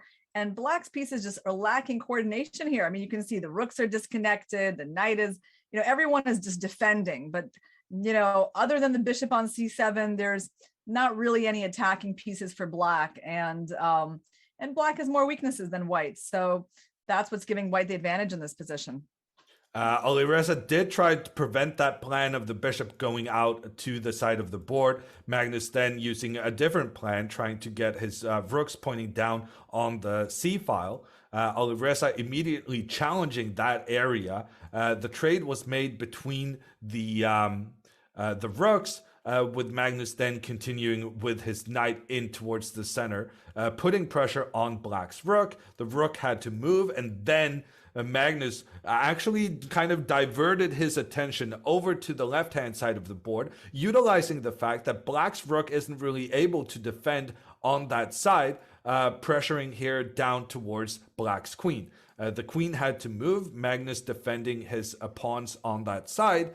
And here was an interesting moment with Alireza trying to strike back against the grip Magnus had created on black's position, and he moves his pawn in front of the king 2 steps forward, trying to challenge the white pawn and trying to open up against the white king. Yeah, no, this was a really active move by Alireza, and we were starting to think that black was getting some counterplay here, but Magnus completely held things together. What did he move here? It was knight g4. They're starting this maneuvering.